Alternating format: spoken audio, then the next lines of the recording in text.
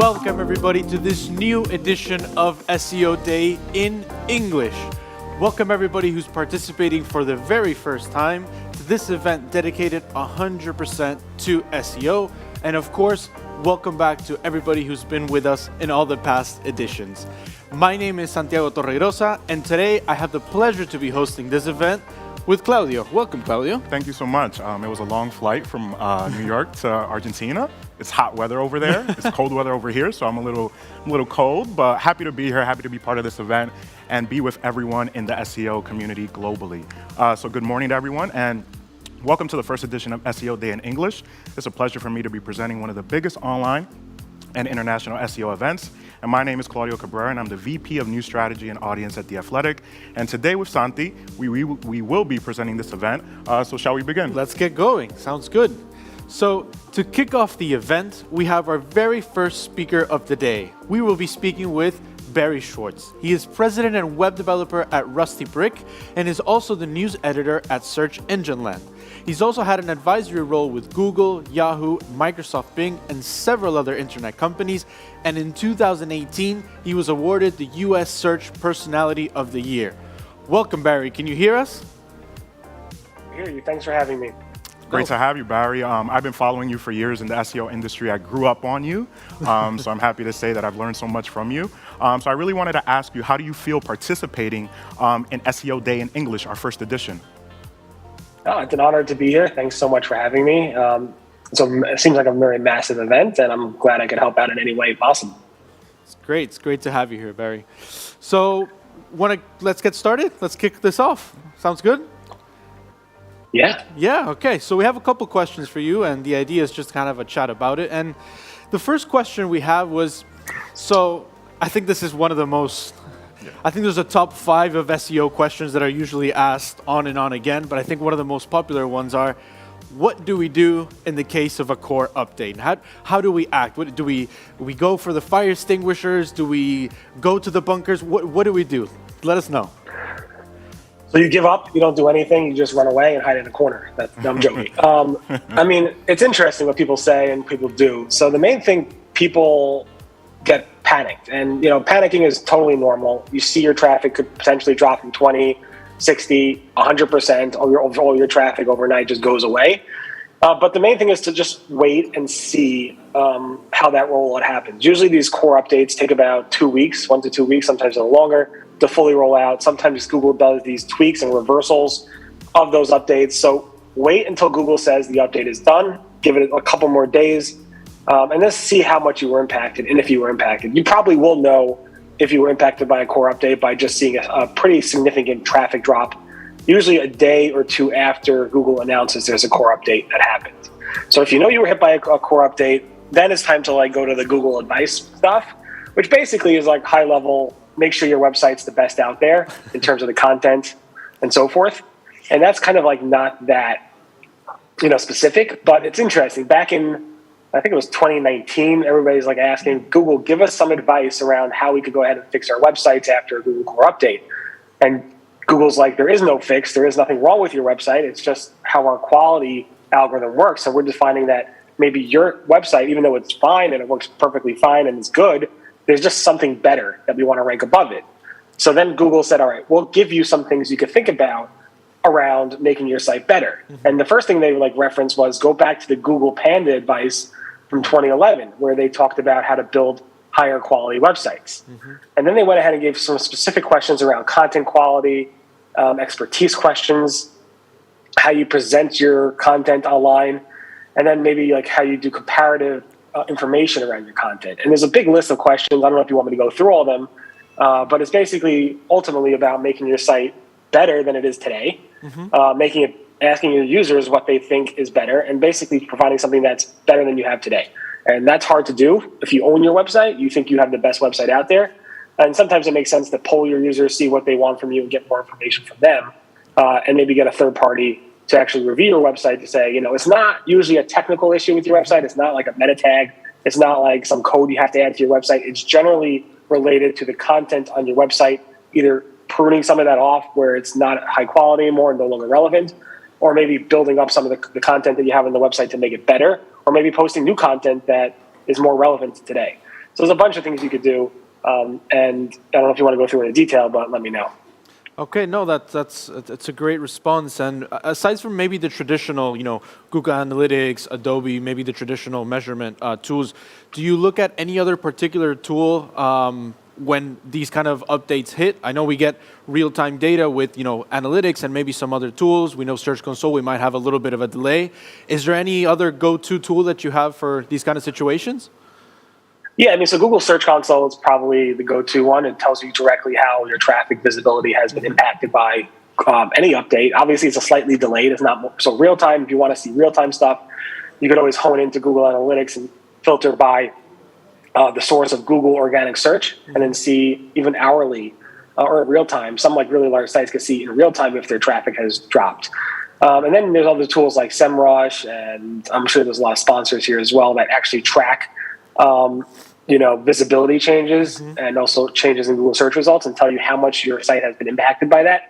But don't always blindly look at those third-party tools. You should compare those tools to real data that you have about your own website, either through Google Analytics or maybe another analytics provider that you have access to, or Google Search Console. Perfect. So when we talk about different languages, Barry, do you think non-English speaking regions should work and anticipate in the same way in front of a Google product reviews update, knowing there still isn't one rolled out globally? For sure. That is definitely the case. So like the product reviews update hasn't rolled out globally yet, but there's no reason not to prepare for it. Google generally, when they update their algorithms, they generally push them out globally and across all languages, but there are some algorithms that launch on day one, specifically only in specific regions, generally English first. Like Panda was English first and it rolled out globally to all languages. The core update is global for all languages. And the product reviews update is currently not global for all languages. It's only English global. So it only looks at English language, but that's going to change. Google said it's going to change. And there's no reason to not work on those types of things before the Google update rolls out for non-English language pages. So yeah, it's a great way for you to prepare and say, these are the things I need to do today to get ready for an upcoming update that's going to hit, my language in my region. And Barry, would you, are there any communities that you would point people towards to kind of get the information in regards to a Google update, maybe in English first and then traveling to other countries or other languages? Yeah, I mean, so Google generally posts on their Google Search Central blog when these updates happen, so you'll be aware that these are happening. Obviously, I cover it. You can follow me probably best on Twitter at Rusty Brick. But there's definitely a lot of communities. Google has their own community in the Google Search Central webmaster forums. There are webmaster forums at Webmaster World. There's a lot of great online forums out there. Twitter is amazing. I love the Twitter SEO community. There's a lot of very helpful people out there. There's tons and tons of articles from the community as well. Some of the speakers you have on here today probably will be talking about it, but just to name a few, Glenn Gabe always drills down deeply into these core updates. Lily Ray, Morty, a lot of people do this. I don't want to name everybody, but there's tons and tons of great articles about what you need to do when a core update hits you and how to prepare for it. Absolutely. And I think one of the cool things about the SEO industry over the past 5, 10, maybe 15 years is the amount and the diversity of those kind of communities has really grown. And as we all know, there's rarely a one-shot answer that kind of fixes everything and applies to everyone the same way. So kind of being able to have different points of view and different perspectives from different types of websites, different types of businesses, I think that's really helpful to figure out where should I get started in that sense. And in relation to the previous question we had about the Google product reviews update, is there anything in particular you recommend we take a look at if we're talking about marketplaces, e-commerce websites, service-based websites? Is there anything in particular you recommend? Right. So the product reviews update is not necessarily. That's a little better. Do you hear the echo? Thank you. Oh, it's much better. Yeah, I'm sorry about that. Anyway, so the product reviews update is not specific to e-commerce sites per se. They're really about product reviews in general. So specifically, if you see somebody do a review of, I don't know, the latest Rode mics or the latest iPad, Google really, it's not really about does that product result page actually have some type of review on it or reviews? It's not about the reviews on the page. It's about the product reviews by review bloggers, review YouTubers, and so forth on that. So it's very interesting to see, there's a lot of confusion about the product reviews saying it's e-commerce related. Yeah, it's somewhat e-commerce related, but you have people like, very famous YouTubers that are reviewing these things. And some of them just do a quick review with embedding like product images from the actual manufacturer and just using their description. But the ones that do a really good job are the ones that actually test it out, try it, compare it to other products, go through all the specs, and then say, do these specs align with the actual product? This is something that you should buy. And they really go through from a user's perspective how that product works. Are they knowledgeable about that product? That's another question you should ask.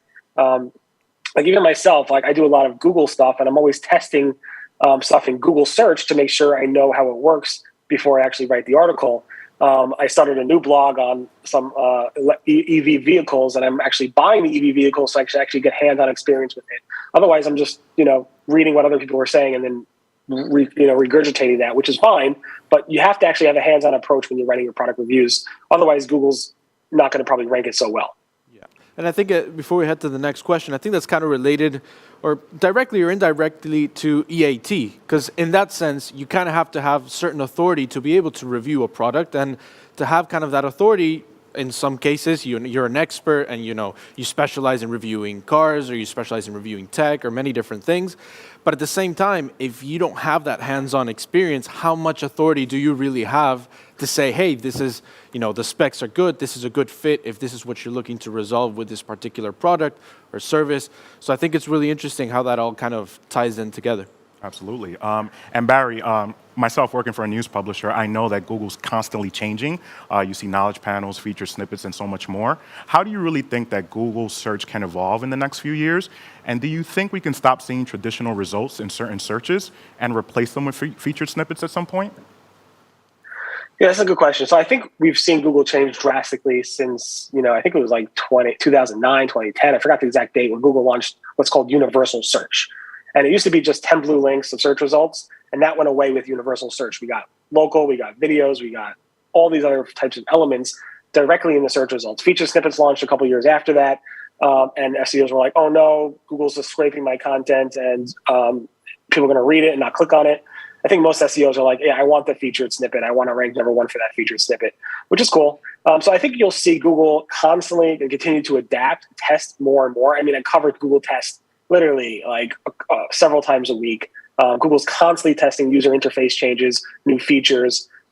Google's very big into this concept of MUM, where they didn't release a lot of features yet around MUM, but there's a lot of stuff that's going to come out in the next year or two that makes the search results even more dynamic and more scary for SEOs. But use that change as an opportunity. SEOs should be using that change as an opportunity to say, what could I do to leverage these changes in Google search and monetize my websites, or leverage my websites to actually rank well in those features?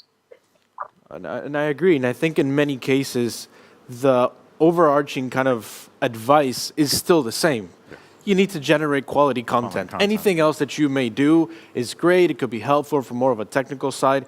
But if you're not generating something that's original, that's quality, maybe how Google interprets that content and how Google interprets that information may change depending on what kind of result it wants to show. But at the end of the day, the only true way to be able to capitalize on those things is generating great content. So yeah, thank you very much, Barry, for being here, for kicking off this event. Thank you, Barry. We hope to speak soon. Thanks so much for having me, and have a wonderful day today. Bye, take care, Barry. So we'll go for a brief pause, and we'll be right back.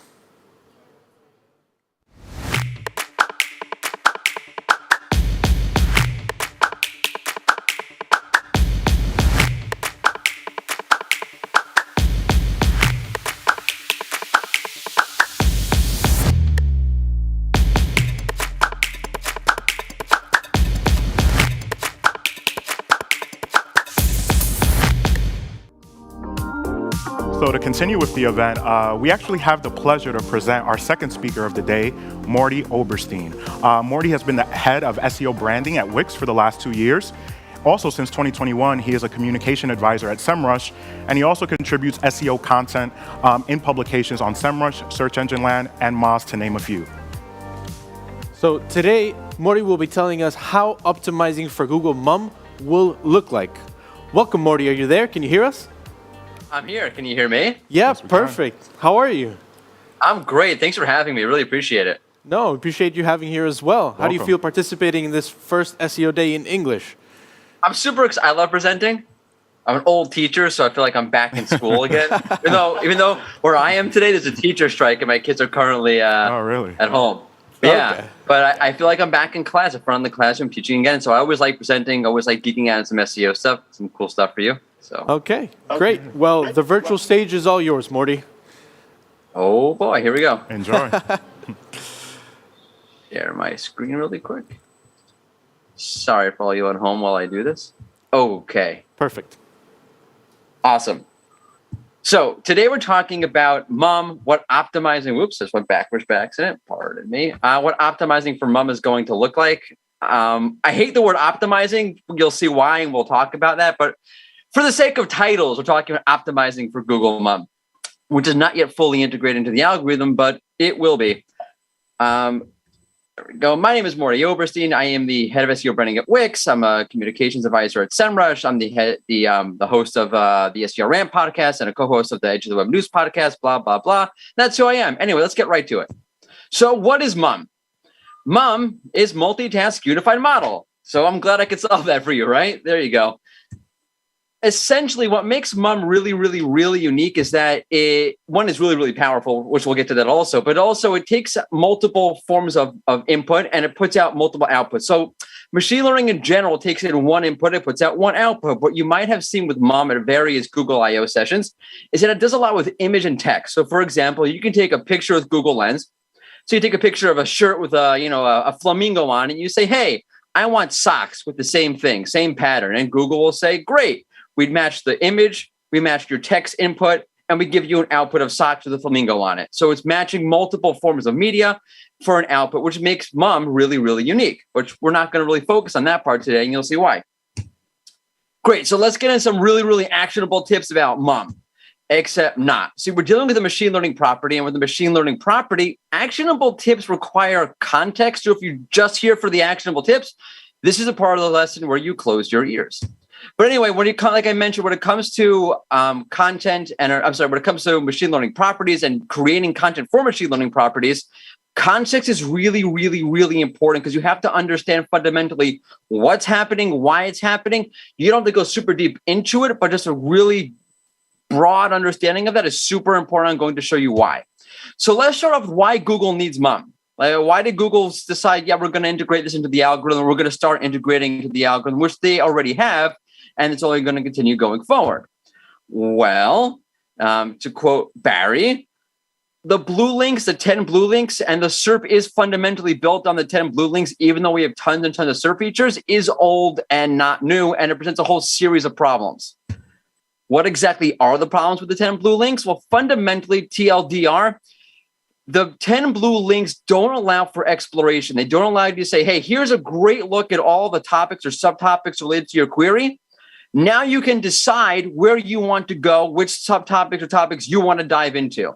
So they lack exploration because they're not fundamentally categorized. Although with the knowledge panel SERPs, you do kind of see some kind of categorization, but across the board, they're not really categorized. You don't really know, here's a topic, here's a subtopic, here's another subtopic, which means that you can't really control your user journey the way that you really like to.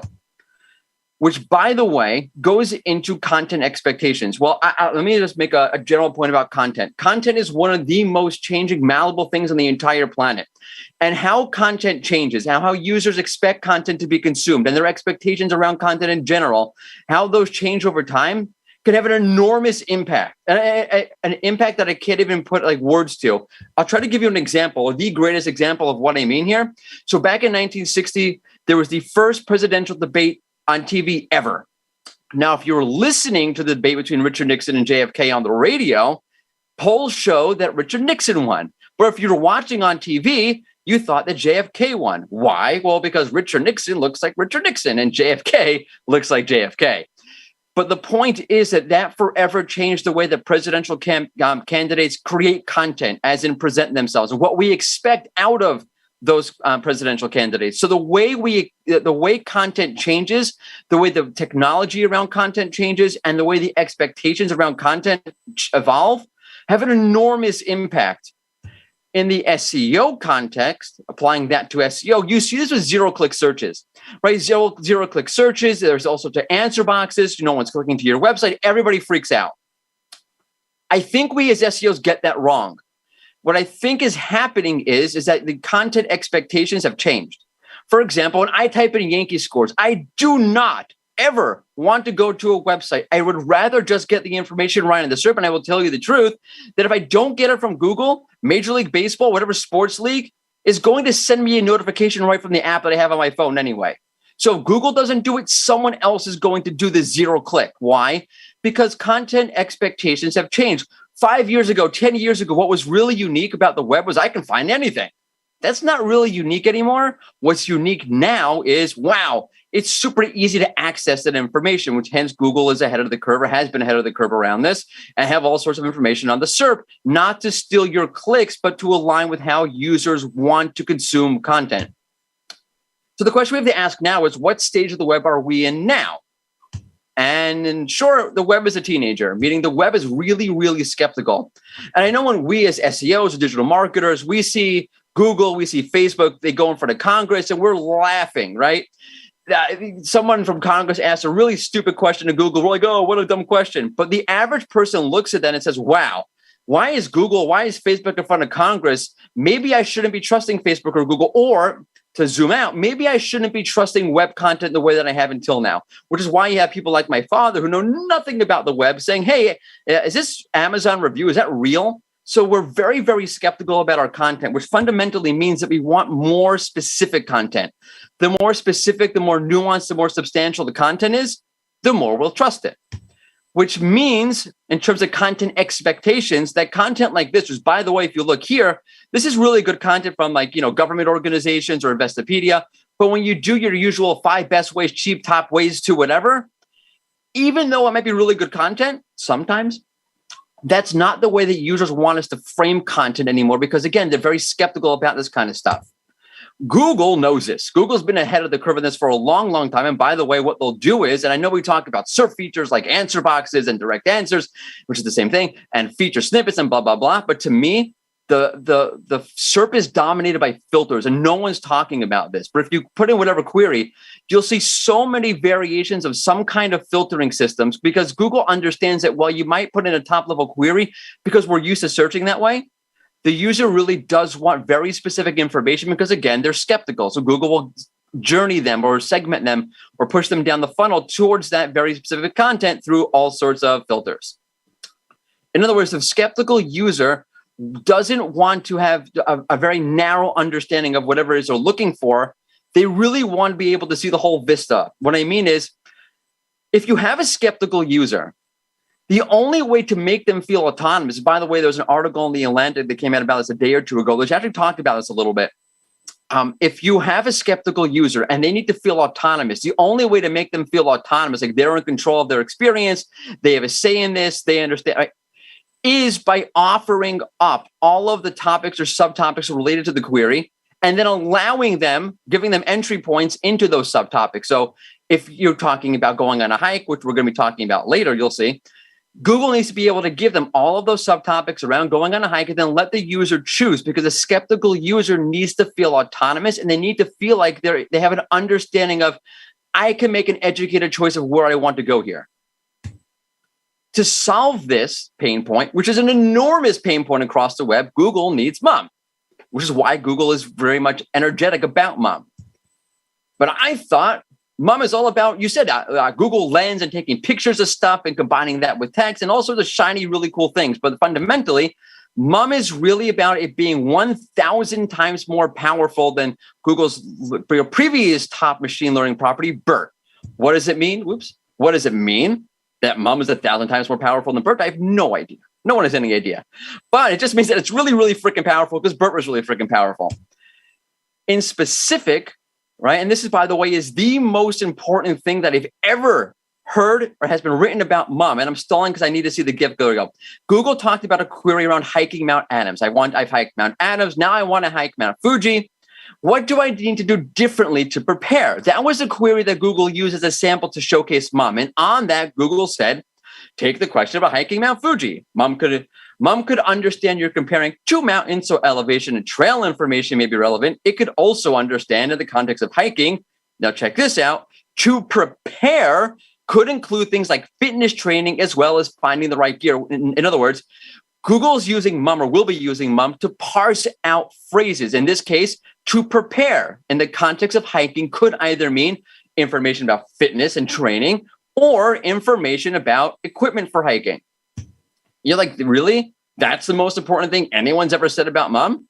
And the answer is yeah, because that's the part of Mom that solves the user's need for more control, more autonomy in the SERP, and more specific information. In other words, if Google's able to parse out prepare, so in the case here of the hike, Google's able to parse the word prepare to mean fitness and diet and all sorts of information around that for hiking, and information around equipment for hiking, that lets the user see everything they need to know topically around hiking. If Google, which naturally they will, provides entry points, clear demarcated entry points on the SERP in order to either explore fitness and training around hiking or equipment around hiking, that gives you access to the specific information that a skeptical user wants. So Mom gives the user autonomy and it gives the user specific substance, both of which address the skeptical user base that is the web. Let me put it a little bit differently. What's Google doing here? Let's just ask this straight up. Well, what Google's doing here is giving the user a 360-degree view of a topic, in this case in hiking, all the things around preparing for a hike. And something just blocked me from sharing my, there we go. And you need to care. You need to care that this is what Google's doing. And now why should you care, right? Finally, we're getting to the actionable points. And no, we'll get there, I promise. You need to understand what Google's doing, why Google's doing this, because this is how machine learning works. Okay, machine learning works. And by the way, this is what I mean, you can't optimize for machine learning. What you really can do is align to machine learning. And if you need to align with machine learning, you need to understand what it's doing and why it's doing it, which is why we just covered that. Hey, perfect presentation, right? I hope. What machine learning does, and the way you align with machine learning is through profiles, because machine learning creates profiles. And you're like, what's a profile? Well, Google's been talking about this for a long time. In 2019, John Mueller was talking about how does Google know good content from bad content? And what he said was, well, for a particular vertical, let's just for argument's sake, say heart attack prevention. What Google will do is they'll go to the super authorities, so WebMD, Harvard Health, the Mayo Clinic, and they'll say, okay, around heart attack prevention, this is what content looks and sounds like. They create a profile. I mean, machine learning takes it an input, creates a profile based on that input, and then goes out and says, hey, let's take the profile we created around heart attack prevention and apply it to your site. Does your site look and sound like and feel like and discuss heart attack prevention the way that our profile says that it should? If it does, great. If it doesn't, we're not going to rank you. Obviously, oversimplifying all of that. So with Mom, you have a new way of profiling. Again, you have a way of profiling based on really staunch topical parsing. And you need to understand that if you're going to, quote unquote, optimize for Mom, or better word is align with Mom. So then how do you do this, right? Finally, right? And the answer is predictive need. You need to predict the needs of your users. And you're like, come on, everyone knows that. Everyone's been talking about predicting your needs of a user since the 1960s, unless you're an SEO, in which case I'm telling you something probably new, which is a little bit concerning.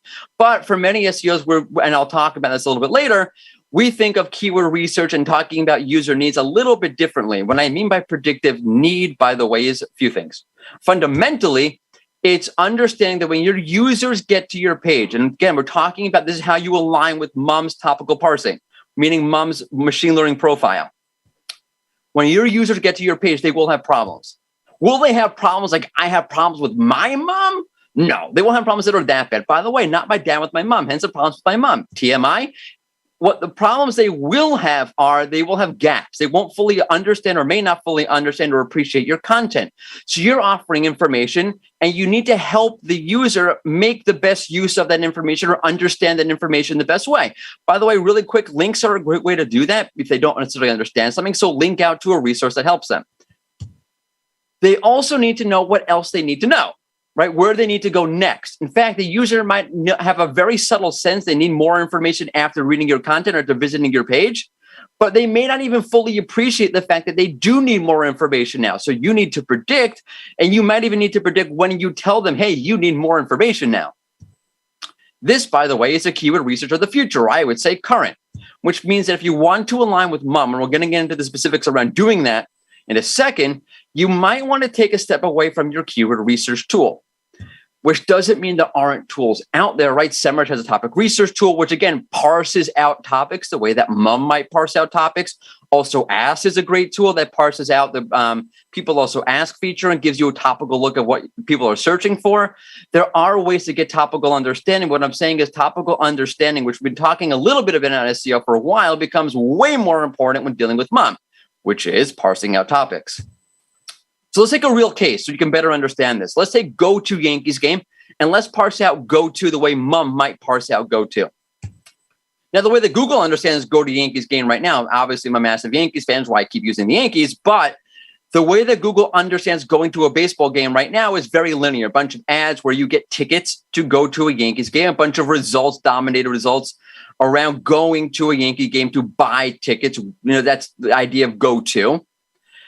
Lately, there's been a little bit more of holistic results, maybe one or two spattered in there, giving you a little bit of a broader sense of what it might mean to go to a game. So, for example, Major League Baseball has a result that ranks now, know before you go, pregame checklist, which, by the way, is a really thin list of some really not really helpful things about where gates are located so you can get in and what time these gates open up so you can actually get into the game. Not very holistic.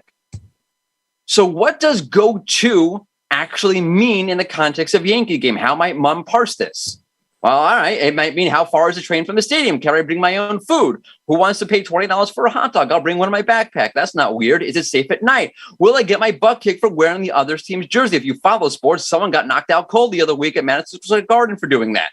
Is the other team any good? How long does it take to get out of the parking lot? No one wants to sit in a parking lot for an hour getting out of a game. Are the seats comfortable? Do they serve craft beer, or am I stuck drinking Miller Lite? Will my kids hear a lot of swear words? Maybe don't sit in the bleachers. This is what it means to parse out a topic. How did I do that? What kind of sorcery is this? What keyword research tool did I use? I didn't. I had topical familiarity, which again, why I show this example, because it was just easy to show. And I was able to empathize with my audience. I know what it means to go to a game. What might somebody who hasn't been to a game, what might they need to know? And that can change, by the way, in the type of audience. If you're a tourist from another country, that means something totally different than someone who lives in the neighborhood, right? Put it this way. What I just did here with parsing out all these things around going to a game is the SEO equivalent of a wheel alignment. You are aligning to mom. You may not be asking the exact questions that mom will be asking when it parses out a topic, but at a minimum, what you're showing Google is, we understand that this topic has subtopics and has layers of information that need to be flushed out and parsed out, just like you with mom understand that a topic has multiple layers that need to be parsed out and clearly shown to a user. If you don't believe me that this is what Google does and how it works, again, this is what Google has been talking about for a long time already. So don't take my word for it. Take Barry's word for it from SEO Roundtable back in 2019. So with mom, what it means to be, I hate to use this catchphrase, topically authoritative is going to look very different because, again, new machine learning property, new profile. So what it means to be authoritative or what it means to comprehensively cover a topic or be relevant for a topic means this really extreme level of parsing, which is, again, what Google was showing you with that query around going for a hike. Does it mean to prepare? Does it mean the equipment? Does it mean fitness? Does it mean diet? And so forth. Google is going to be giving the user a 360-degree view of a topic because they have a greater ability to parse it out through mom. And you need to do the same thing on your own site in order to align with that. If you don't care about anything I just said, and you're aligning with machine learning properties, blah, blah, blah, whatever, at a minimum, if Google's going to be parsing out topics, let's go with the preparing for a hike again. If Google's going to be parsing out fitness and diet and training versus, another topic around equipment around going for a hike, preparing for a hike. And it's going to be having clear, distinct entry points into those subtopics because what's the point of parsing it if you don't have clear entry points? that if your site only deals with, let's say, the fitness part of the preparing for a hike and not the equipment, if Google's showing those entry points to multiple subtopics, guess what? You only have the ability to show up within one entry point on the SERP, not multiple entry points. So at a minimum, if you're not parsing out your content really, really well, when Google does release the beast, does release mom onto the SERP, you're going to be limiting the places where you're able to rank to a large degree. Now, is this scary and doing SEO in a whole new way and thinking about parsing in a whole new way, and it kind of makes the idea of a topic cluster a little bit more complicated than it was before? Is that scary? Yes, but it's important to put things into context. Is it as scary as sitting around and watching Dr. Phil every day on daytime TV sitting in a nursing home? No, it's not as scary as that, right? So keep it in context. And with that, thank you so much. I hope you learned something from it. And let me know if you have any questions. I'm on Twitter at Morty Oberstein.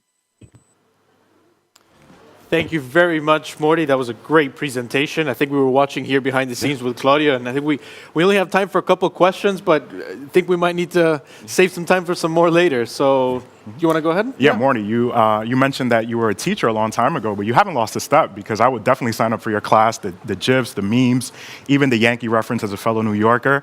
So I really appreciated that. So the first question is, and this is really close to my heart as a news publisher, Google was still ignoring title tags and rewriting them on the SERP at least 62% of the time. How would you say we can work to actually avoid this? Well, I don't know if you avoided it. So I did a whole presentation about this a while ago. I've pulled a ton of SEMrush data on this. What I think Google is doing, by the way, is saying, hey, look, in order for us to understand content, let's put it back into teaching again. When I had my students and said, hey, I want to show if you understand something, I wouldn't just ask them to spit it back. I would ask them to apply it to another scenario. What I think Google's doing is, to a large extent with the rewrites, is saying, hey, not only can we understand content and rank it well, we can understand content so well that we can rewrite it. And by the way, they're relying less and less and less on the H1 as time goes on. So initially, they used the H1 around 70% of the time. It went to 65% in October 22. And then in January 22, that one dropped down to 55%. So the only thing I can say to you is, like, there's probably not much you can do other than giving Google the right clues to understand what your content is about, giving them the right structure. They might be able to pull some ideas from making sure, like, okay, if you have a page about this is how we'll frame it on the SERP, because I think Google wants to rewrite for the sake of rewriting. So try to be as informative as possible to really kind of guide them in the right direction, at least from a title tag perspective. Yeah, and then reverse, if you see something you don't like and you could take a look, I would reverse engineer it. Like, if you see they're pulling from the H2s and like, that's not good, so maybe change your H2s. Right? The problem is, if they're relying less and less on that structure, then what do? That's a really good question. Okay. Well, kind of as a small segue there, you mentioned clues and you mentioned kind of structuring those clues and that information. Do you think structured data will play a role in MUM? Will it help? Will we have new tools to kind of help us structure that information a bit better for Google, or is it a much broader topic? It's a really good question. I think it's a much broader thing, because I think Google's looking at your content very much broadly and holistically to really try to understand the content via understanding the context and the content. So structured data helps, but I think it really goes beyond what structured data is, at least the way it's being used, what it's really able to do for Google. Okay, perfect. So thank you. We wanted to thank you, Morty. This was a great talk. Like I said, whenever you have your next class, please make sure to send me the link so I could actually sign up for it. My pleasure. Thanks for having me. Thank you. Thank you, Morty. Take care. And for everybody watching at home, at the office, on the couch, on the desk, we'll be right back. Have a brief pause, and we'll continue with more talks.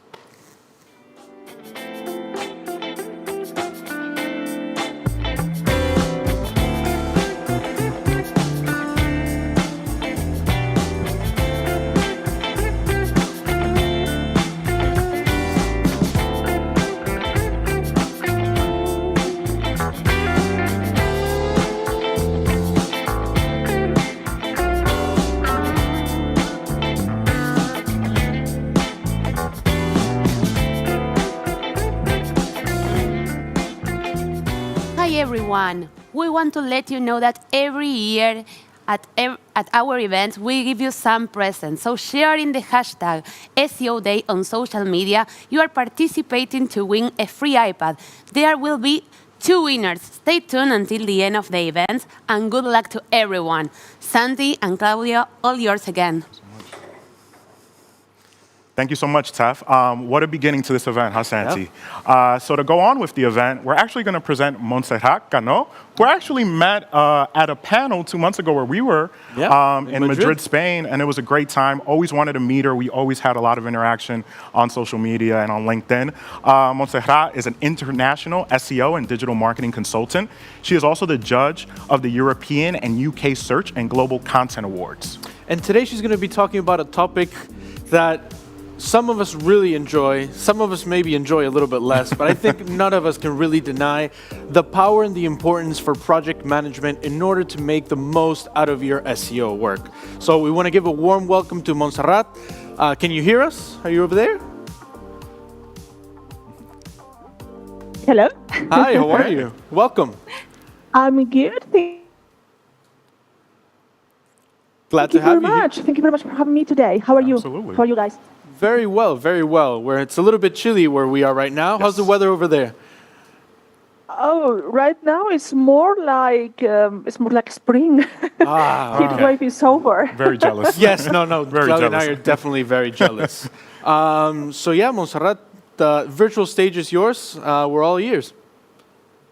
Right, perfect. Let me just share my screen. All right.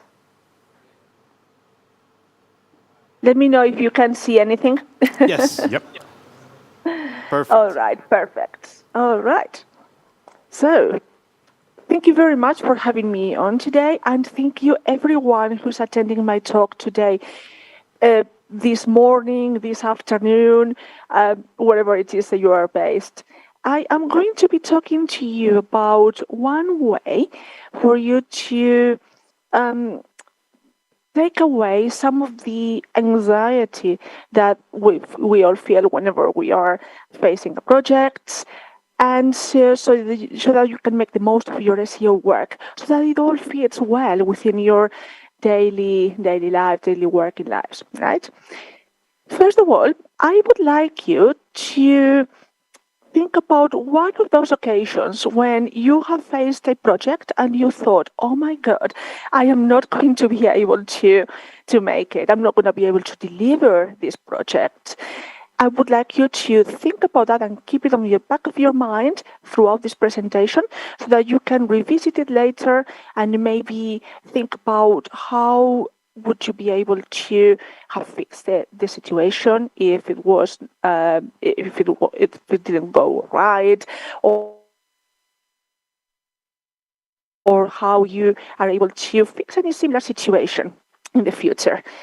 Because sometimes what happens is that in those situations, we tend to kind of see our skill set in a bad light, in a negative light, and it's not like we are unable to deliver the project, but maybe your own circumstances, your working circumstances, or your maybe life circumstances make you feel uncertain and insecure. And maybe it could be because I don't know, somebody from the board has stepped out of it and just started to take an interest in your small website project or audits. Sometimes you know this is not exactly the case. Any website audit, particularly an enterprise audit, is actually quite big and quite involved. But maybe it's not to them because they just have no idea what it entails, and that might make us feel slightly odd and slightly uncomfortable in that respect.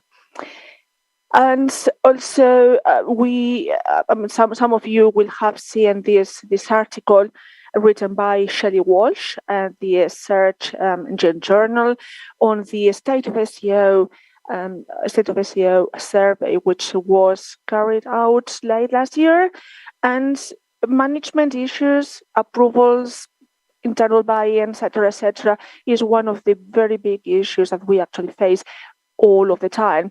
But we have so many other issues on our plate that we don't really want that kind of situation anymore, right? So don't we? A little bit about myself.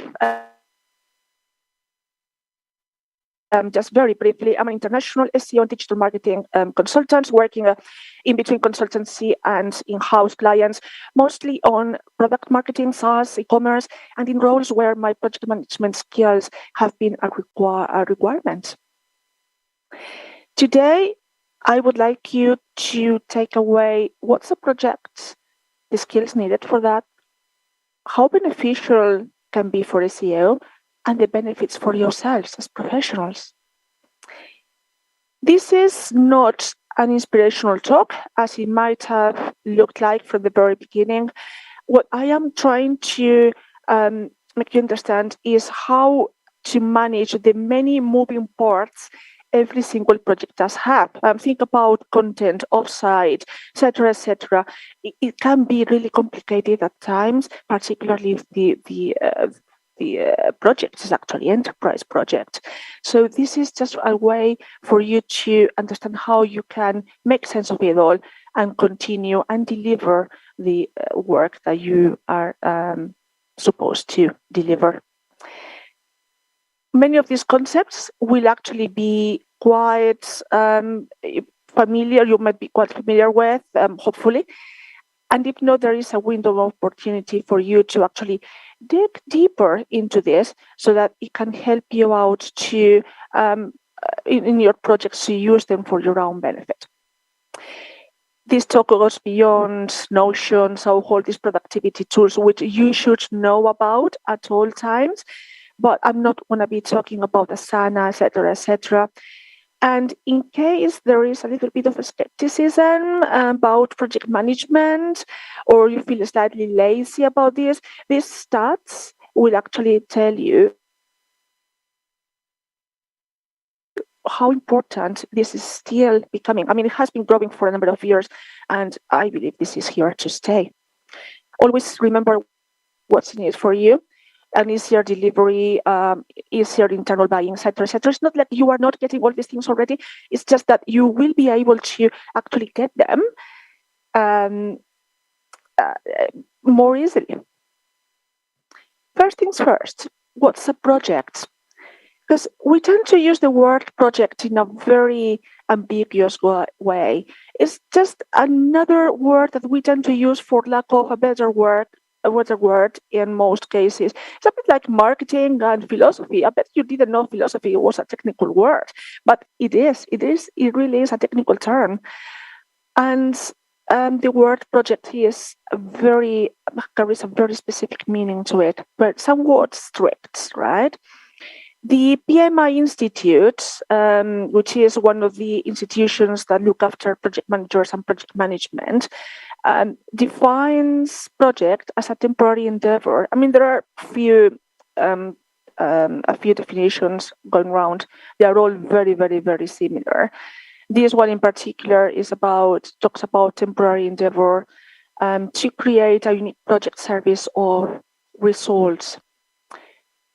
Each project has these elements: objectives, resources, timing, costs, and scope, all of which are very well defined and tied up at the very beginning of every project, because otherwise it becomes chaotic.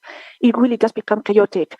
And if there is any element that is not well defined at the very beginning, then it is not part of the project. It's part of another project, perhaps, but not part of this project. And this is something really, really important to consider. So therefore, managing a project is the use of a specific framework, knowledge, skill set to deliver something of value.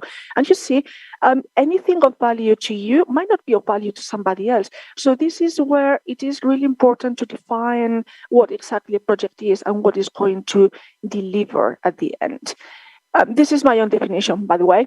And what I would like to highlight from here is the greater reliability, because that I mentioned at the end, because what happens is that each project carries a certain amount of uncertainty, which we are trying as project managers to make sure that it doesn't really get in the way. And some projects do carry out some more uncertainty, but what happens is that when a project is managed correctly, this uncertainty becomes lower, decreases. So just to bear in mind, value, final deliverable, specific objectives, and a definite time and budget. Project phases. So contrary to what most people seem to think, planning is not the first phase. First of all, we need to know what we are planning. So this is the initiation phase, where we actually vet ideas or filter out ideas that may or may not have an importance in terms of achieving an objective that helps us meet a company need. So first of all, we identify a business need, and then we think about how we are going to achieve or how we're going to meet that need. Once we actually have that, we plan it. Planning it means that we deliver a roadmap. We deliver a list of resources. It can be human, can be equipment, can be timing, can be budget. Generally speaking, we think about risk assessments, how we can produce a plan to back up everything, so that in case there are any problems, we just don't fall behind. And something else that we need to understand is what we actually do need to deliver this project in terms of equipment, and I would really like to highlight this. The execution is the most fun part of this process. And this is also a very important one, because no great idea is good without a good performance and without good execution of that. So we need to execute it. Something else to highlight from this phase is the fact that project managers might need to redirect a project. And this is exactly where they actually do it. So for example, we have a very big website audit, an enterprise one, with a subdomain, which is a blog. That blog is perhaps just carrying different issues, different problems that make us think perhaps that we are not going to be delivering on time, and maybe it's not as important to fix that blog as compared to the rest of the website. So the project manager might think, oh, maybe we can leave this out for the time being and consider it after the project is finishing. Performance monitoring is rather important here, because at the very beginning, we need to understand what we are going to do and how we are going to be monitoring it. The way we monitor a project is not the way we monitor every single task in marketing or digital marketing or SEO. We might use cost efforts metric, or maybe how well we are placed in achieving our objective within the time specified. There are different metrics.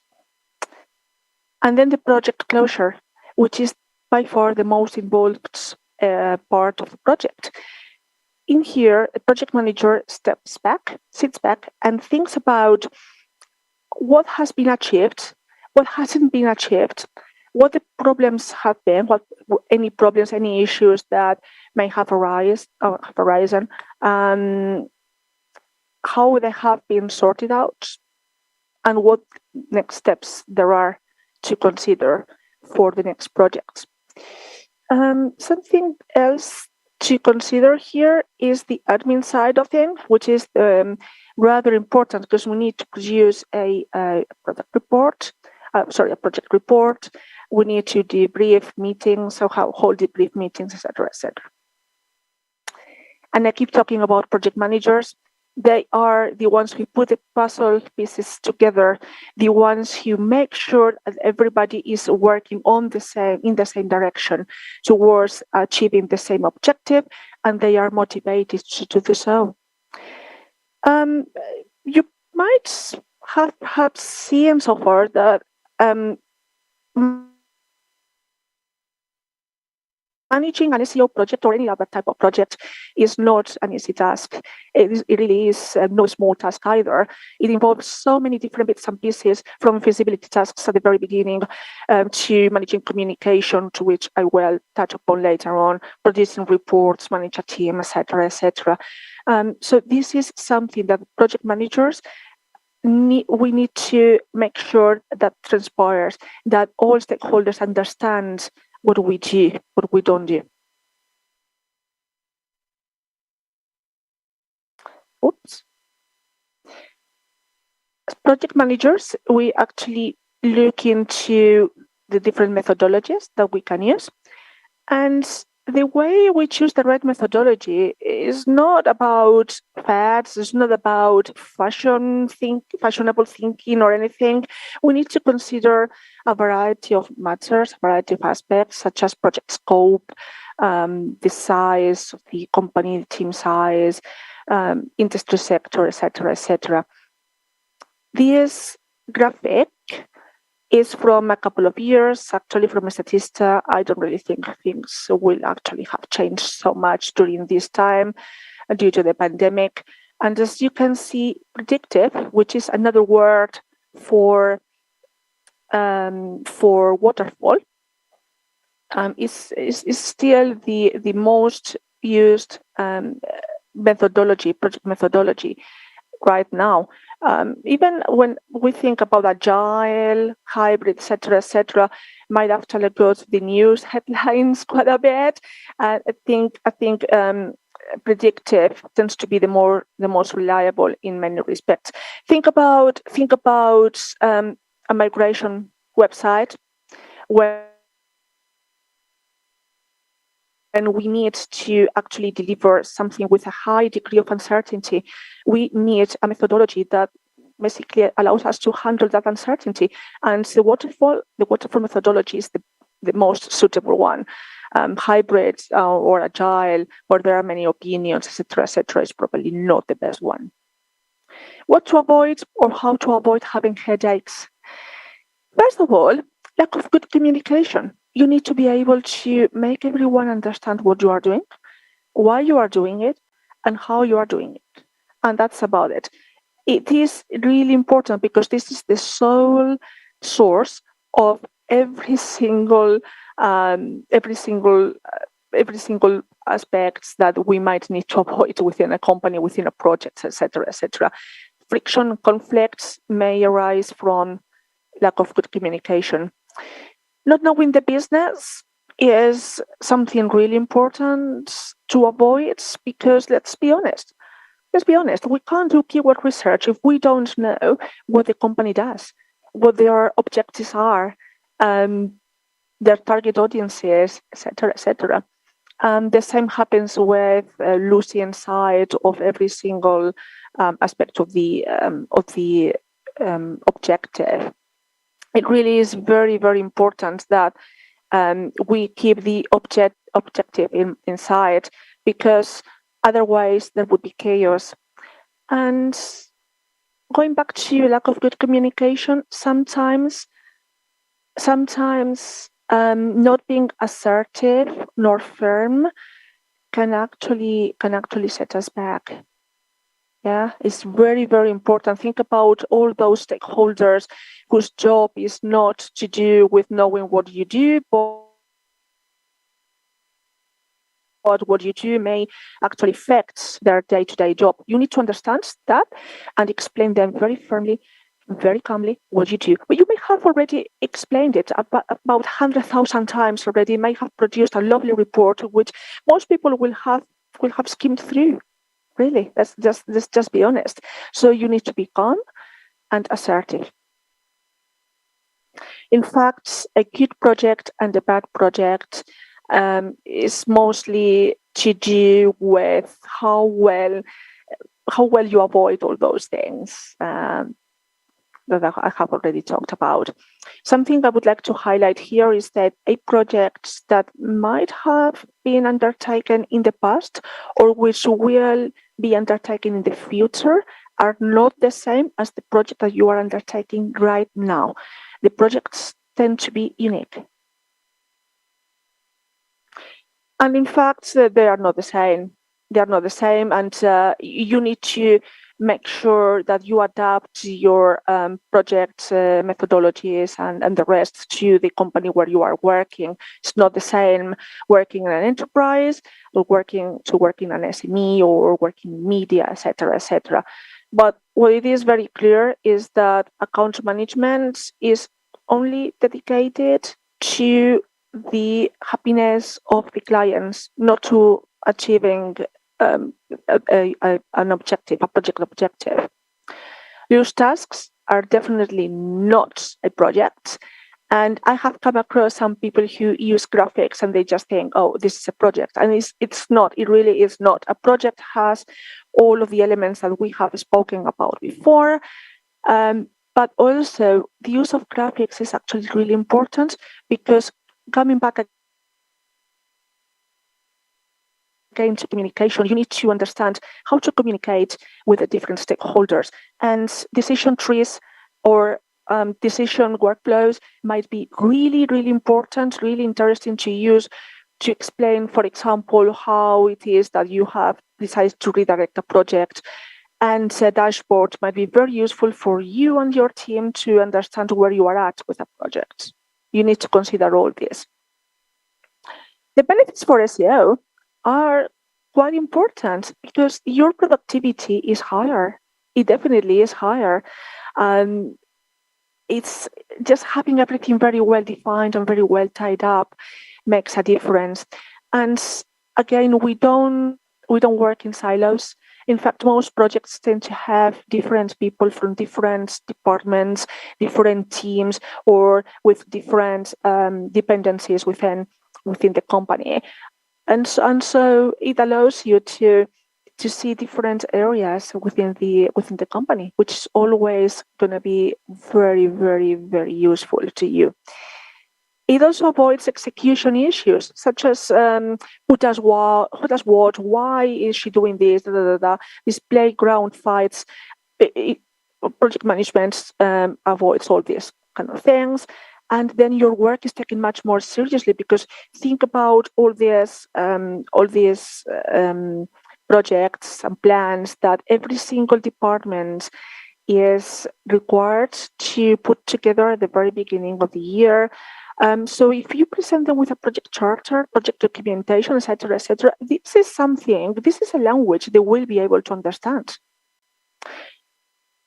And so, as you may have guessed, the skills needed are organizational, 110%. You definitely need to be an organized person or learn to be one of them because otherwise the project can be chaotic. Communication skills, I think, is an understatement already. Resilience, you need to be super resilient as well because sometimes what happens is that you may come across people who are supposed to know about this project because of the many meetings and reports and everything, but they've got so many other priorities to take care of that they may actually not understand anything at all. So they may come to you and say, what are you doing? So you need to be very resilient. Having a thick skin can be really useful to you. And timekeeping is all about dependencies. So if you have agreed to finish with keyword research by, say, the day after tomorrow, don't do it after that because it means that maybe content production might get delayed. And this can actually have a bearing on your reputation, your credibility as a project manager. You can project manage everywhere, really, at enterprise level, smaller companies, or even your own projects. So just try and see how well it goes, just for you to practice, and then you can actually put it into practice at work. What I particularly enjoy is all this, the fact that I can get things done more easily. My skills are transferable. I can use them here, there, and everywhere, really. I can introduce new things. And those of you who are responsible for Google Analytics as well will not have seen probably a well set up Google Analytics account ever. This is your opportunity to introduce one, particularly now with GA before, right? You get to know other business areas as well, and it can definitely help raise your profile internally. And this is something that I noticed when it happened. Once it happened, something for you to consider. So I'm just finishing now. My main takeaways are to think about project management as a way to take away some of that anxiety that you might feel at the very beginning. Cover your back. Everything needs to be on scope and in writing, because otherwise it's not part of the project. Yeah, you already have a lot on your plate. It needs to meet a business need 100%. Otherwise, it's not worth doing any project. And your skills are transferable to different projects and companies. Always remember what's in it for you at all times. And the fact that the project economy, which is how the PMI has called it, is here to stay. It's not going anywhere anytime soon. Here are some resources in case you are interested. I can share my deck later. And thank you very much for listening. Montserrat, we really wanted to thank you for such a great presentation on an often not talked about part of SEO, but a really important part of SEO, which is project management. It's something that I deal with on a daily basis and try to figure out, what projects should I really focus on, what projects shouldn't I?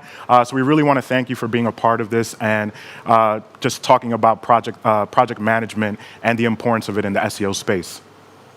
Yeah. No, thank you very much. Thank you, Montserrat. And we're going to go again to another brief pause, and we'll be right back.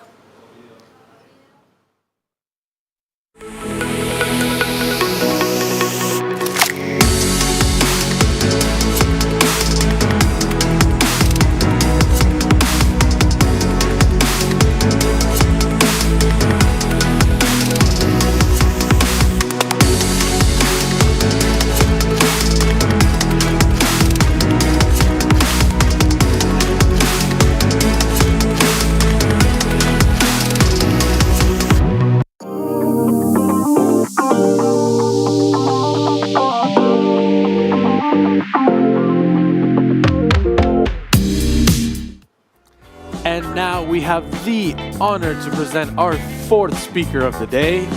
This is now it's building. It's a big one. Yeah. He's been with us since SEO Day 2020, and now we have the pleasure of having him once again. I'm going to give everybody a few kind of hints as to who it may be, and you guys let me know if you figure it out. He's been working at Google for over 10 years and is currently the Webmaster Trend Analyst.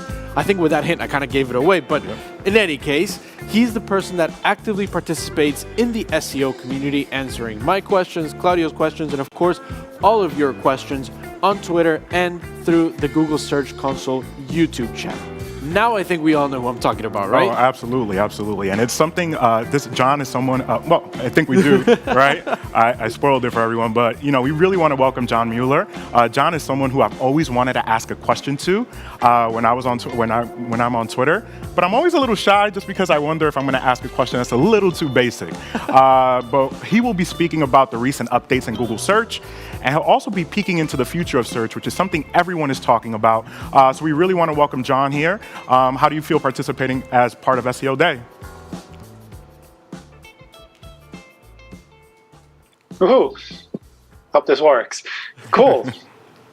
How are you, John? Wow. Pretty good. It's cool to be able to join you, at least virtually. Yeah, awesome. Of course. So thank you very much for being here with us, and the virtual stage is yours. We don't want to take any of your more time because I know we're going to have plenty of questions afterwards. So it's all yours, John. Cool. Fantastic. Okay, so I have a short presentation about some of the things that have been happening around Google Search. I think you can see it. Is that correct? I think you were just about to see it now. Okay. Cool. Yep. There we go. Fantastic. Cool. Okay. And I don't have any explicit answers about what will happen in the future because that would be too easy. And obviously, we try not to do that. And I think the bigger thing is also that sometimes it's hard to know ahead of time what will actually happen in the future. Sometimes we have something lined up to launch tomorrow, and then something goes wrong, or someone mentions something, and then it gets put off for a year. Unfortunately, that sometimes happens. But anyway, sometimes you can guess a little bit about what's happening based on some of the activity that is happening around Google search. So maybe you can kind of like see the future yourself here. And as you mentioned, we do have time afterwards for questions and answers. So please send us your questions if you're watching this. Not exactly sure how you submit them, but I'm sure there's a simple way to do that. So let's get started. So for those of you that don't know me, I lead the search relations team at Google, which is basically a group of people who try to communicate around search, who connect with everyone who's making websites, who's trying to optimize websites, who's trying to understand how their content is performing in search, and the internal Google search teams. And the internal Google search teams includes the Search Console team, who makes the fantastic tools that you're all probably using, hopefully, as well as the search infrastructure teams who are working on things like making crawling and indexing work well, and to some extent also the side of search that shows the search results, that does some of the ranking side of things as well. And we create documentation videos, like you mentioned. We work with the policy folks to make the policies. We work with the feature team so that everyone kind of understands what people like you really want from Google search, and that we can try to work with that feedback and try to make something that works well for you all and that works well for Google as well, in terms of making it easier for you to create awesome things, makes it easier for us to show those awesome things. So I have a bunch of things in my presentation, kind of what has been happening around the last year or so, things that I think stand out a little bit, and which I suspect are important for people to kind of focus on. So first off is Search Console. I mentioned that before. It's a tool that every site can use. It's something you can verify your site in there. You get access to lots of cool tools, lots of information about your website, about how Google search works. One of the things there that has been kind of a trend, I'd say, over the past half year or so is domain level verification, where we're really seeing it's worthwhile for sites to set up the domain level verification because it makes it so much easier to kind of handle all of the combinations of www or non-www or HTTP, HTTPS, those kind of things.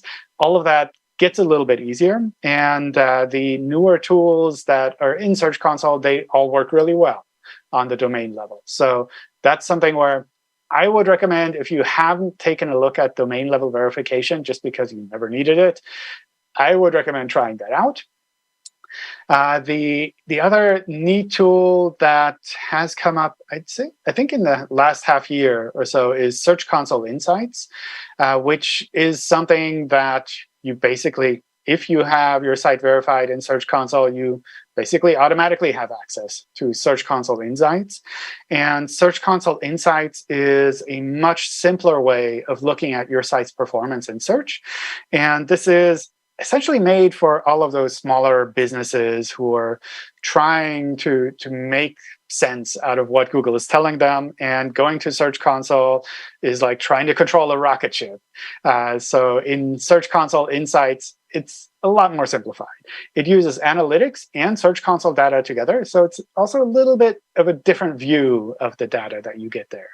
And one of the neat things that the team does there is send you these kind of milestone reports, like the one shown here, where it's like, congratulations, your site has reached such a big audience in search now. kind of taking a step back up from Search Console insights and like going even past the user interface in Search Console itself, there are two ways that you can also get even more information out of Search Console data. The first one is using BigQuery. BigQuery and Data Studio, these are two tools that you can use from Google's side to essentially look at, I don't know, they call it big data, essentially. Like that's kind of the buzzword for that. It's essentially a way of connecting different data sources together and creating really fancy reporting. And this is something where if you want to go a little bit past just what Search Console is showing you, or if you want to create custom reports for your clients and you don't want it to look like Search Console, you can use Data Studio to really make something super fancy. And the connection there is fairly easy to set up, but going from just having the connection to doing really fancy things, there's a wide range that you can go. So you can like really go crazy and make really fancy reports there. We have a blog post series about that. We have, I think, also videos on setting that up. So I would check that out if you want to go a little bit past just the UI in Search Console. And if you want to go even further, we have a set of APIs in Search Console, and we've been working to expand that over time as well. And these APIs are essentially ways of connecting to the data directly and connecting it to some code that you have running on your own side. And that could be something like a small program or a script that you have that monitors the top queries for your site, or that checks specific URLs to see if they're actually indexed or not. It could be a lot more. And there are scripts like this that you can use for Google Spreadsheets, for other kind of basic SEO tools where you can combine that data together to make also, again, more information available to you to make better decisions around Google search. So those are kind of the two steps up. Then the topic that I'm sure you've also talked about over time, Core Web Vitals and the page experience ranking factor. This is something that we launched, I think, last year as a specific ranking factor. And we have the three main metrics, the LCP, FID, and CLS, which is, I think, largest contentful paint, first input delay, and cumulative layout shift. Wow, such fancy words. And these are essentially metrics to measure the responsiveness and the speed of your web pages. Together with other factors, we combine them in the page experience ranking factor, and we do use that for ranking. In Search Console, you have information about this as well in the form of Chrome user experience report data. So that's the CRUX here on the slide. One thing that's I think important here is for search and in Search Console, we show the so-called field data, which is collected over a period of about a month from actual users of your website.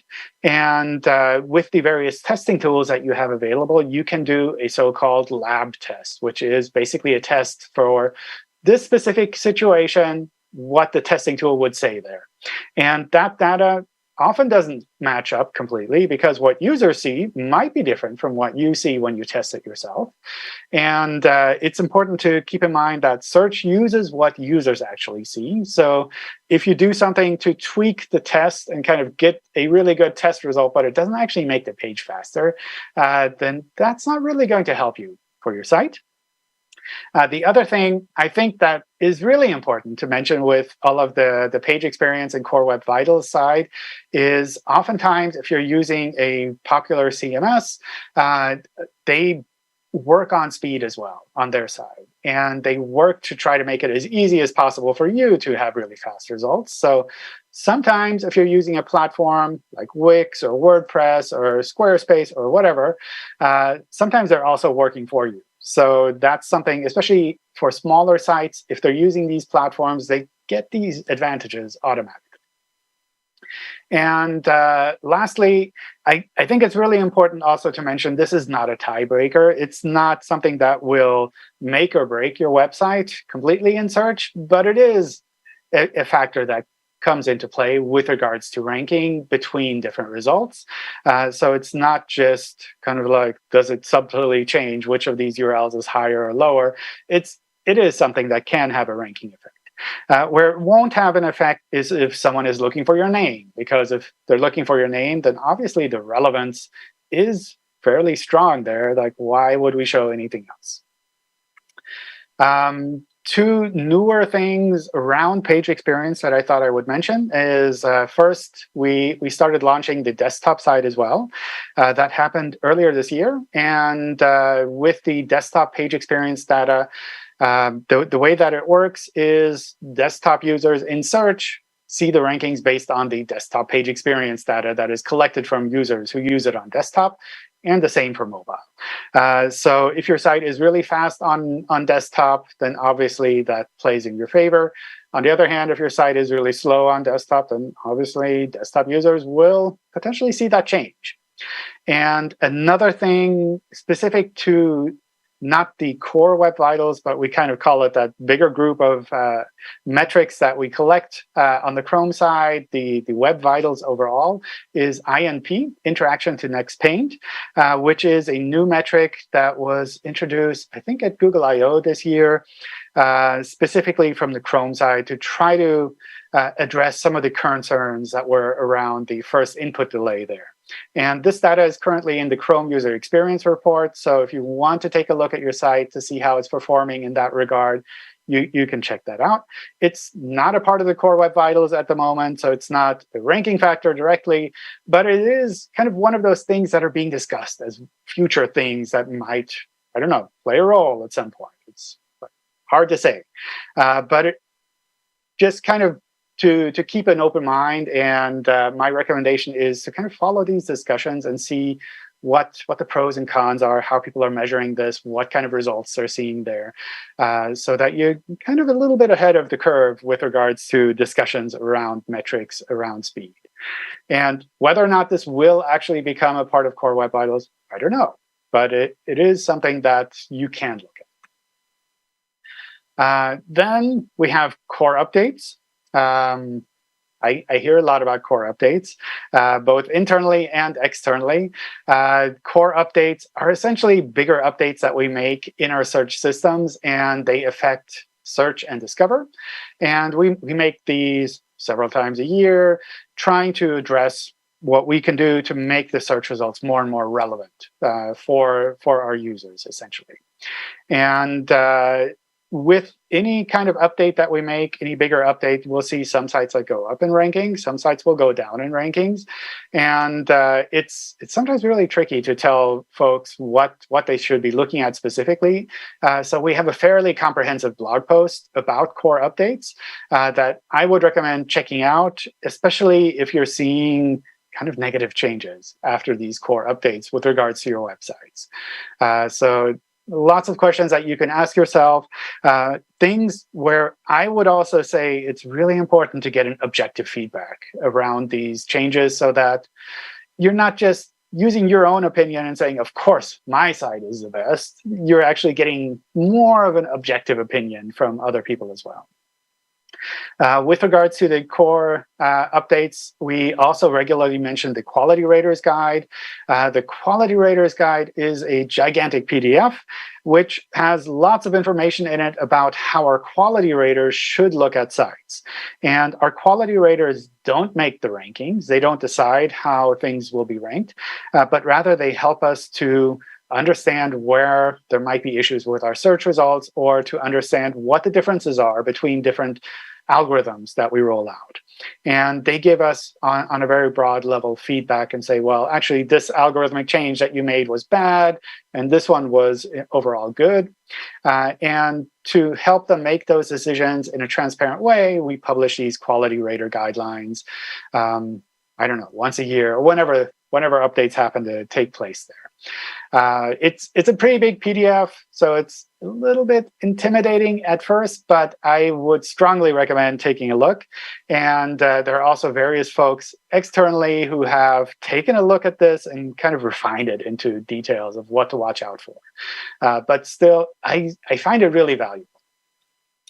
One of the things that comes up with regards to quality regularly when people come to me is they say, like, oh, I cleaned up all of my paginated URLs, or I removed this filtered set of pages from the search results. That improves my site's quality, right? And of course, it does improve your site's quality a little bit, but the technical changes on your website don't really change the overall quality of your website. And when it comes to quality, we really look at things completely. So that's something where I would also take a look at the quality rater guidelines a little bit, because a lot of times these kind of technical things where, as an SEO, when you try to solve technical problems, you look at these and try to fix those. Those are not the things that the quality raters would watch out for. And with that, it's often not the kind of thing where I would say our quality algorithms would be skewed by. So of course, cleaning things up, making things reasonable is a good idea. But just by doing some technical cleanup, you're not significantly improving the quality of your website. So my recommendation is really to kind of like actually double down on the actual quality and the value that you're providing. Like I mentioned before, other people outside of Google also talk about these core updates, and specifically about the quality rater guides. So I would check out their blog posts, videos, conference presentations, reports. Some have sample flowcharts on how to look at these kind of problems, and try to understand a little bit more, especially if you have a website that is active in the more critical areas of the web, where it's really important that users, when they go to your website, that they actually are able to trust this information. So for example, if you have a medical site that is giving some medical advice, that's something where if you're providing it in a way that users look at it and say, well, I don't know if I should really trust this person to, I don't know, take specific vitamins or whatever, that's something where it definitely makes sense to watch out for these kind of topics. And again, the quality rater guidelines have a lot of information on this. So I would definitely check those out. OK, moving over to images and video. So we tend to talk about images and video every now and then on the search side, because there's a lot of technical things that you can do to implement them properly. We see that people really love these kind of videos and authentic images in the search results, so we try to show them a little bit more. At Google I/O this year in May, we gave a preview of a set of video reports that is coming to Search Console. My understanding is that's still lined up, but if you're kind of curious what might be happening in Search Console as a way of sneaking into the future, I would double check the search session that we did there together with Dikla Cohen, and see like what is happening there with the video content, especially if you're hosting a lot of videos on your site yourself. Short videos are also more and more visible in the search results. At least I see this anecdotally from SEOs who are tweeting about it, be it YouTube Shorts, which is I think like maximum 30 seconds short videos that you can do on YouTube. TikTok, other platforms as well have kind of the capability to host and play short form videos, and they're really popular. Similar also web stories, which are not videos directly, but kind of like a collection of pages, and often they include videos as well. For web stories, there's a WordPress plugin from us that has a lot of functionality to make it easier to create these web stories. And kind of also externally, Brody Clark has a really neat guide to image thumbnails in search. I don't think we have a ton of information on our site with regards to image thumbnails, so I thought that was a really nice compilation of the different variations and options on how images can be directly visible in the search results. E-commerce is also super important, big topic. We see e-commerce growing and growing, especially with the pandemic. When all of that happened, everyone went and bought their things online because, of course, the stores were closed. Like everything around e-commerce, online shopping, that's still super hot and something that the teams have been working on as well. If you haven't taken a look at things like Merchant Center and tried out different product feeds to set up an e-commerce site, I would definitely try that out. The setup with Merchant Center, I believe, is something that is available for every site. It's not something that requires paid access. So worthwhile to double check that and try that out. We also have a lot more guidance in our search documentation now for e-commerce, directly in the search documentation on the one side, as well as a video series that's still ongoing with Alan Kent from my team, who talks about some of the technical issues around e-commerce and how you can deal with that. And similar, kind of related to e-commerce, are product reviews. This is something where I didn't realize this at first, but actually there's a pretty large overlap here. On the one hand, you can sell the product directly. On the other hand, you can do a review and kind of indirectly sell that product. And we have a lot of guidance on product reviews because people have high expectations of reviews that they find online. So we've also worked specifically on updates to algorithms with regards to ranking of these product reviews. And the guidance there in our documentation is always kind of the same as you should probably know: to provide high-quality content, in-depth content, authentic reviews. Especially that last one is something that I often see when I look at reviews as being a little bit tricky. Like, you can tell that they haven't actually taken a look at the product directly, but rather they're reporting on the specifications as listed on the original site. Then we have title links. So this is something that kind of, I don't know, almost subtly changed on our side. In the early days, or in the beginning, we called everything a title. That was basically the website title as well as a title shown in the search results. And now, to make it a little bit clearer that these are actually different things, we call the things that in the search results that are like titles, we call them title links because they're links that are kind of like a title of the page, but not always directly. We have a lot of documentation, or more documentation at least now, on how title links work, how we put them together. We have information on how we use headlines to kind of help improve title links for your pages. And specifically for multilingual pages, we have some guidelines on what you should watch out for. So this is something that, depending on your region, we see more or less, in that maybe a page will be in Spanish, but the title is in English because for whatever reason.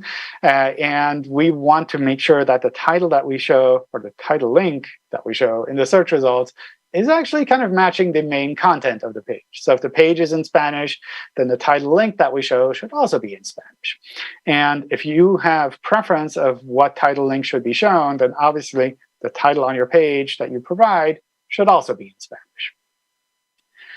And I think we're getting pretty close to the end, so hopefully people are submitting questions. We have a handful of other things that I thought I would mention because I find them kind of important and kind of worthwhile. On the one hand, there's SiteKit, which is a WordPress plugin that folks nearby on our team are working on, which tries to include the different ways of data from Google into a WordPress dashboard. So especially if you're working with WordPress, this is a fantastic way of getting that really complete overview of what is happening with regards to Google on your site. And I believe it also has access to Question Hub, that kind of new setup where you get some of the questions that couldn't be answered in search to help write new content. So that's something I would definitely try out if you're using WordPress. Then mobile-first indexing. We haven't really talked about this in a while, but it's still kind of ongoing. We have the last steps that are taking place here. And probably for those sites that still haven't gotten shifted over, that will happen my guess is in the next month or so, or you'll get a notification that maybe there's some issues that make it impossible for us to switch a site over. Then index if embedded, which is a new robots meta tag. We try not to make a lot of new robots meta tags because it just takes a long time for people to understand what they mean and how to use them or whether or not they should use them at all. Index if embedded is essentially for situations where you're embedding some other content within your main page and you kind of want to control the indexing of that embedded piece of content. So that could be, for example, a video page that you're embedding with an iframe. It could be, I don't know, maybe a PDF that you're embedding with an iframe, those kind of things. And then the web spam report, which we do about yearly nowadays, has a lot of information on how the web spam team has been kind of working on improving things for the search results overall. So I think that's pretty much it. And I heard a voice in the background somewhere. Cool. Yeah, like I said, this is pretty much it from my side. Kind of the updates that have been happening and kind of the interpolations of where you think this might be happening, which are probably happening in your head. So bunch of links here if you want to find out more. And otherwise, we can switch to questions and answers. Great. Thank you very much, John. Really appreciate the talk. I think it's already creating a bit of buzz on Twitter, so I'm sure you'll get even more questions than we have for you today on there as well as you do. But yeah, no, we have a few questions from the audience members and from team members as well. So let's get started. Yeah. And John, I'm so excited to actually ask you my first question ever because I haven't asked you one on Twitter yet. Didn't want to bother you. But if you had to mention only one factor to optimize in search, what would it be and why? Only one factor. It's a tough one, I know. I don't know. I think the main one would really be making sure that you have the keyword targeting right for your pages, that you're targeting something that actually makes sense for your audience and that you have that actually mentioned on your pages. Okay. And in terms of different kinds of updates, we've had a few talks previously, and sometimes they roll out globally for all languages at the same time, and sometimes they roll out in specific languages and then continue for the rest of the regions. Is there any particular kind of decision-making process in terms of saying, hey, we'll roll out in English and then we'll say 2 weeks for everything else? Do you guys have a rule of thumb, or how do you kind of figure out when to finish implementing in one language and when is it able to be rolled out for the rest? Good question. So I just did a video on this actually maybe a week or so ago. So hopefully I have the same answer still. But essentially, we try as much as possible to make things global. So that's kind of the initial thought process, to make sure that anything that we roll out, if at all possible, that we can do it in a global way. Sometimes what happens is that we'll start off with a small set of users that get it, and then incrementally we will test it, do this kind of A/B testing, and then roll it out from there. That sometimes happens. But sometimes there are also things that we just can't do globally. So that might be things where we have to understand the language really well. And we have to make sure that the model works first. And then at some point, we can kind of take that and say, well, OK, now we can apply it to other languages, which is sometimes why you see things roll out in English first, or in other languages even. And the third variation that sometimes happens is there are policy reasons why we can't do something globally, from the start. And that could be, I don't know, things where maybe the lawyers are a little bit worried, or maybe, I don't know, other factors that kind of play in there, where we say, well, we have to be really careful with regards to rolling this out. We will try it out in individual countries first, and then from there we'll see, is this something that we can roll out globally, or maybe we have to be more careful and we shouldn't roll it out globally. But essentially, the goal is really to make everything global as soon as we can. And the next question, John, is, and this is one that's been talked about in the SEO community a lot, is how certain is it that Google will discontinue results pages and actually replace them with infinite scroll? How certain? Like, nothing is certain. I don't know. It's one of those things that I've just seen at Google over time. It's like everything is in flux, and you always end up testing things out and trying things out and doing these kind of A/B tests where you see, does it work or does it not work? And one of the things I've noticed over the years is sometimes changes are just a little bit too early or a little bit too late, in that we'll try something out and then we'll see, oh, it doesn't work with the audience. And then you try it out, the same thing, maybe 2-3 years later, and then suddenly it works because people just have different expectations. And from that point of view, that's also, I think, kind of goes into this continuous scrolling setup, which I think we announced in some languages or some regions. I don't know if we have it everywhere nowadays or if it's just on mobile. But it's one of those things where I know the team is always testing this, and they would probably like to go in that direction because people are just used to scrolling rather than clicking next.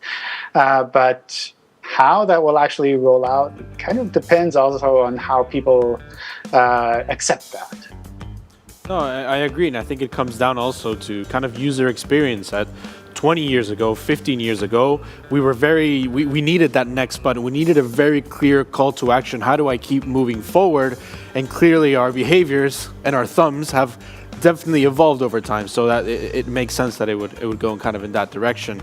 And kind of continuing on that point of something that's ever evolving, and one of the not so recent, but fairly recent changes has to do with maybe the rewriting of title tags and meta descriptions. And maybe in the industry before, it was kind of like, I know if I put a title tag, it's going to be there. I can sleep easy. Everything's great. And now that Google is, trying to interpret that context, and let's say, I can maybe make this a little bit better than you have it going on. Personally, I've experienced sometimes, not so much from an SEO side, that there's pushback. We understand why it's happening, and we understand, where it's kind of going. But sometimes from non-SEO stakeholders, maybe in-house marketing teams that say, hey, I need my product name to be specifically this because this is, we've spent a lot of time and a lot of money to develop the way this. So are there any particular recommendations into kind of helping brands and helping companies make sure that they're getting the right message across with their title tags on Google? Title links. You have to watch out for the new name. Oh, title links. There we go. I think we have a lot of documentation now on making it more consistent. So making it a little bit easier to understand what is actually happening here and what could you do to kind of like push what you think should be the title. And you can't push it completely.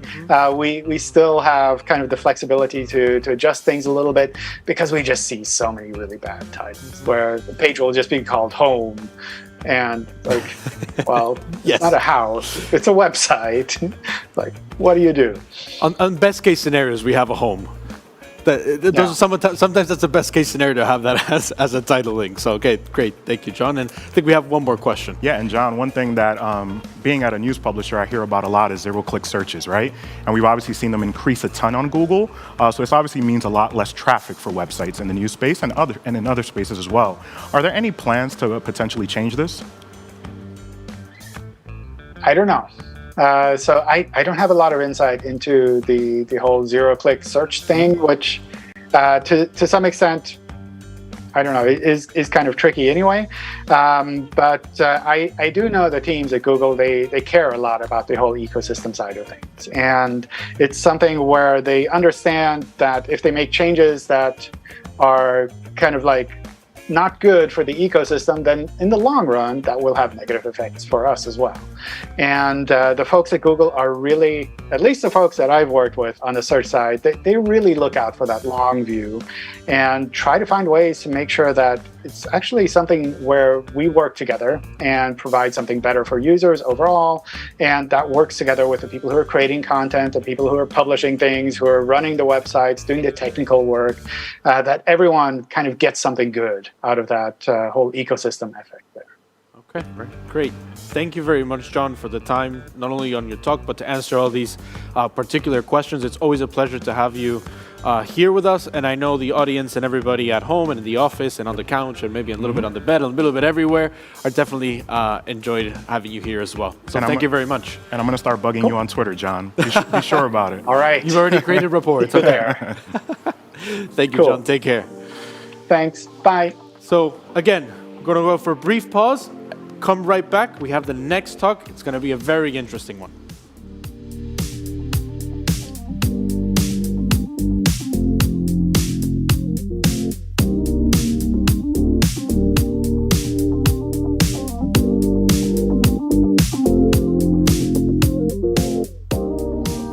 Hi everyone, it's me again, and now to tell you that you can leave all of your questions on social media. You just have to post your question with the hashtag SEOday. Let's go back now to Claudio. Thank you, Tiff. Thank you, Tiff. So in the next talk, we're going to hear about something called on-SERP SEO, which is extremely important for news brands, for agencies, and what was going on with the matter in 2022. And that's why we invited Izzy Smith to join this event. So Izzy works as a technical SEO team lead at Write. She's also been part of the SEO industry for more than 6 years and has spoken in different conferences like Brighton SEO and Google Webmaster Conference. But the most important bullet of all is that Izzy's the best at sharing jokes and memes on social media, so you have to follow her, not only for her SEO expertise, but also the fact that she's actually really funny. So we want to welcome Izzy, and thank you for being here. Thank you so much. It's really a pleasure to be here. It's such an international conference, so I'm very happy to be on the stage. Thank you. And we're very happy to have you, Izzy, as well. And just to continue with the most important bullet point of all, if we're not having fun, what are we doing? Right? So I think that's a great way also to get certain messages across. Absolutely. And even to have some conversations that are not so easy or not so correct, yeah. Having fun and having a good laugh is always very important for that. So we're very happy to have you here, and the virtual stage is all yours. Thank you so much. Hi, everyone. I'm Izzy. This is my friend Google. Now, Google's main task is to provide the best possible search results for users, and they aim to achieve results that are relevant, reliable, universally accessible, and presented in the most useful way. Now, this final point is actually much more important than just a visual appearance. I don't know if you saw my friend Google at home, but there they are. And yes, because the act of searching is constantly evolving, like we've just touched upon with John in the Q&A session then. We are no longer seeking a document, we are seeking fast answers, and we're searching for inspiration as well most of the time. So of course, a presented list of documents and links where I probably need to do my own homework and search even further, where I need to make my own decision and spend time on that's just not satisfactory enough anymore. So to achieve this goal, Google began visualizing responses in more helpful ways, and thus the search enhancement was born. These appear, for example, for recipes, when the time it takes to cook or the user ratings can really help influence a searcher in their choice and decision-making. You will know these enhancements as rich results. These are displayed inline within a search snippet. There are many flavors of rich results. I'm sure you've seen them or you've optimized for them before. Or maybe for news stories where the relevant, crucial information of when this article was published is highlighted below there. These are known as top stories. They're now displayed in a multitude of different ways. You can view your own website's enhancements directly in Google's Search Console. Most of the organic ones are there. And these days, wow, there's a lot of images. These days are a lot of different enhancements. There are actually over 45 of them. I'm going to be taking a look at a few today. Some of them are just variations on different types of rich results. So we don't need to take a look at each of them in detail. Don't worry. You can optimize for one and that will satisfy most of them. So, no, you can optimize for one and that will satisfy its variations. So don't worry too much about that. But you've probably noticed that these enhancements are climbing all over the SERPs. They appear as feature snippets that show a detailed description for a query taken from its below page. They appear as visual elements, as people also ask boxes that tweak a query and expand to show more info. They appear as related results that keep people on Google if they didn't find an answer yet, or as rich results with additional facts and a lot more. And when we get to mobile searches and mobile devices, SERP real estate is even harder to come by, and searches need to be delivered faster. So here, enhancements stand out much more, and they're more attention grabbing. Now, these little guys work to satisfy the searcher's need. And Google doesn't provide these just because they're a generous educator, but because they want to guarantee also incoming revenue.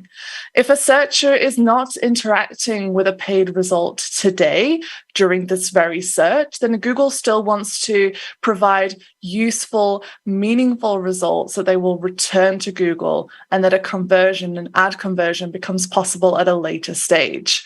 After all, 80% of Google's revenue comes from online advertising. So they want to make sure that this is staying the same or increasing, of course. And in fact, Google is so dedicated on providing enticing and satisfying results that they're willing to do some interesting, pretty questionable acts to create them. Whether that means extracting answers from pages to show an enhancement directly on the search engine result pages, whether that means sometimes showing links to competitors on branded SERPs, your branded SERPs, force rewriting your tags, and a lot more. So what does this mean for us SEOs? Are we going to lose traffic? Are we going to lose revenue? Are we going to lose our jobs? Let's find out in my terrifying SEO day talk, Help, SERP features stole my organic results. Hosted by yours truly, Izzy Smith, as a scared SEO. Actually, that is a lie. I am playing the role, as always, as the optimistic SEO. Here is a brief biography. All you need to know is that I work at the wonderful company Right. I am British, in case you couldn't tell, but I do live in Germany. So how big is the SERP feature threat? Do we have a real problem on our hands? How much do we have to deal with? So let's take a high-level look at the current state of SERP features. I focused on mobile devices in this check. You can find more insights on the SEMrush sensor. I also took the US, so the results will vary for whichever country and market you're dedicated to. So it really fulfills all expectations here that SERPs are incredibly visual, as over a third of them contain a video or an image. It's also no shock or no surprise that knowledge panels are incredibly present. They're across almost 30% of SERPs. And yeah, it's really not surprising that only 1.8% of SERPs don't have any kind of feature on them. So these days, it's really common to find a search engine result page with some different type of visualization or enhancement on there, at least one or two. A question we all like to wonder is, are these search features working? Well, we'll never have the real insights on how much these kind of results are interacted with. But we can be confident that Google wouldn't release anything to search results unless they work. They have a very rigorous testing process through various means like live experiments or relying on their search quality raters. So in 2020 alone, Google introduced 3,600 launches based on all these different tests and experiments there. And we can also see very visibly that people are returning to Google. None of their competitors have got even close in the past 10 years. So Google is in a good place, but they want to ensure that they stay in this top spot, that they're growing every year. But of course, not everyone is as thrilled about this as Google probably are. We are reading and hearing a lot about high on-SERP satisfaction, which has the possibility to lead to zero-click searches. This is when a user doesn't need to use a result. They don't need to click on a link. They could just simply exit Google with their answer. They've been satisfied. So this yearly study that in the past, I think the last one was in 2021, was run by SparkToro using similar web data. Zero-click searches hit 68% in the US. And this is increasing rapidly, apparently. So based on all of this data, we have some potential threats. Us as organic growth marketers, SEOs, website owners, business owners, e-commerce managers, etc. These three main threats that I'm going to be going through today are revolving around losing traffic that our content should be earning, that deserves to earn because of a more satisfying result on the SERP. The second threat is the unexpected SERP features that can appear sometimes overnight that causes us to lose presence and control over our results. And finally, the inevitable shift in searcher behavior. The first threat is the largest one out of the three because it can really tangibly impact a very important KPI to us and to our stakeholders and clients. So losing traffic because of that high on-SERP satisfaction. So the zero-click searches.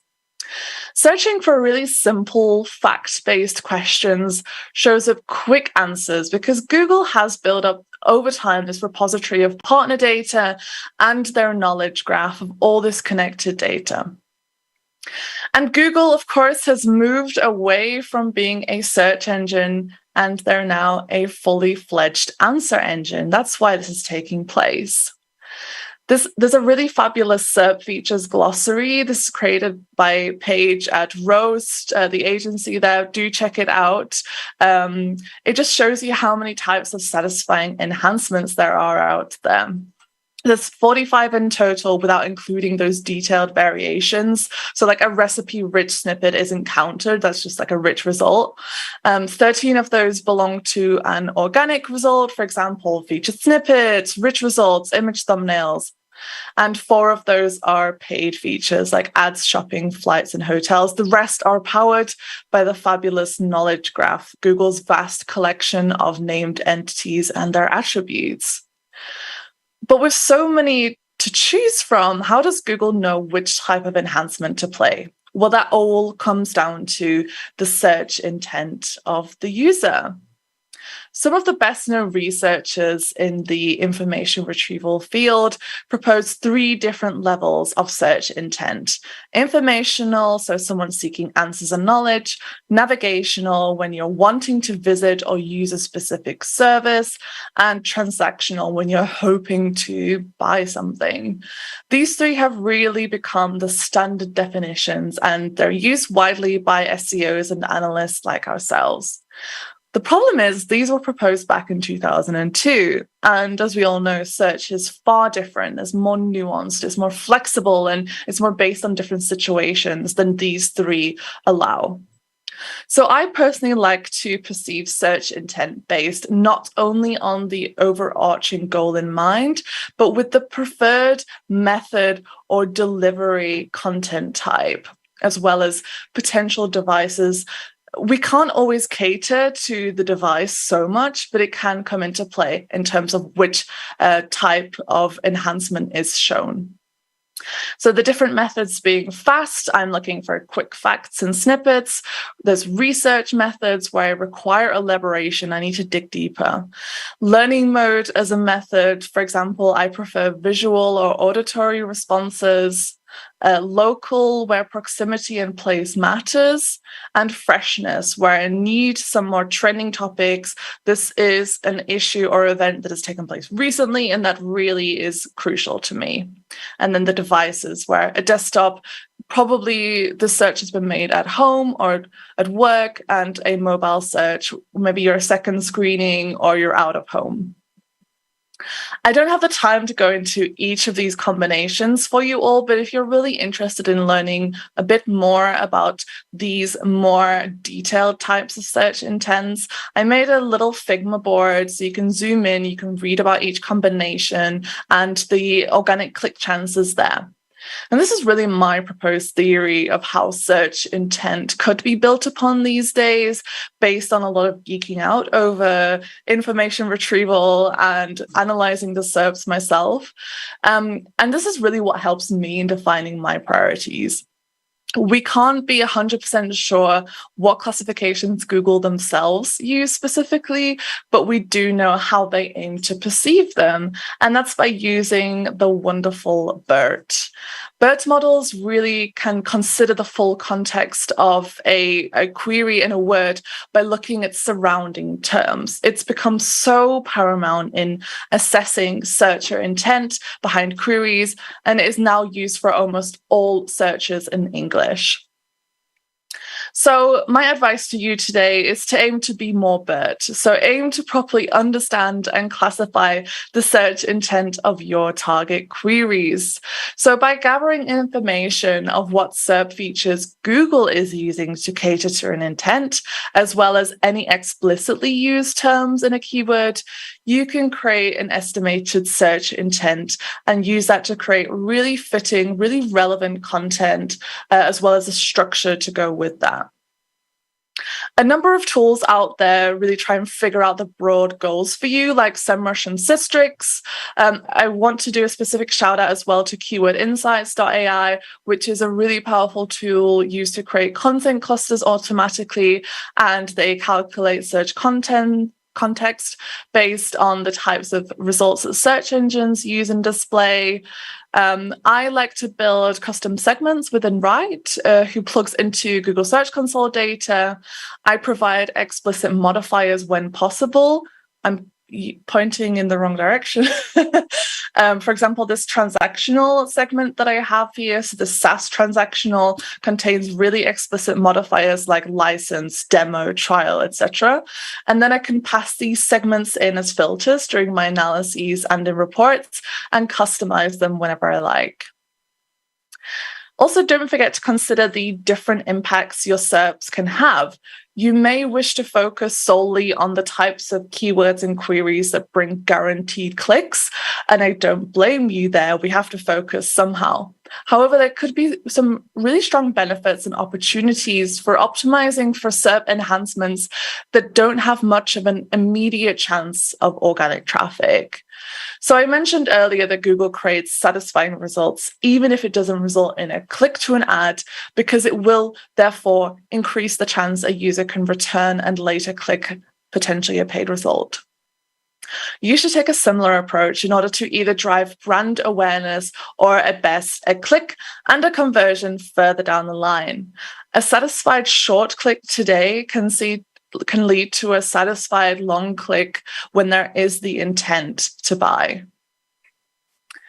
So when targeting topics that don't fall into a primary goal, like a long satisfied click or a local business interaction, I like to consider if there is a secondary on-SERP goal. For example, gaining more brand identity, where you should aim to enrich your brand's knowledge graph results to provide complete accuracy of information, or brand association, where you can be the best source of information to really provide those positive associations around your brand and a topic. Or taking over competitors, of course, is a good secondary goal on the SERPs, where you can stand out in your industry SERPs and take up more real estate. Oh, now my clicks aren't working. There we go.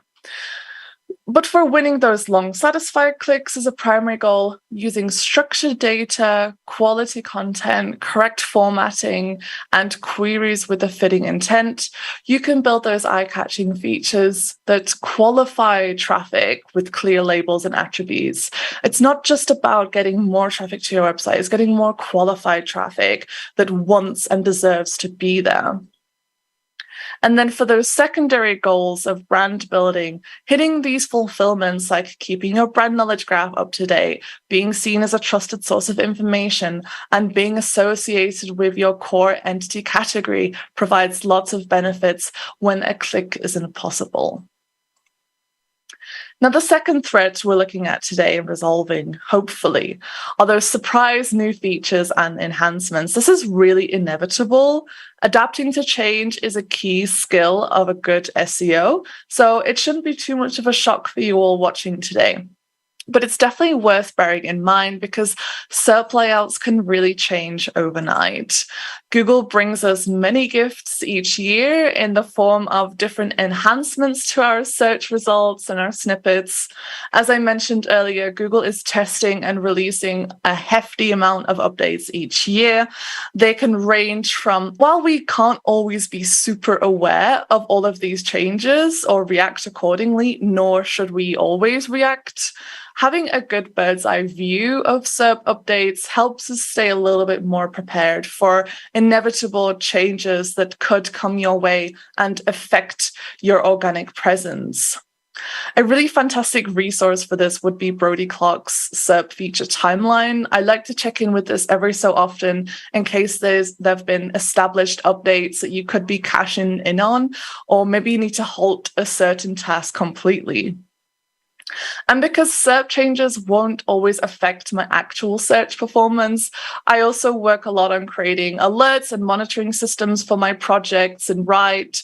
So I'm using custom events, keyword monitoring, and anomaly detection, which I took a screenshot of today. This is notifying me when my Google Search Console data goes above or below an expected threshold, taking into account seasonality. So I can take immediate action when a potential update is affecting me negatively. Another interesting resource for potential SERP updates falls within Google's very public missions and goals. Like, for example, the page experience update has become a pretty big part of our lives as SEOs and website owners, but it should have come as no surprise, seeing as Google has been advocating for prioritizing website UX and accessibility for a long, long time. Another huge focus of Google, and thankfully of many, is the journey to a carbon-free business. So as well as using more green energy for their data centers, Google has rolled out various labels to search verticals. So they now show carbon emission details for flights and hotels, which is really cool. But do you know what is worse for the environment than the airline industry? Well, a study made well known by the BBC found that the carbon footprint of the internet and its supporting systems make up 3.7% of global greenhouse gas emissions, which is similar to, and if not more than, the airline industry. So maybe eventually we could see SERP features like this where emissions of websites or their pages are shown directly in the search results.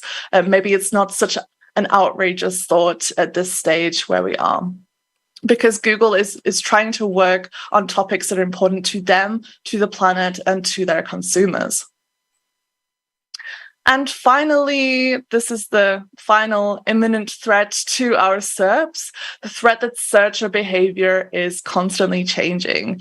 This, I think, is a good thing. Search is becoming more accessible worldwide and for different abilities, but this can bring challenges and topics to bear in mind for our businesses and our organic results. The fact is, search is absolutely amazing when you know what you're looking for. But what about all those times and cases when you have no idea what something is called, which happens to me a lot of the time? And Google, in this instance, will usually display broad results and nice refinement bubbles to help get you there to the right response. But it gets also even worse when you actually can't even use text to describe what you're looking for.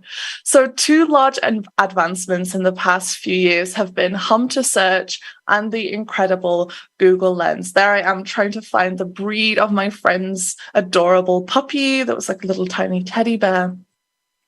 The applications of Lens are manifold, from identifying plants to translating text to getting help with homework and finding the right products.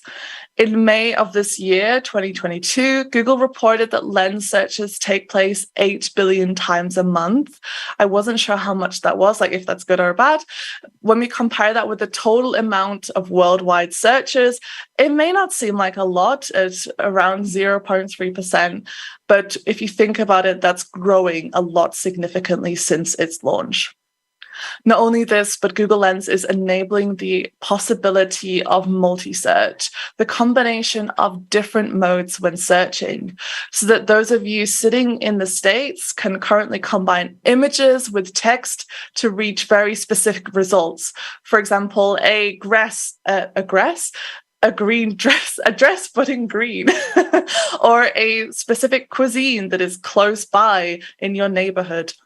And soon Google will even be able to incorporate audio and video into the mix too. This magic is powered by MUM, Multitask Unified Model. This is a constellation of algorithms that make up the most powerful search engine model the world has ever seen. It was announced last year at Google I/O, and it's already having a huge impact on our daily lives.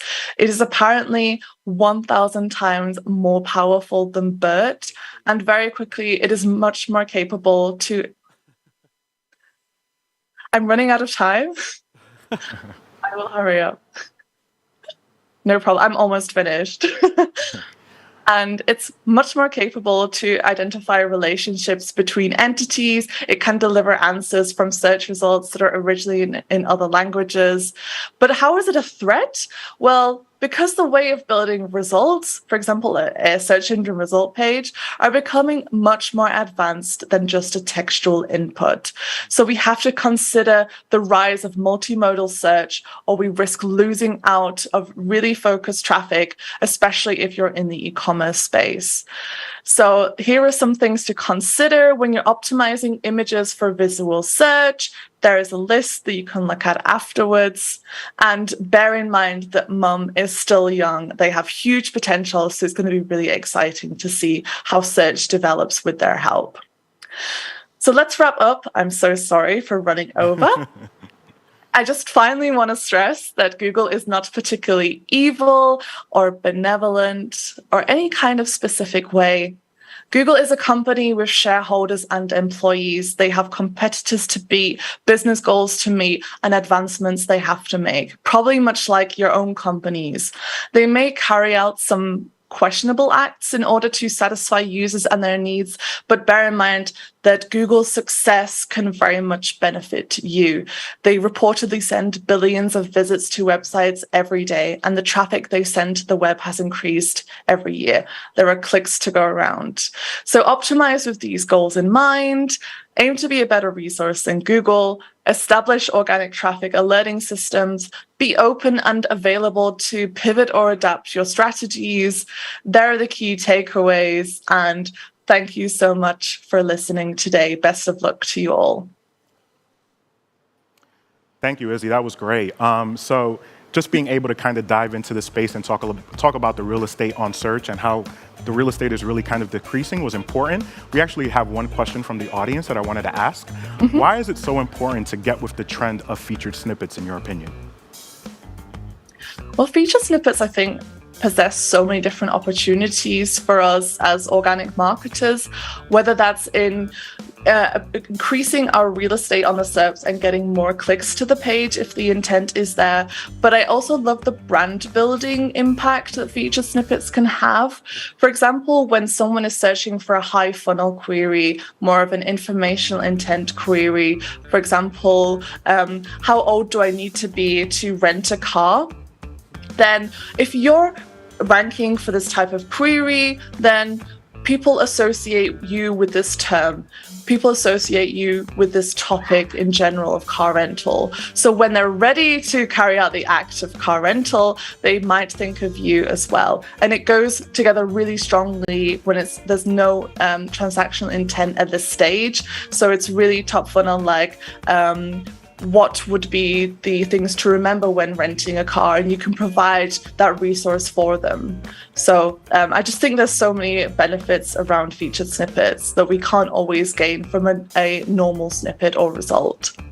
Thank you, Izzy. So we just wanted to thank you for the great presentation, and we'll definitely see you on social media, helping us learn more about SEO, but also making us laugh with your memes and your GIFs. Thank you so much. Have a great day. Goodbye. Izzy. Thank you.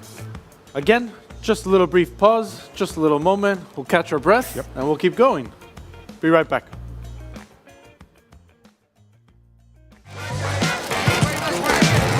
Mr. Johnson, Billy's Bakery.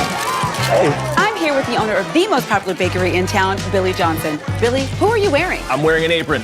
The people want to know, how did you make all that dough? Honestly, I used SEMrush to find the best keywords online, and the customers came flooding in. We love you, Billy! Love you too. Hot tip, SEMrush is helping businesses skyrocket. Your business deserves to be seen online. Step into the spotlight with SEMrush.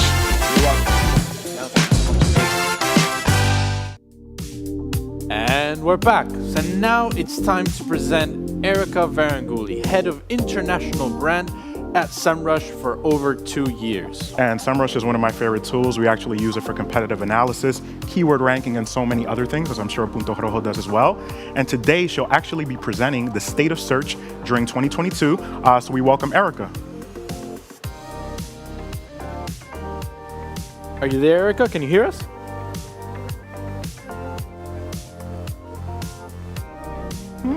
Well, waiting on Erica. Probably, yeah. But no, SEMrush is definitely a very useful tool just to get an idea of, where you're standing, what the kind of the landscape looks like, and going back to some of the previous talks that we talked about, how is that update hitting me? Yeah, I have definitely access to Search Console and all that data, but sometimes I need some external data as well to make better decisions. So 100%. And we have Erica here now. Welcome, Erica. Hi, can you hear me now? Absolutely. Yes, perfect. Perfectly. Nice to be here. Thank you for having me. I'm excited. Absolutely. So we wanted to, pass the floor to you so you can educate us on the state of search in 2022. So feel free to go ahead, Erica. Okay, thank you very much. I hope everyone can see my screen. Please stop me, someone, if I'm just talking to myself and no one can see what I'm talking about. But as I said, hi, I'm very excited to be here. My name is Erica Varanguli. I don't expect anyone to pronounce my surname anytime soon correctly. And I'm the head of SEO of international brands here at SEMrush. You will know very soon why I was confused about that. But what this means is that I focus mainly on non-English speaking markets, and I'm organizing our activities across all those markets. I've been with SEMrush for over 2.5 years now. And before switching to this role, which is fairly recent, I was the director of organic search, hence why SEO. Which means that for the biggest part of my time at SEMrush, I've been looking into and focusing into search and Google and how things evolve over time to make hopefully strategic and correct decisions as well. So one of the things we wanted to really look into is at the end of last year, we decided Erica, sorry to interrupt you. Can you hear me? Yes. I think you're presenting something over your presentation when we're sharing the screen. I'm not sure. Is it okay now? I'll let you know. Yeah, perfect. Thank you. Thank you. Sorry about that. No, thank you very much for helping here. I'm so sorry. I'm having some technology problems. So somehow this completely messed up my screen setup. Okay, we're back. So we wanted, as I say, to look into what search looked like, especially with 2020 being a very unprecedented year. We wanted to look how 2021 developed in terms of search and the state of search, and whether the world recovering from the pandemic, although that might be an overstatement. I'm thinking now, also led to massive shifts or recovery in what we see in the search landscape. So, as an example, just a Google Trend search for some common things like toilet paper and hand sanitizers and face masks shows to us that there was a huge spike around the time where the pandemic was in at full scale and developing around the world. However, has this now gone back to normal? Like, looking at this graph, someone would say yes. But the truth may be that our habits have shifted and changed so dramatically that talking about going back to normal, it doesn't mean going back to the normal as we used to define it. So that's what we wanted to explore a bit more, how people's behaviors online changed, but also how search changed. And we started with a state of the web. So we analyzed web traffic for 2021 versus 2020. So things like how many more domains or pages we have, and we're competing for rankings, or how people even engaged with content during this time. So to do that, we analyzed the whole database of 160 million keywords that we have in rankings for US-based sites, plus 7 more markets where this was applicable for the report that we put together. And what we found was actually that consistently across all the markets that we analyzed in 2021, there was there was an average of 25% actually increase in newly ranked domains year over year.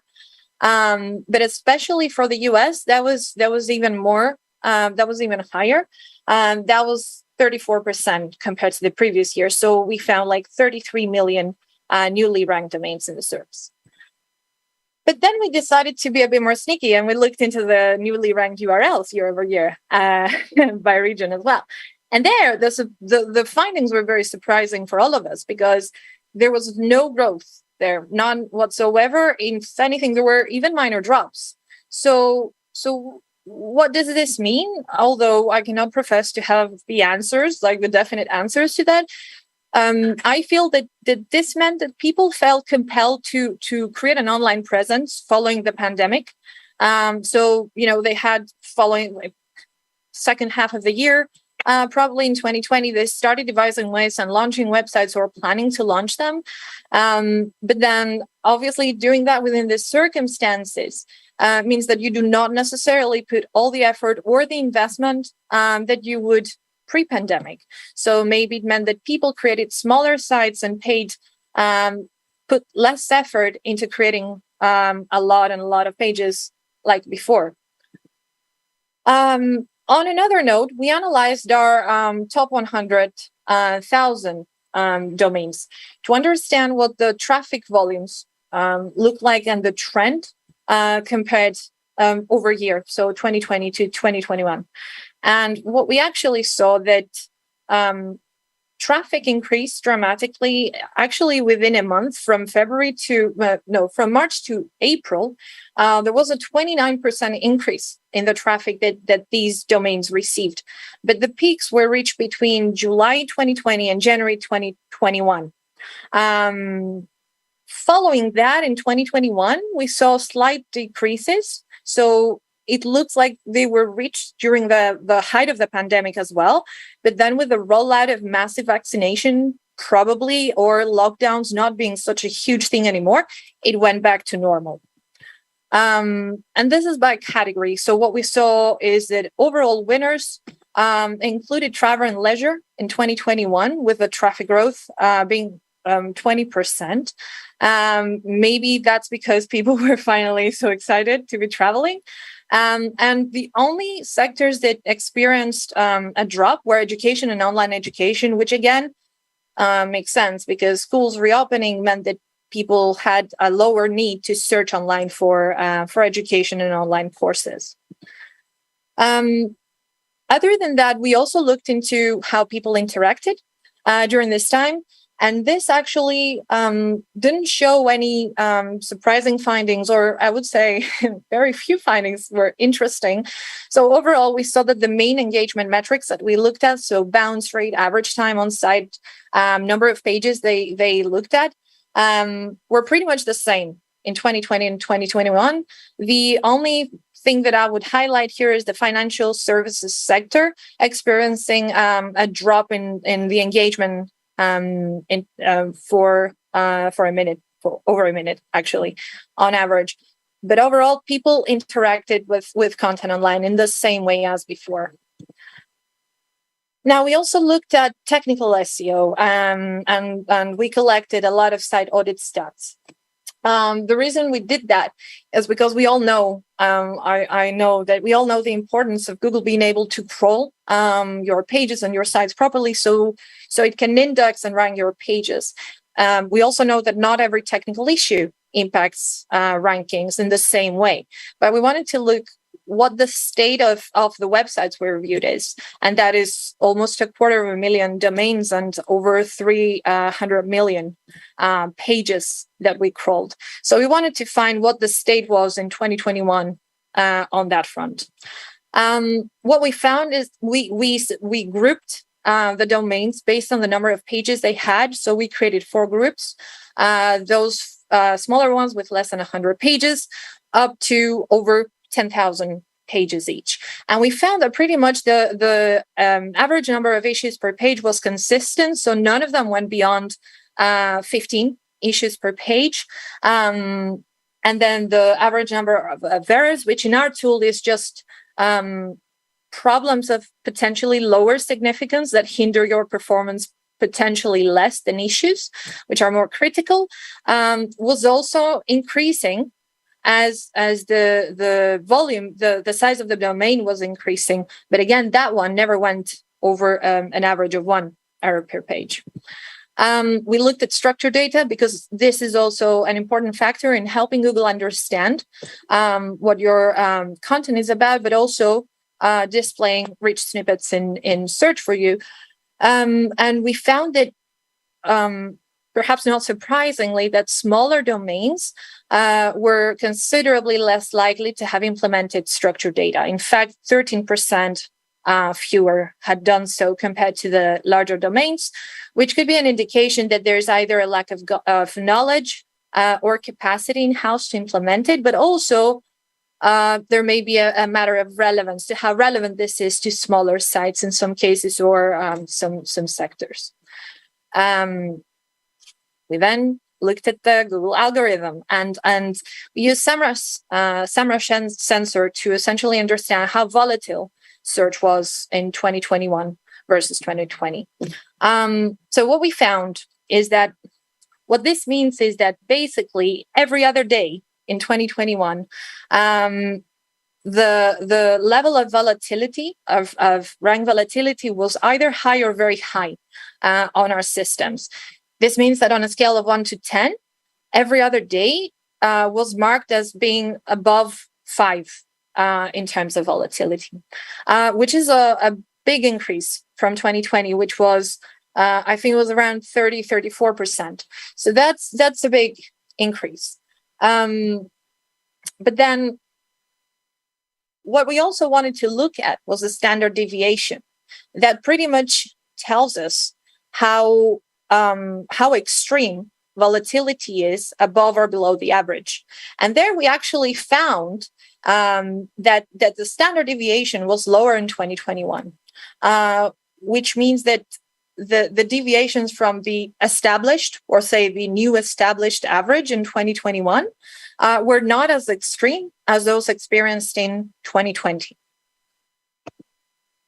And then here we've broken down volatility levels by sector. So these are all the sectors and industries that we can monitor on SEMrush sensor separately. And what we saw was that the levels of volatility varied greatly between industries.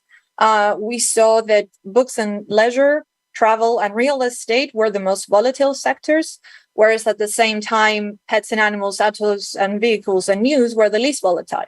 the important thing here is to highlight just how extreme those changes, those gaps were. So, for example, for books and literature, there was almost 62% year-over-year increase in volatility in 2021. For news, which was one of the lower volatility ones, the increase was only like 3.5%. So we're talking about major differences there year-over-year. And we also looked at core updates in 2021. In the graph, we've taken updates starting towards the end of 2018 with the Medic update, and then the core updates up until the point we put the report together. So July 2021 was the last core update by that time. And what we saw was that the average volatility levels starting towards the end of 2020 and continuing through 2021 is that they were all less impactful in terms of rank volatility compared to those in 2020. You can see in the graph how much more powerful were in 2020. And in any case, they never went beyond 50%, whereas in 2020, they were consistently above 50%. I can take a guess, and I can say, because people always or tend to ask me like, okay, so does this mean that they're not strong anymore? They're not as impactful, but I think the explanation also needs to take into account that we have core updates now for over 3 years. I've been going to 4. And at that time, it was a new capability. It was a new algorithmic way that Google could change the SERPs and what it ranks. 4 years down the line, there's been a lot of filtering done in the SERPs, and also the website owners hopefully have also been steering towards the right things. So maybe there's less changes to be done there. That's also just a theory, so take it with a grain of salt. And also, I'm very looking forward to seeing what happens with things like Mom moving forward. So it doesn't mean that this picture will remain the same moving forward. In terms of state of SERP features, so we know SERP features are very important. So we looked at the prevalence of them throughout 2021 on both mobile and desktop. We found that winners, so SERP features that were displayed more frequently in 2021, where people also asked FAQs, images, and videos, whereas losers surprisingly included ads, or maybe not surprisingly for some, featured snippets and the knowledge panel. But in terms of the average display levels, you can see here that like dominant features involve people also ask for images, knowledge panel, FAQs. So these are all things that are engagement points for Google users, and their prevalence in the SERPs potentially shows how Google is geared towards creating a product that engages users more on itself versus sending it away to other entities and sites. Last but not least, everyone's favorite, title rewrites. There's been a lot of talk around that, especially last year. So we looked into that. I'm sure that many people will not be thrilled to know that what we found is that in 2021, up to October, November time, Google was ignoring title tags over 6 out of 10 times. So this was the state at the time that we reviewed it.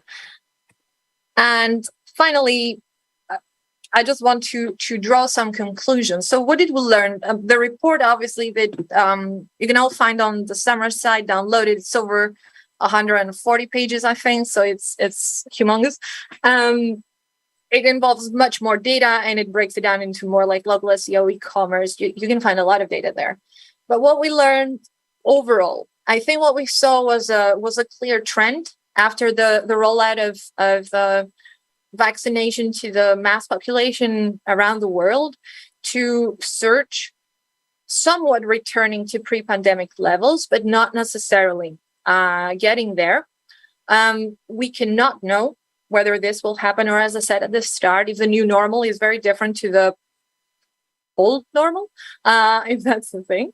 But also in terms of technical, local we saw the trends, but I think the volatility and the changes happening both in user behaviors and how Google approaches SERPs, I think it means that right now, as much as we would like, no one can be certain what this will look like in 6 months or next year. This report might look very different next year.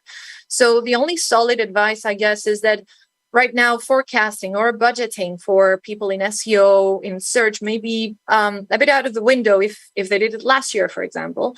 But what is still solid advice is focus on the right things, focus on implementing the right fixes, the right content, and monitoring the situation and the trends in the SERPs very closely, because these are changing and evolving all the time. And I don't think you can go wrong with that approach. So that has been me. Thank you all very much. Thank you very much, Erica. That was a lot of information, a lot of data points, but I think what was most helpful were the conclusions behind those data points that kind of show us where we were, where we are, and although maybe forecasting may be a little bit complicated and a bit out the window, maybe help us look a little bit forward. We're going to take another brief break, but when we come back, we're going to touch upon a topic that we haven't talked upon today that I think, Claudia, you're going to like in particular. I love it. So stay right there, stay tuned, and we'll be right back.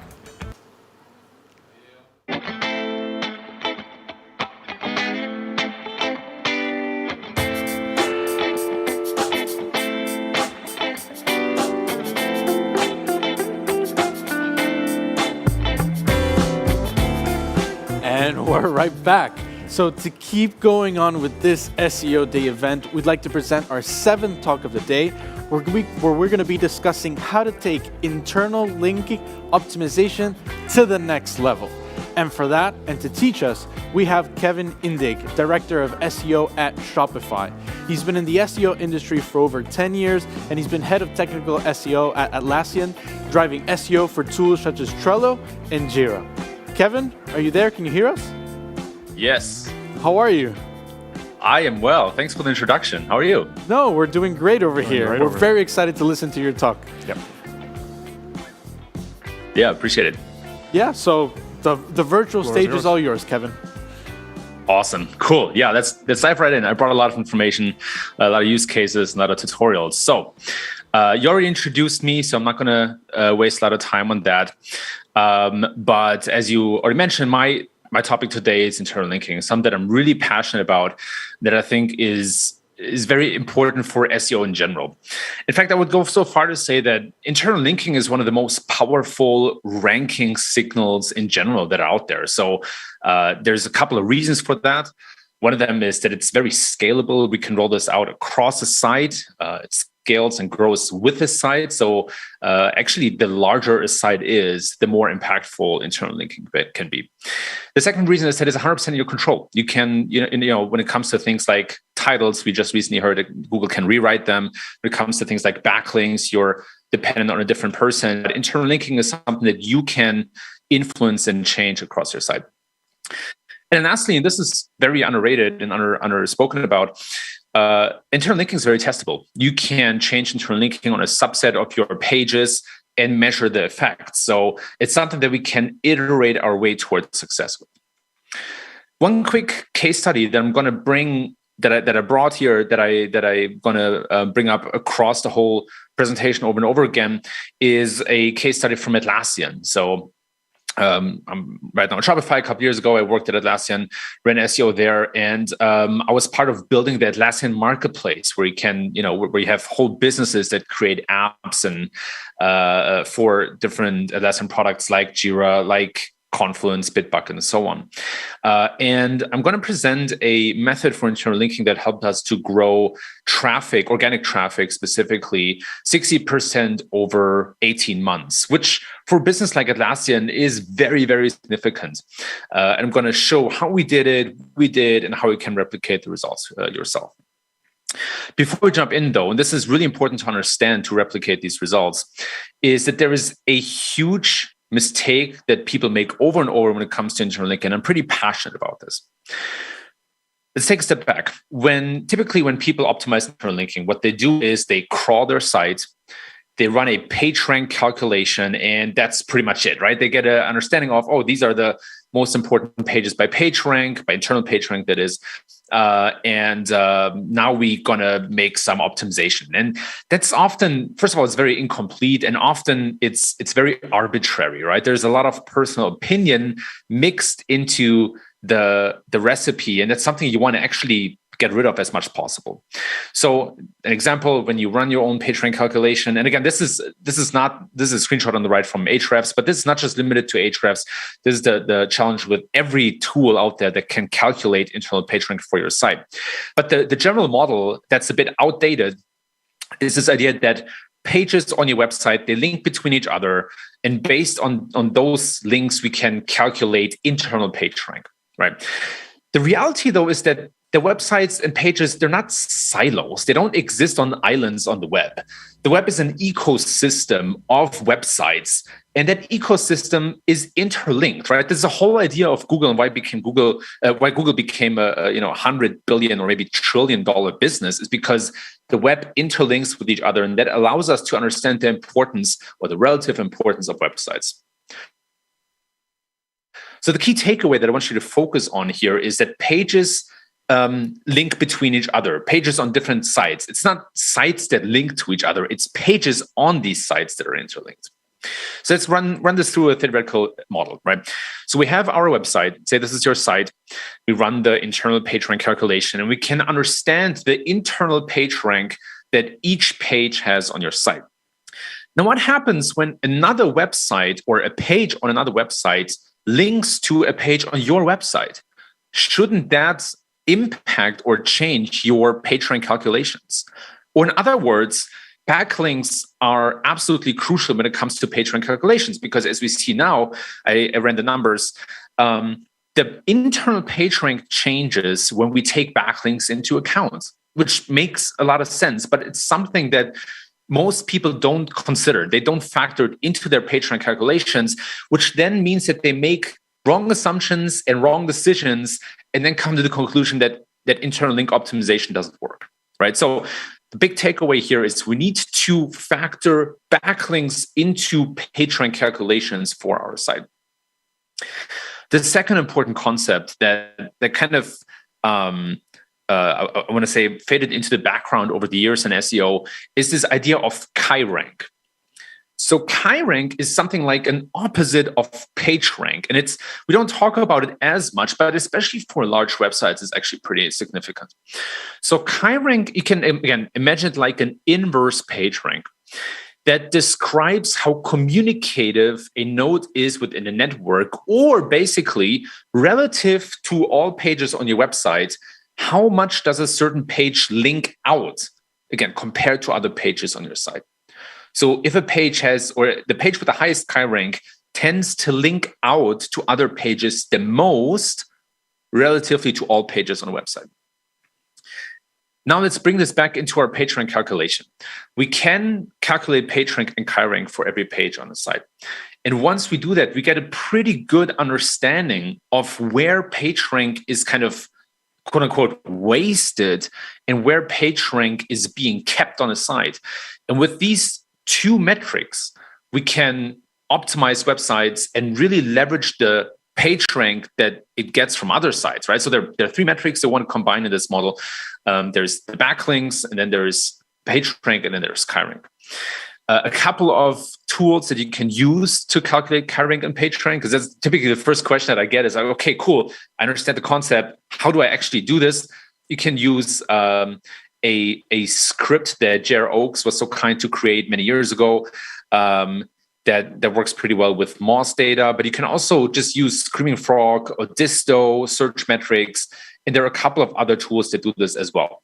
The tool is not, and I'm going to repeat this a couple of times here, the tools are not as important as understanding the concept. And to make that more accessible, I brought kind of two models that you can run yourself. There's one, Tipper, it's a bit more on the complicated side, has a high engineering effort, but then there's also Tipper Lite that you can create yourself with just a couple of tools. I'm going to walk you through exactly how you do that. So Tipper stands for True Internal PageRank. It's a framework for internal page rank or internal link optimization.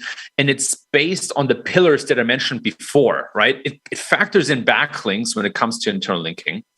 It uses PageRank and KaiRank. And it's something you can scale, you can apply to any site out there, and you can repeat multiple times so that when you optimize your internal linking, you can actually measure and monitor the progress over time. Coming back to the Lesson Marketplace case study. So before we made changes, we ran an analysis of our link graph, so to say, of our inlinks and outlinks. And again, these are all internal links.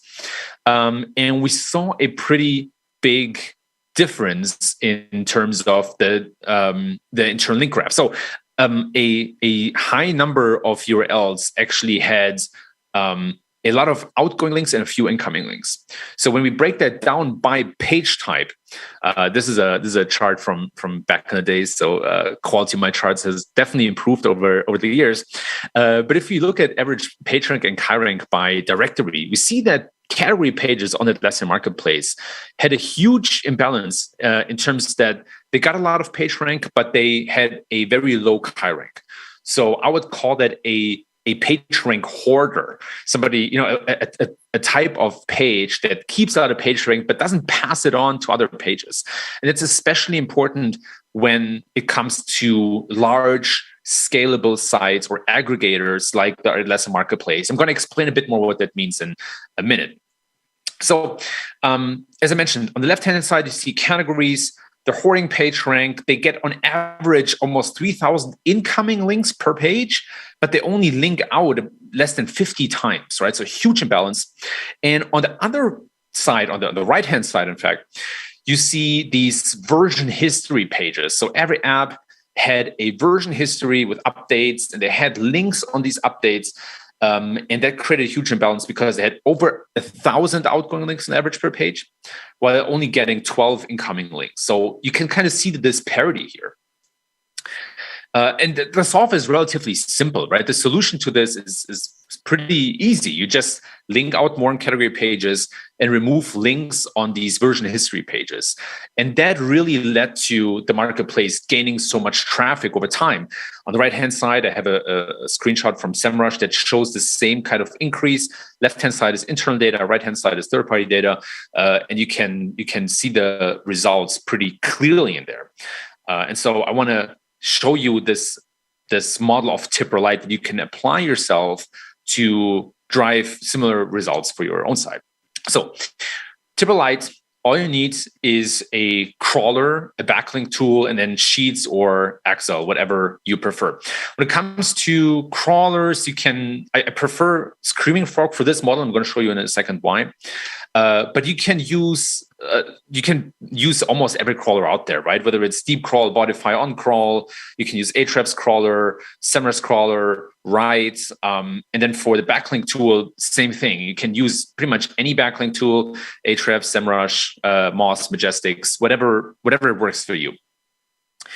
So step one, you start by exporting the backlinks. An important piece here is you want to export backlinks by page.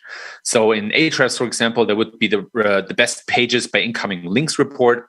An important piece here is that you clean up your export. So you get a raw export by page, and then you remove any link that is not to an HTML page. So remove image links and all the other kind of stuff, JavaScript links, meta redirects, wherever else you find. And then you want to remove non-200 status code URLs. So in other words, remove all the 404s or 400 status codes, 500 status code URLs, redirects. So you really just want to have a clean list of HTML links. The list can get pretty big. So there might be some really large sites that might have to upload that export onto a BigQuery table or do the calculations in R. Next, you want to create a pivot table by URL. So when you create all the backlinks, you want to make sure that you map them to the specific URLs, which should be the case if you export it by page. But in some cases, some tools don't provide that feature. So make sure that you map all links, all backlinks to a URL. Next step, you want to crawl your site, and you want to export all internal links. It can, again, get pretty big, so make sure to remove any non-HTML links, any non-200 status code URLs. And then when you export the internal links, you want to, once again, map these by URL. So in most cases, you have to create a pivot table. As you can see here in my example, I have stuff like crawl depth in there, link score, which is, I wouldn't focus too much on that. But then really important, and this is the most important column, is in links and out links. These are basically internal links to other pages, or incoming links, better said. And then out links are are links on that page that go to other pages on that same website. These are absolutely crucial. Step number 4, you want to bring all of that data together. So by now you should have stuff like the internal links from your crawl. You see that here in these 2 columns. Ideally the link position. And this is what I really like about Screaming Frog, is that it will tell you where that link was found. Was it in the footer, header, in the content, in a site navigation, in something else? And then you want to have your backlinks as well. And when it comes to backlinks, you can either take the number of backlinks or the number of referring domains. I'm typically a bigger fan of the number of the referring domains, also called domain pop or domain popularity, simply because some domains have a lot of backlinks to the same target and it's typically not as useful. So I often use the number of referring domains. And then you basically use VLOOKUPs to bring all of that data to the same table that is sorted by URL. So you want to make sure that you get all these metrics by the URL. And from here, it's actually pretty simple. Now you just have to sort by either in links or out links. And you want to basically look for 2 types of pages, right? There are the hoarders and the wasters. The hoarders have a lot of incoming links, but few outgoing links. Think about the Atlassian category pages that I mentioned earlier. And on the other hand, you have the wasters that have few incoming links and many outgoing links. And so you want to look for these 2 types of pages, and of course, roll out changes to each of the pages, right? So if you have a lot of incoming links, few outgoing links, add more outgoing links to the wasters, right? So these 2 page types play together. So by reducing the number of incoming links, or better said, by increasing the number of outgoing links on the hoarders, you get automatically more incoming links to the wasters. And by reducing the number of outgoing links on the wasters, you get fewer incoming links on the hoarders. I hope that makes sense. I'll create a nice diagram and bring the concept across a little bit. But that's kind of the best way to optimize internal linking for most pages. Optionally, you can export your keyword ranks by URL and then see, for example, if URLs that rank worse for their main target keyword get a low amount of incoming links or get a low amount of backlinks. That will also help you as another filter or another layer or another dimension to look through to make some more calls on your internal link structure. Now, I already mentioned that it depends a little bit on your site. I mean, the optimal internal link structure depends a little bit on the type of site.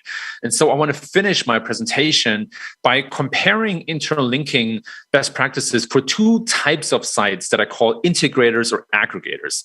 Now, I didn't invent these terms. These are common terms for technology businesses. I'm going to explain a little bit what they mean and how they impact internal link structure. So, look at this graph. This is a crawl from Screaming Frog. It shows kind of the internal link graph for a site. And now compare that with this graph. You probably notice that they're significantly different. When we put them next to each other, it will make even more sense. So we have 2 sites here, Amazon and Atlassian. And they work in fundamentally different ways. You can already tell by the internal link structure. On the left-hand side, you see more islands that have smaller islands around them. And on the right-hand side, everything is a bit more centralized. Everything is a bit more centered around kind of the middle. And that is intentional.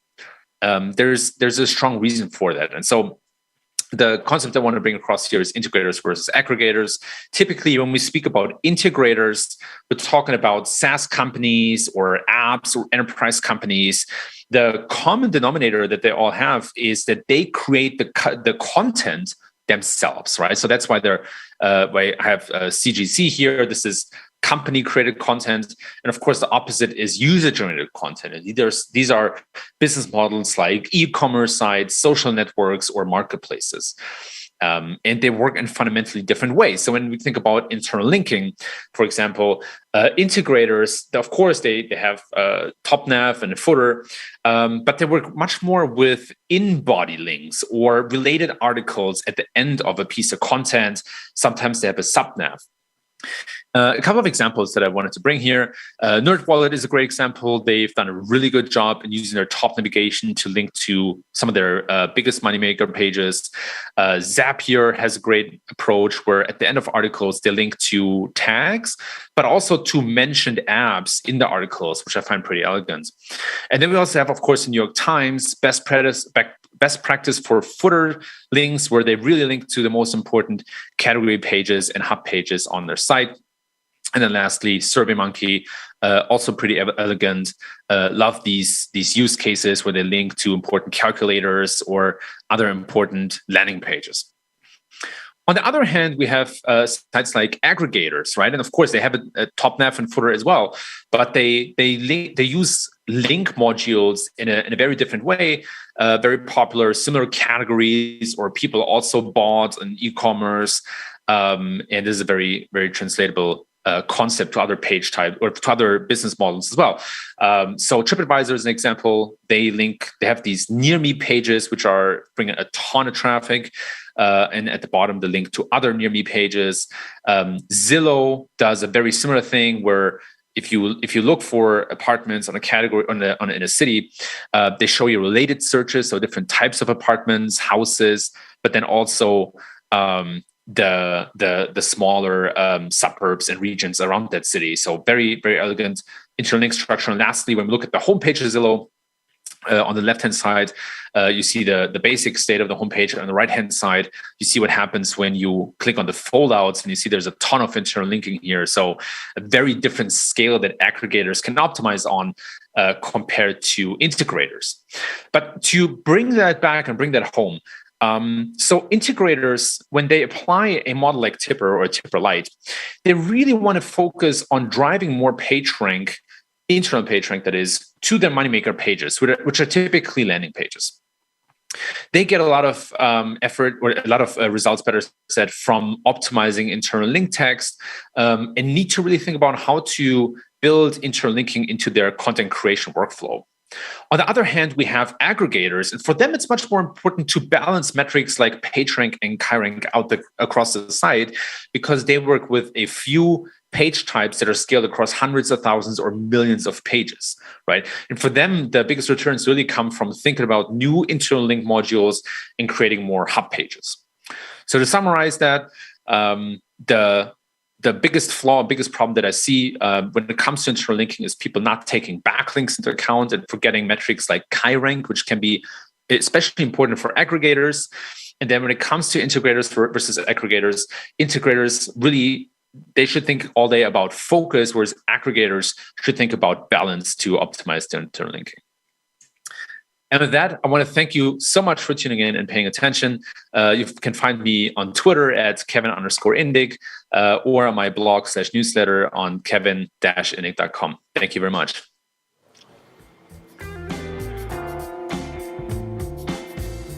Thank you, Kevin. And as Santi mentioned earlier, internal linking is something that's extremely important to me. It was preached to me by my mentors, and it's actually something that I've been preaching to my team, whether it was at my last publisher or the current one. So we wanted to start off with some questions. In your first days as an SEO, what would you have wanted to know about internal link optimization? That's a fantastic question. I think the biggest point really is that different types of sites have to approach internal linking in different ways, right? I spoke about integrators versus aggregators, and so just understanding the difference and not trying to solve similar problems with different methods is something that I wish I had known earlier. That I had to find out the painful way. Yeah, The painful way sometimes is not the most fun way to find about things, but you definitely learn it and then you take it forward from there. Thanks again, Kevin, for your talk. And just a couple more questions. I think this is really relevant to the topic. How do you think, CMS technology influences internal link optimization, for better or for worse? What's your take on that? It's a great question. Picking a CMS is one of the biggest decisions that a business, in my mind, can make when SEO is important to them. And so, of course, CMSs might impact internal linking. And there are pros and cons. For small businesses, for example, picking the right CMS can resolve a lot of things and can bring a lot of results out of the box. Whereas for a large business that scales, most of the time they build their own CMS or they heavily customize them. And that can bring pros and cons with them as well. So at G2, for example, where I worked before Shopify, it was a kind of a custom setup or a custom stack. And the internal link graph was much more like a hashtag structure, where at Atlassian, we had a third-party CMS that also worked well, but it was a much more hierarchical structure. So long story short, CMS makes a big difference, and you want to be very mindful, and it's a decision that you want to make very, very slowly instead of fast. And a lot of times, Kevin, when we think about internal linking and the building of it, we think about it with established websites, right? We think about it in the established space, whether e-commerce or news. What would you prioritize when working on internal linking when you're actually building a new site? Yeah, it's such a great question, because I think the common model for that is to say, okay, we have a homepage, we have category pages, we have product pages. And I actually want to flip that on the head. I actually want to think about internal linking for a news site in terms of what are the most important pages that really make the money, that compete for the most difficult keywords out there, that need the most internal page rank and that need the most backlinks, and everything should kind of funnel up to these pages. So if I could start from scratch, I would really think about the moneymaker pages. Okay, perfect. Well, thank you very much, Kevin, on LinkedIn. And I found one of your posts that you posted earlier today, and I was like, this guy just keeps on giving information.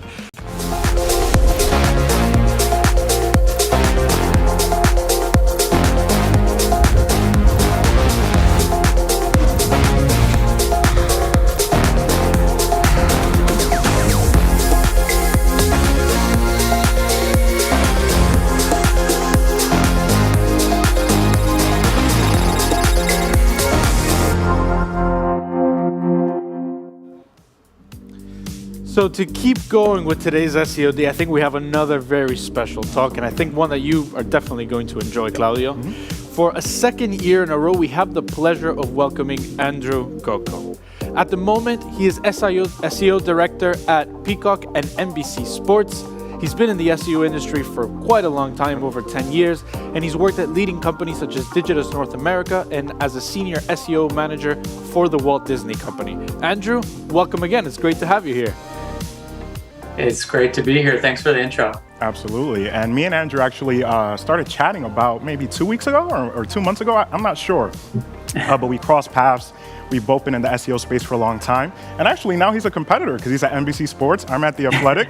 So we're going to be going head to head a lot on some really special events. So today Andrew's going to be talking about the 10 things he wished he knew earlier in his SEO career, which is something that, I could probably sit down and think about as well. You could probably think about it and think about as well. So welcome, Andrew. And, the floor is yours. How does it feel to be part of SEO Day for the second time? It's really exciting. Happy to be here. And yeah, although you mentioned we're competitors, I really value you guys and you chatting with me too. But yeah, I'm excited to be with a group of people that I've looked up to for a while and people that I learned from. So really cool to be here. Great, Andrew. So the floor is yours. Wonderful. Yeah. So thanks for the intro again. Yeah, I'll be talking about 10 things I wish I knew earlier in my SEO career. So yeah, I've been to a few conferences and stuff, and I feel like, sometimes they're very tactical or very nuanced for a specific business. And I think the work that I've been doing recently would probably be talking to a small audience.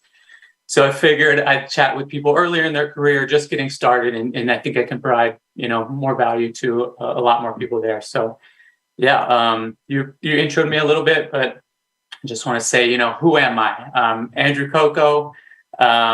sometimes that last name, since this is an international conference, that last name might remind you of an animated movie, or I know we might have some Brazilians in the audience, so you might just be laughing at my last name. I think people that speak Portuguese will understand that joke. But yeah, currently at NBC Universal, I lead the SEO strategy for Peacock and also NBC Sports.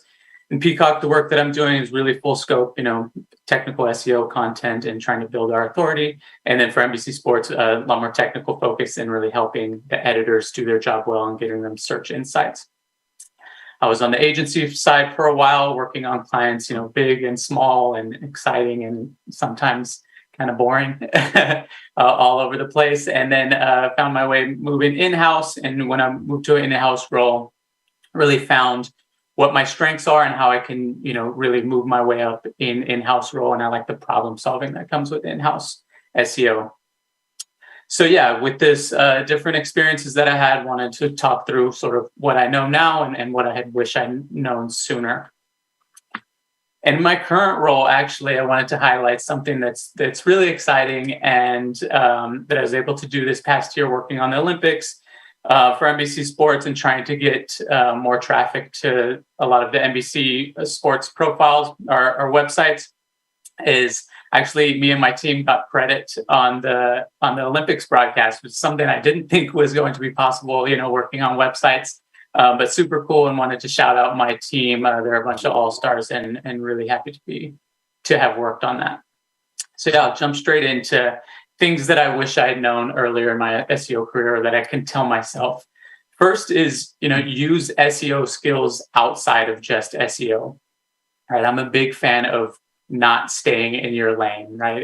And realizing that search data is interesting because it's users actually raising their hand and typing in Google, and we see that insights into what they're searching for, and that data is useful beyond just what is in a traditional SEO job description or what you might be tasked with. So I would tell myself to try to look for opportunities where SEO data or the SEO tools that we use or the SEO skill sets that I have can help cross-functional departments, solve their goals and solve their day-to-day issues and solve their problems. And so plenty of examples, like technical crawlers for QA purposes, or, page speed to help different creative or dev departments. But a few that I've learned and had success with, keyword research to help guide different teams and the keyword research skills that SEO has. So paid search, actually, when I was at Digitas, the role that I was working on was paid search. I realized that I didn't really like paid search, but I realized that SEO skills can be applied there. So, helping paid search teams define what they bid on or be more efficient with how they spend. For e-commerce, product assortment decisions. So using search data, especially when you see like seasonal trends in search, you might see big jumps in certain seasons, but maybe some buying teams need some more data to justify having a product throughout the entirety of a year rather than just the season focus. And then similarly, like product naming decisions. At one of my roles previously, I was luckily able to get enough influence in the organization that the data that provided and the insights that I had from search were able to actually help influence and help guide what we would actually name products. And in the long run, that paid out in SEO efforts because, then we had the product actually name how people search, and we had that title, in the page just automatically. So that helps a bunch. And then there's other reasons why using your skills and then helping other teams outside of SEO is super important. The first is just relationship building, right? It's helping other teams and utilizing your skills to help other teams is a great way to just build relationships with cross-functional teams. And that's super important in SEO. And then going out of your way to do so to help others, right? You shouldn't necessarily use this, like have this mindset going in that you'll get something out of this, but in the long run, usually it pays off. And the benefits will come back to you. And if not, I guess the downside is that you are a good person to other teams, and that's no real downside at all. And another reason this is important is department visibility, right? SEO, unfortunately, is not a channel that's always top of mind or super important across an organization. But getting shout outs from other teams and being involved in larger issues. And so if another team is saying some of the work that they've done and they highlight the SEO team or the SEO tool helped them, that gets more visibility. it gets more importance to SEO, and in the long run, maybe more buy-in or makes that buy-in a little bit easier. Another is teach partners how to fish, right? I think this is super important. And in other words, it's just like getting others to do SEO for you, right? And helping them, enabling them to do things that can help SEO if their role can directly or indirectly impact organic search or organic performance or how the website performs. So a few ways to do this. One is like thoroughly answer questions and educate people as often as you can, again, especially if their role can impact SEO in some way. And so be ready to answer questions, to educate those around you, to help vet ideas, and go above and beyond to do so. And then also very important when doing so is like in a respectful manner always, but point to existing documentation and reinforce that there's existing documentation when that exists. Another important piece about teaching cross-functional partners how to fish and how to be successful in their role that might impact SEO is to not reject bad ideas outright, right? Don't lead with no, and instead try to understand the real ask or the intention behind their proposed solution or the proposed fix, and find a collaborative way to be involved there. And I think these things, early in my career, I wasn't so great at understanding that this was part of SEO. I think I thought like these asks or helping other teams was pulling me away from my day-to-day work. But I think slowly over time, I realized like that is a huge aspect of my job, is like helping others and educating those around me. Another important lesson that I wish I'd known earlier is that SEO is just a small piece of a much larger puzzle, right? So things like understanding legal hurdles or profit margins, supply issues for companies, or how SEO fits in with overall marketing channels and how other channels can drive search engine interest for what we'll be optimizing for. And so concept that I like to use and that a professor in college actually taught me is having nodding knowledge of something. So just like being able to nod along and having enough insight or knowledge of other teams' workflows and all these different aspects of a business to just keep a conversation going and then have a seat at a table with teams that may not be directly in SEO, but it's important to have this larger knowledge set to give better and more well thought out SEO recommendations. So I can think of an example in the past of where at an e-commerce company that I worked at, I saw this huge opportunity in search and for a product that we had on the site. And I thought, put in a bunch of work and finding how we can grow this and, how we can build a section of the site for this types of products. And then when I delivered it, I had more an eye-opening experience where I learned that, the margins on this product were so low, and that's why we hadn't grown there. And so to do so wouldn't have really made sense because the margins are so low, and against other priorities, it just didn't make sense, right? So having that larger context of how things work overall just gives you a better insight into providing more actionable and truly valuable SEO recommendations. Another thing I wish I knew is that, the fundamentals work, right? And they may not be the most exciting, shiny new objects or cool new case studies and stuff. Those are fun, but they don't always fit into an SEO strategy, and maybe they're expensive or there's a number of reasons why they may not fit for a certain site. The simple stuff, titles, descriptions, H1s, internal links. Kevin just gave a great talk on internal links, but getting these simple things right, or these seemingly simple things right, is not always exciting, but doing them at scale for me is now super, super exciting, right? And so chasing the more complex or the more advanced things also might not pan out or be as successful or be a wasted effort if you don't have this strong foundational stuff in a great place. And I'd also tell myself that, it's true for tools as well. Right. So I have some tools listed here like Excel and Screaming Frog, and, understanding how advanced you can get with some of the configurations on Screaming Frog or the data nuances in Search Console, those types of things. Becoming an expert at these foundational tools, I would tell myself, to waste less time learning this cool new exciting tool that, is going to change throughout the years, and focus on these. And then I guess you also learn which of the new tools or proposed tools that come to you or that you learn about are truly adding value, or they're just, a reskin version of what you can automate with existing tools or cheaper tools. And then another important piece about fundamentals, right? So the fundamentals are usually consistent across site. They're going to work across all sites. But the bigger things, or for other things, what you see worked for another site may not work for yours, right? So the newest case study or anecdotal win that you see from an SEO or an SEO agency might look exciting, but I would tell myself to be careful how much you invest in trying to replicate that success, because I've done that in my past, and it didn't pan out as cool as what I've seen in the case study I was trying to follow. Another tough pill to swallow is that nobody cares about SEO. That's not true for us. We're all here at a conference called SEOday, and probably a lot of us have SEO in our job title or job description. But this isn't necessarily a bad thing, right? So try to use this to my advantage and try to understand the motivations or what really clicks for cross-functional partners or who you're reporting to. So one of the things that I tried to think about or would tell myself in the past is report on what your boss reports on and what your boss needs to show success on. So for most people, the most important thing is going to be, revenue and traffic.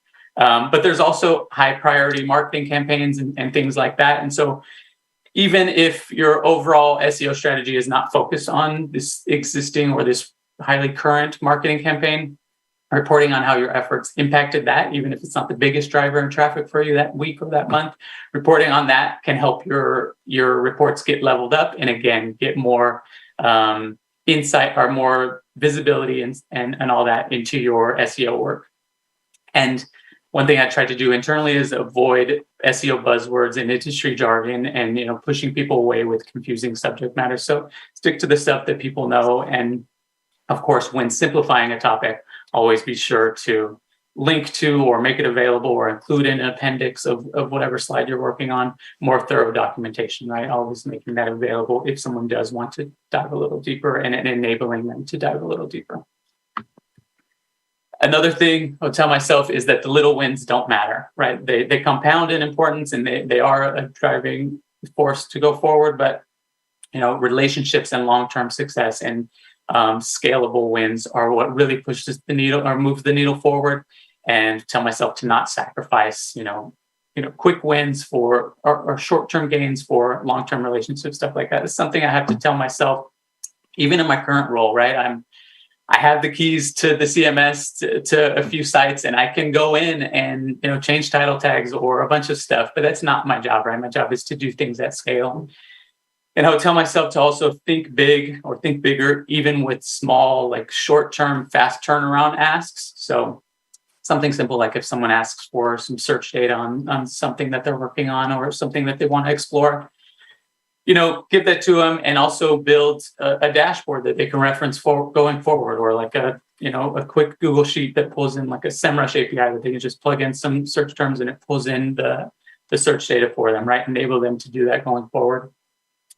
And then also would have myself be able to identify, small opportunities versus very large opportunities and not allow those more trivial things to get in the way of high impact or super important long-term optimizations. I guess similarly to that is like understanding that not everything will be perfect, and it doesn't need to be, right? There are no perfect websites out there. The easy part is like identifying what is wrong with the website. I can't tell you how many countless emails I get or LinkedIn messages saying, hey, our tool can fix this thing you have on your website. And it's like I know about that, right? But it's not in my priority list. So like understanding that the important piece is prioritizing and finding true long-term fixes that are going to lead to increased traffic and increased revenue and a better user experience on the site. And I tell myself, that there are multiple correct answers or multiple ways to solve a problem. And I don't need to necessarily win that, right? And it doesn't need to be my way. The important piece is that working collaboratively with other teams and getting things across the finish line is way more important than like my way of this problem getting fixed or this SEO solution going into production. And I guess similarly in that not every website will be perfect is, I would tell myself to forget the SEO checklists and the audit tools and that type of stuff. There will be plenty of flags on different audits, or different SEO reporting tools will tell you things are errors and stuff, and that's not always gospel, right? Like, not all SEO work is a top priority, and not all things need to be fixed. So these 200-point audits and stuff that I've done in the past, or that I've seen still get delivered, are not always super important. And don't do SEO tasks just for the sake of doing them, and just for the sake of getting the green status on everything, or okay status, like thumbs up, whatever your SEO tool is reporting. Stick to the big fixes and the big wins that'll truly push the business forward, truly add value to the end user. Those are the important pieces. And I would also tell myself to, look at the search results for your top keywords. I mean, as much as you can, but definitely for your top keywords, search regularly for your top terms, get into the search results, like ranking metrics and SERP feature reports and share of voice metrics. All of these are really great. Plenty of tools provide these, really great at understanding the search landscape at scale. But nothing for me beats, going into search regularly and seeing how the landscape changes, how competitors are moving, what new features are coming and going. This is definitely not scalable, but it's super important to do over time. Or, Barry was on this call earlier. Or you can follow Barry, and he'll let you know what was new and what wasn't, and a good way to stay up to date with how search is changing and all the new features there. And then finally, I would tell myself to become a subject matter expert, right? And allow myself to become a subject matter expert and really take ownership of that internally first, but externally, if that matters. I know on the agency side as well, that's super important to, publicly display the subject matter expert that you or that your agency has, and taking ownership of that, like recognizing that you have SEO in your job title, or you have SEO in your job description, and your colleagues don't necessarily, right? And they lean on you for that expertise. And so that's something that I maybe didn't have the confidence to, or maybe wasn't enabled to earlier in my career, but I wish I had. Because it's on me as the SEO or as the person that's tasked with this, to have that answer, to be available to find that answer, and carve out time in my day to find that answer, or to plan or make a plan on how to test to get that answer. And then another big piece of that is like giving internal presentations and trainings, and that helps you sharpen your SEO skills. And it goes back to some of the things I mentioned earlier, right? Is teaching partners how to fish, and relationship building and visibility for your department, right? That's all super important. And then I think the last piece is networking and learning from others. And I've learned so much from like plenty of people on this presentation with me. But also just plenty of people that are nice enough to make their work public. And then I have my subject matter expert here. I didn't mention them in the call, but I'll call myself a meme expert. I'm nowhere on the level that Izzy is, but I'll throw my hat in the ring. I hope you guys enjoyed my memes. So yeah, that's the things that I wish I knew earlier in my career.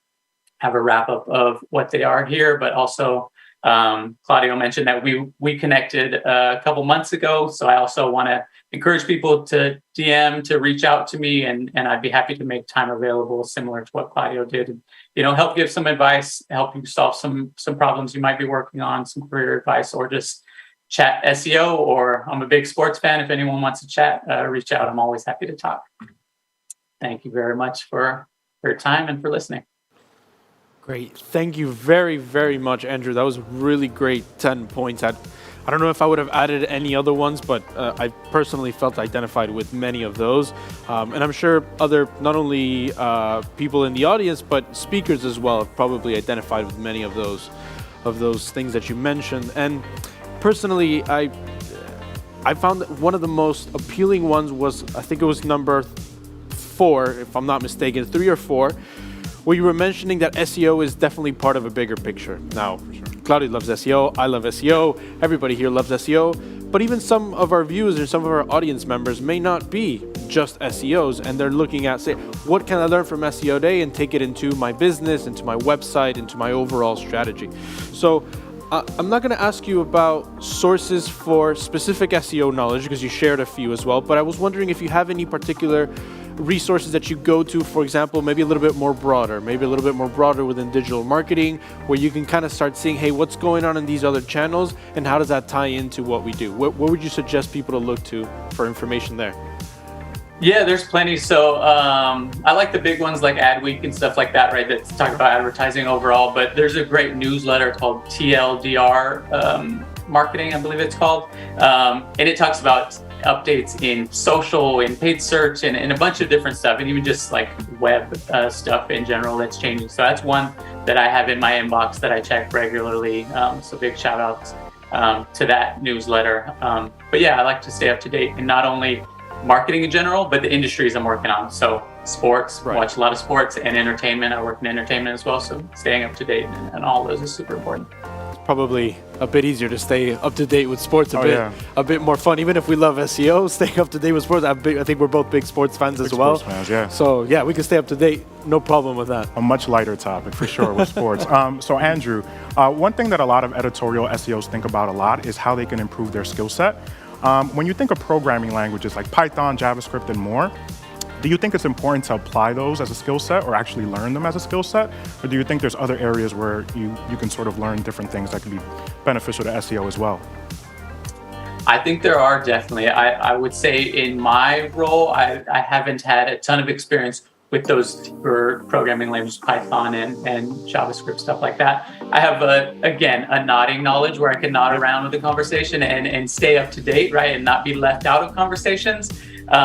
But I would say that I don't know if it's truly a programming language, but like HTML, I consider myself great in HTML. Was in the early days of like MySpace and getting in and updating my profile as a child, right? And that helped me as the framework of understanding HTML, and I use that in my day-to-day, right? So I think HTML is important, and then depending on your role and what you're tasked with, probably those deeper programming knowledges may or may not be important depending on the tasks you're working on.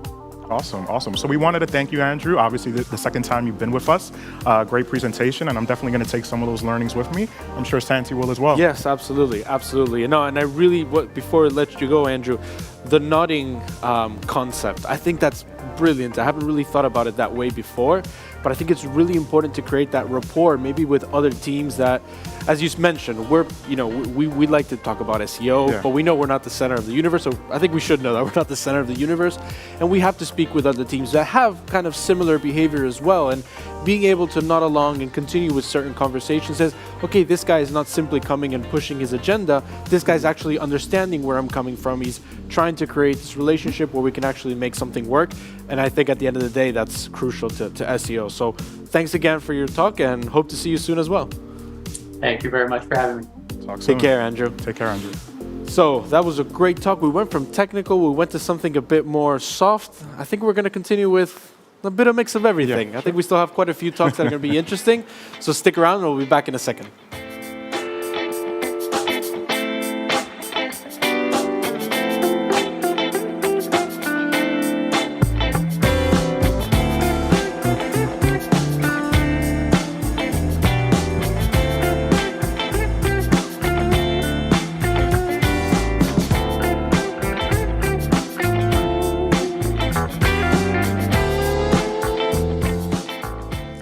Hi again.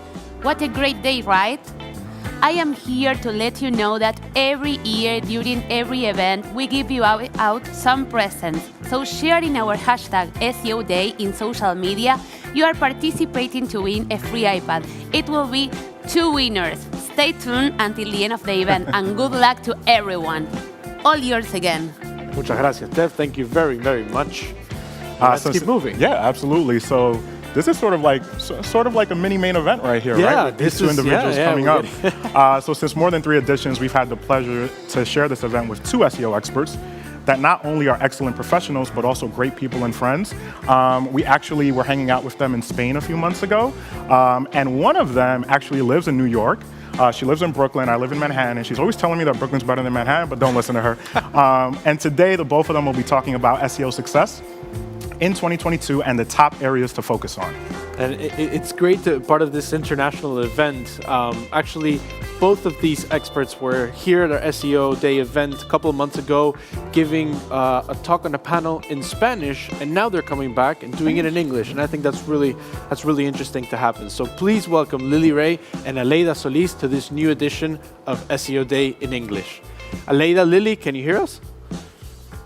Yes. Yes, indeed. How are Hi, you everyone. both? Great to see you guys. Hello. Great Hey, to see you everyone. again. It's great to have you with us. So we don't want to take any more of your time. We just want to sit here and listen. When you guys start talking and we leave off, we get some chairs and we sit here and we just watch you guys speak. So please, the floor is yours and we'll speak in a little bit. Awesome. Thank you very much. Yeah, so we, Aleida and I have been talking about how to approach this discussion, and we kind of just want to keep it casual. I think we talked about having like a little drink. I currently only have water, but Aleida has coffee. I have in my SEO coffee here. Yeah, let's make it this an SEO drinks type of conversation, as if we were in a little bit of a coffee shop, like not one in Amsterdam, just like, but one in, let's say one in Manhattan or in Buenos Aires. But, that would be an amazing one. To have this conversation about the top trends in our industry in a very laid back type of conversation, right, Lily? Yes, that sounds perfect. And we have a few different overarching topics that we want to discuss today. So maybe we'll dive right in. How's that sound? Let's go. So if you want, let's start with the fundamentals, right? Because even if a lot of the conversations going on, and of course they are important about the updates, whether core updates, product reviews, visual search features, etc. Like there's this fundamental base that we all need to handle first and foremost before moving on to all the more sophisticated type of areas, which are pretty much crawlability, indexability, content relevance, right? Like the fundamentals, the pillars of SEO that have been there like already for a while.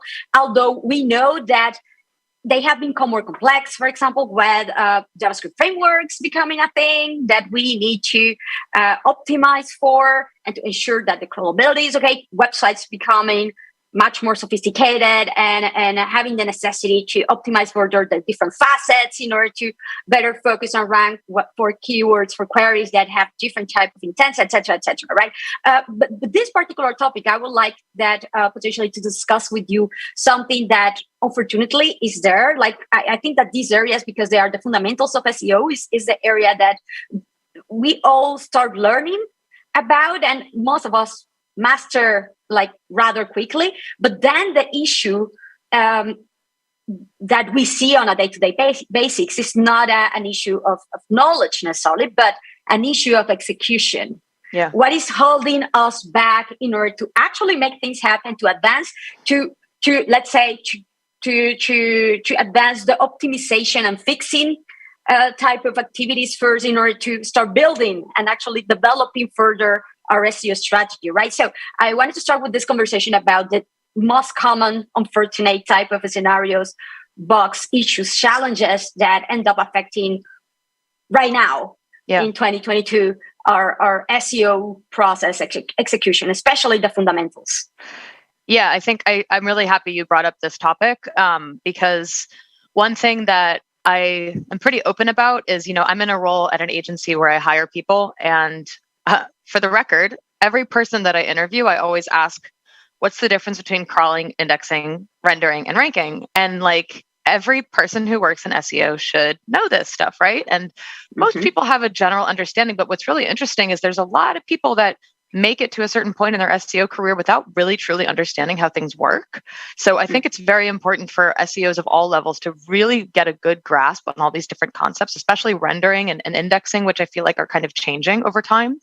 And I also think it's worth noting that there seems to be, I don't know that Google's officially confirmed this. I kind of have heard them suggest as much, but in the past like 6 months, there's a lot of discussion about the indexing process having changed. And it seems like the criteria for indexing has gotten more strict over the past few months. I don't know if you've seen this as well, Aleida, but like we have a lot of clients here where, the client says the content's good. We look at it's decent, but it's just not getting indexed. So, and Google has been asked this question many times in the past few months. They're basically saying like, yeah, like, I think just a couple of days ago in Spain, Gary was like, we're dealing with way too much competition, way too many URLs. The competition's getting higher. We can't store all this content.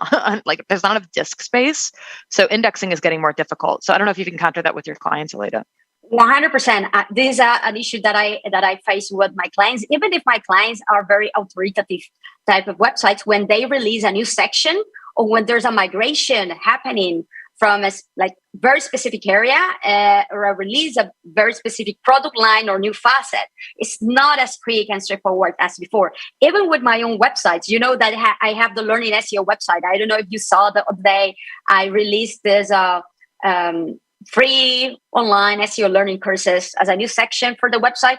And actually, I took it as a case study for the freelance coalition that I am tutoring. It hasn't been indexed yet. Oh my God, I have been sharing in social. I have been linking from other websites. I have been tweaking the content to make it more unique, comprehensive, specific. Nothing yet. Wow. Before when I did this, it happened literally after a few hours. Wow. And very similar pages. So there's certainly something happened. What it took my attention from the answer from Gary last week, though, is that he totally mentioned about the need to focus on authority. Yeah, absolutely. In order to incentivize this indexing process by them, indeed. Yeah, and he also mentioned, like, somebody asked, what should I do in the situation like the one you're describing where the thing is not getting indexed? And I also think it's very interesting and worth noting that you sharing something on social, like you as a person with many, many followers, generally speaking, in my experience, that's led to, like you said, almost instant indexation, and in some cases like ranking and discover and all these different things. But if your content after you share it is not being indexed, that to me sounds like there's been a really big change at Google. 100%. And it's not a crawlability, not rendered issue, by the way. I troubleshoot it, Google Search Console, everything is fine, etc. So it's a matter of them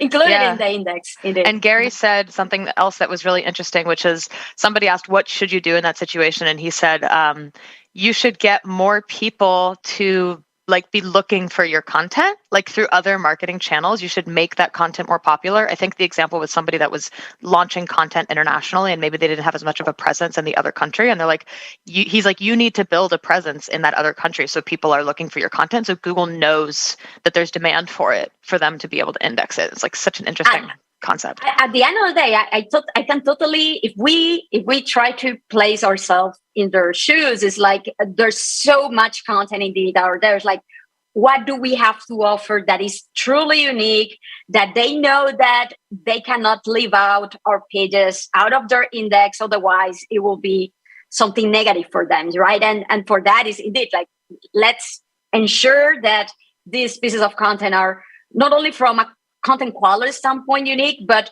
this popularity and authority signals that they need, and they will be taking more and more into consideration, it seems, right? Yeah. Now to even consider them, not only to rank them, to even consider them to go into their index. Yeah. Yeah. And I don't know about you, but crawled but not indexed and discovered but not indexed, those coverage reports in Search Console are generally speaking the first place where I start a lot of my audits, especially for larger sites. So I've run into many different examples in the past couple of years where these sites have used this approach of generating thousands or millions of pages. In many cases, it's city or state pages or a templated version of a page that gets duplicated many, many times. And if you go into the coverage report, you'll see that most of that stuff is not being indexed. And the client's, it's unique, it's different. It's not really. And that's a pattern that I'm seeing really frequently. So one thing that I would recommend for people is to, before you index everything, before you try to get everything indexed, think really carefully about what you want Google to consider. Because when you put yourself in a situation where there's millions of URLs that are crawled but not indexed, there's a very good chance that Google's going to basically slow down its crawl rate of the pages that actually matter on your site. So I don't know about you, Aleda, but that's something I've run into a lot recently. It's sad, but I work with a lot of e-commerce marketplaces. If you see this type of website, they end up featuring or having way many more URLs that are left out of the index, like this, then those are actually indexed. With SaaS, these are another type of clients that I tend to work with a lot. Is different because like the number of URLs are like much more smaller, right? But for bigger websites that handle products with very dynamic inventory, I imagine that in your case that you work a lot with publications too will be the same. You need to really be careful to ensure that those areas and type of pages that actually matter, well, you really need to take care of them, to differentiate them, to make them unique, internal linking, promotional actions to ensure that the right signals are all aligned, to ensure that Google take these pages into consideration for sure. That's 100%. Yeah, exactly. It's definitely a big issue with publisher sites as well, because we work with clients who have been publishing content for 15 years or 20 years, and it's important to like structure your site in such a way, like you just said, that you're showing Google which pages are the most important to crawl, and you're kind of letting the older stuff or the things that's not adding value for your site anymore kind of like fall off a little bit, because you only have so much crawl budget to work with. So you can't expect everything on your site to be crawled. And if you're seeing a lot of the older content, maybe it's not as good, like not being indexed, you should maybe think about a strategy where Google isn't spending its time crawling the content that's not adding value for searchers. Like, I think that the beauty is now we have the URL inspect API to use, let's say, to double check, to validate quite easily and overlay and blend that data with one of our own crawling simulations with the SEO crawlers. I really like Content King, especially when working with highly dynamic websites, because not only for errors to be alerted, but in order to ensure that, when a page is published, like it is featuring everything necessary that has been specified, from structured data, metadata, internal links, how many internal links, all of this information that you tend to get with an SEO crawler is amazing. How Content King, which is, I will say, is like the tool that I am like really in love lately, much more because of how fast it gives me this information in order to stay on top. It will be amazing with the URL inspect tool, that there shouldn't be such a little restriction in terms of capacity to give you data per day, because the limitation, right? Not a lot, and so I think that tool is such a game changer. And to your point, I think it's 2,000 URLs per property per day, but like. Yeah, that's another example of like why setting up subfolders in Search Console is a very effective tool, just to be able to 100%. Access that index coverage report at scale. 100%. Okay, to move on with the next area, right? Like once that we have the basics, the fundamentals, and the understanding of it, and also to stay on top of whatever can go wrong. So like recurrent crawls and tools like Little Warden or SEO and Content King are highly recommended. The next, let's say, layer of the pie here will be to ensure that our content, even more than before, is authoritative, trustworthy, and expert focused, right? Or expert driven, right? And I have to say something as someone who actually works with real experts in certain areas and fields. And then also I own a couple of websites that have some affiliate in them too. Oh my God, it's hard. It's hard not only when you are an affiliate, because I guess that a lot of these products reviews that Google has also released that go in hand on showing real authenticity of experience and that the review is also trustworthy and the content is high quality, not only for me as an affiliate, but also for the real expert. This is a conversation we were having a few days ago too in La Manga about him, the person that I work with, being a real fitness expert. That this is the client that I have. And he's really well known, has millions of followers, etc. It's hard to ensure that all of the presence, all of the content actually is very well aligned with this best practices and signals that we know that Google takes care into consideration, because there's so much content that this person is publishing every single time and historical data. So it's a lot of work, right? I would like that if you can cover this, Lily, because I know that you are very focused in this area too. Yeah, absolutely. I mean, I think I've just gave several talks about the E component of EAT, so expertise, and how a lot of like niche, like bloggers or people that run websites who happen to be experts in their respective areas. So I gave some examples about like a beekeeper or somebody that works in like home contracting. Like they actually have that job, but they either run a site or they're involved in the content production process for the site. So I think this is something that my team and I have been trying to do more of, where it's like, generally speaking, you know, as an SEO agency, we work with the SEO team, or we work with the content marketing team, or the internal marketing teams with the companies that we work with. What we're trying to do more of is say, can we have a conversation with the actual expert that works at the company? Can we send them like a questionnaire about all these things that we would need to know for our blog or our article to be more focused on actual expert information? Can they collaborate with us, or better yet, can they like help us write the article so we can use their name and kind of like tie that back to maybe a bio page or any type of page that they have talking about that expert at the company. So the more that we do that, the more that we found that, you know, Google is rewarding content that is either legitimately coming from experts or it's kind of reviewed by experts, because they can go through it line by line and say, that's not true, that is true. And I really think that's what Google's looking for. But to your point, Aleda, about like the fitness example or the health example, one big risk with this strategy is that if you work with a client who, for better or for worse, contradicts what Google's looking for in terms of medical consensus, historical consensus, scientific consensus, like we've worked with a lot of natural wellness publications. The unfortunate reality for these types of sites is that there is like some general truth that Google's looking for on certain topics. You know, that's very clear in their quality guidelines, very controversial, but like there are certain opinions in certain areas where Google probably won't rank you if you have that type of content. So if you are publishing content on health and wellness and how to treat cancer or any of these things, like you have to be really careful that you're basically reflecting what the authorities are saying. This is interesting, and it seems like it is logical, but you can see it on the other way around, right? Because I was actually talking about this with the head of content of this website, and she was telling me, look, I'm okay trying to leak out, for example, to more publication, like reliable fitness health magazines that have covered something what this influencer has said, but I need to verify first that the quotes, etc., are the correct ones. Funnily enough, because this person, he comes up with new stuff. Yeah. He's a leader in his sector, so sometimes there is not even anybody to link out to or to refer to.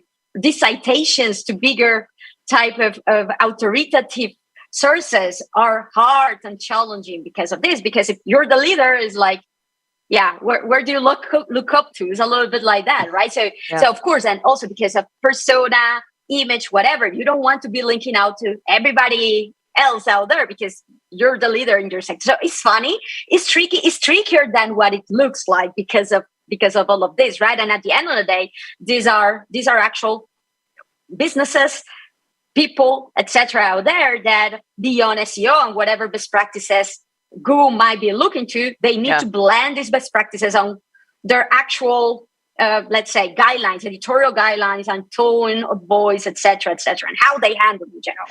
Yeah, it's really challenging in these types of situations. You know, we've worked with a number of clients where they didn't realize that the content that they were publishing for many years would get them in trouble, like with Google's algorithms. And we see that they completely drop off during a core update.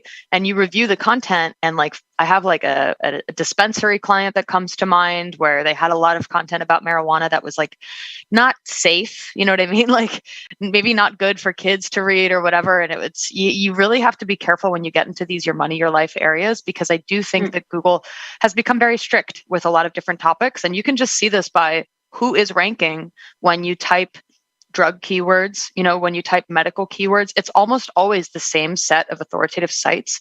So for better or for worse, like if you want your content to rank in those areas, you should probably review what those authorities are saying and link to them, or, you know, like it's just very hard to contradict. I hate giving this type of advice because it's like, I don't want to tell people how to run their business, but from an SEO perspective, this is actually a really big way that I think Google's changed in the last few years. Yeah, interesting. And let's argue about something also that I saw the other day over Twitter. about, oh, like, let's not go crazy about this because it's very your money or your life focus right now. And then the product reviews is also very product reviews oriented because there is this obvious type of manipulation that have been going on already for a while in this sector, right? That are very risky. However, I think that it is reasonable to say that at some point, if things go as Google expect in these areas, it's only reasonable that they will apply this similar type of filters to other areas and sectors too, because what Google wants is to ensure quality. Of course, here's the problem, like supply and demand, right? There's not so much quality supply in these areas, and they start applying certain filters, and there won't be any websites to rank well. Yeah. but if these are competitive sectors, money-making sectors anyway, when there's like already a wealth of I would say, web ecosystem going on, Google can very well say, you know what, I want to make only like those really authoritative websites to rank better. I will start also releasing this type of principles to everything else. So, and at the end of the day, it's also these are things that are aligned to good, let's say, like better experience from a user standpoint. In any case, the content to be more comprehensive, to be like more trustworthy. At the end of the day, is something that will never hurt to add to any content, right? Yeah, I think what happened with the product reviews update is not getting enough attention from the SEO space, and that's obvious because, first of all, it only launched, I think, in the US, but they were clear that it only launched for English-speaking content. So it hasn't necessarily rolled out around the world yet. But there's a lot that happened in that update that, to your point, I think speaks volumes about what Google is trying to do. And I also think the news surrounding the product review update is relevant. So I wrote an article about this, but basically, for the past year or so, there's been a variety of different examples where the mainstream media has called out Google for having really bad affiliate content that ranks in top results for transactional keywords. So like, I think it was like The Atlantic and a couple other big publications that were saying like, when I search for shoes on Google, I can never find what I'm looking for because it's either like, it's just people that are writing these articles where like, there's not a lot of evidence that they actually spent time doing like reviewing the shoes or wearing the shoes or whatever. And then I went and met with a journalist who I talked to about this. She's not necessarily like an SEO expert, but she was like, you SEO people are ruining everything because like all these journalists are now going and writing these product review articles and all these sites are publishing these affiliate like sections and product review sections, but it's clear that people are not spending any time with the products. And in fact, apparently a lot of these journalists are going on Amazon, seeing what's trending, and then writing product review updates depending on what's trending because that'll bring them the highest affiliate revenues. And it's like, no wonder Google is cracking down on this, right? So I think that's important to keep an eye on. I also think it's important what Google's doing algorithmically with these updates because I think they're trying to algorithmically identify who has spent time with the products compared to who's just writing what everybody else wrote online. And if they're able to do that, they can extend that to a lot more content. And there's a lot of big implications there. Yeah, 100%. It's funny that it's a journalist who has said this when the first websites developing affiliate subdomains for whatever were publications as a way to build their stream, right? It's funny, definitely. I remember a few years ago, I was participating as a speaker in an event organized by Amazon. 2 publications focus on affiliates, right? So yes, they are trying to help big websites to earn more money in some ways, but of course, like you can do it well, or you can do it in a less sophisticated, not so highly qualitative way, right? So yeah, there's definitely that. But in any case, I have to say something too regarding to this shift also of visibility that Google has had with affiliate websites. Literally, I remember if you went to the SERPs like 5 years ago or so, and you search for, I don't know, Nike shoes, something like that, right? Like half of the results is true that were of comparisons, aggregators, review sites or listings or whatever. There were also category pages. Yeah. And even product pages if you also look for a model, something more specific.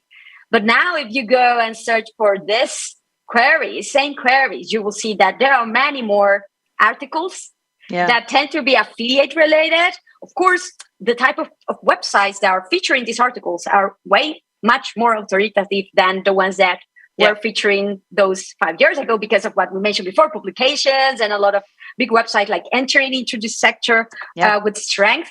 So at the end of the day, it's maybe like, maybe like content comprehensiveness in like the way that they give to certain factors related to the content. And of course, there's machine learning going on. It's obviously that people will click on this type of results rather than specific websites categories. There's a reason why these pages are there, but yes, they have been the ones also incentivizing a little bit this wave of websites at the end of the day too, because of this. Yeah, and like the last kind of point I'll make on this that I think is really interesting to the point you just raised is that like with this recent core update, the May 2022 core update, it's been, I try to analyze core updates as much as I can. But one thing that I thought was really interesting about this update was that it looked like a lot of transactional keywords were affected in terms of like the volatility that we saw. And what was interesting was there were sites like Forbes and US News that have like not necessarily product review content, but just like these like overviews of everything you need to know about the product and like all these different modules that are like kind of objective, like an objective review of what you need to know about like insurance products, for example. And that started to rank really, really high for like insurance queries. And this is the first time we have some clients in the insurance space. This is the first time where we're seeing that type of content rank better. And it's different depending on the exact type of insurance product that you search for or the exact type of product that you're searching for. So I think this core update, Google got a lot more sophisticated about understanding intent on the individual keyword level. So, if you type men's basketball shoes or men's running shoes, you might see a different set of 8 transactional results and 2 product review results. And for this one, maybe you see 6 product review results and 4 transactional results, but it depends. That like allocation of the types of results you're seeing completely depends on the query. So it seems like Google's getting smarter about, we know people that are searching for this type of shoe want this type of content, and it's very, very granular. It's changing a lot.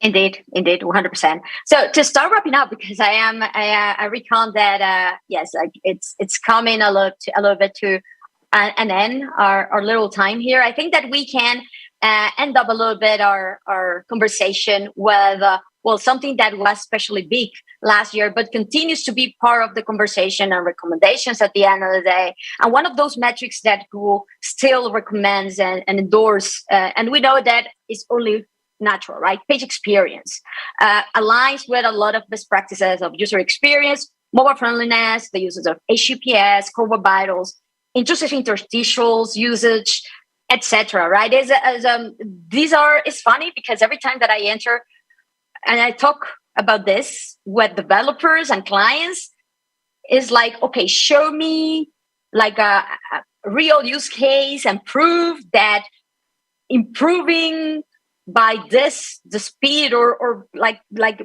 getting the speed under the threshold to make it a good LCP, largest content full page, which is a metric that Google takes into consideration for speed under 2.5 seconds, will be worthy because the rankings will be better. I love the study that Systrix did a while ago.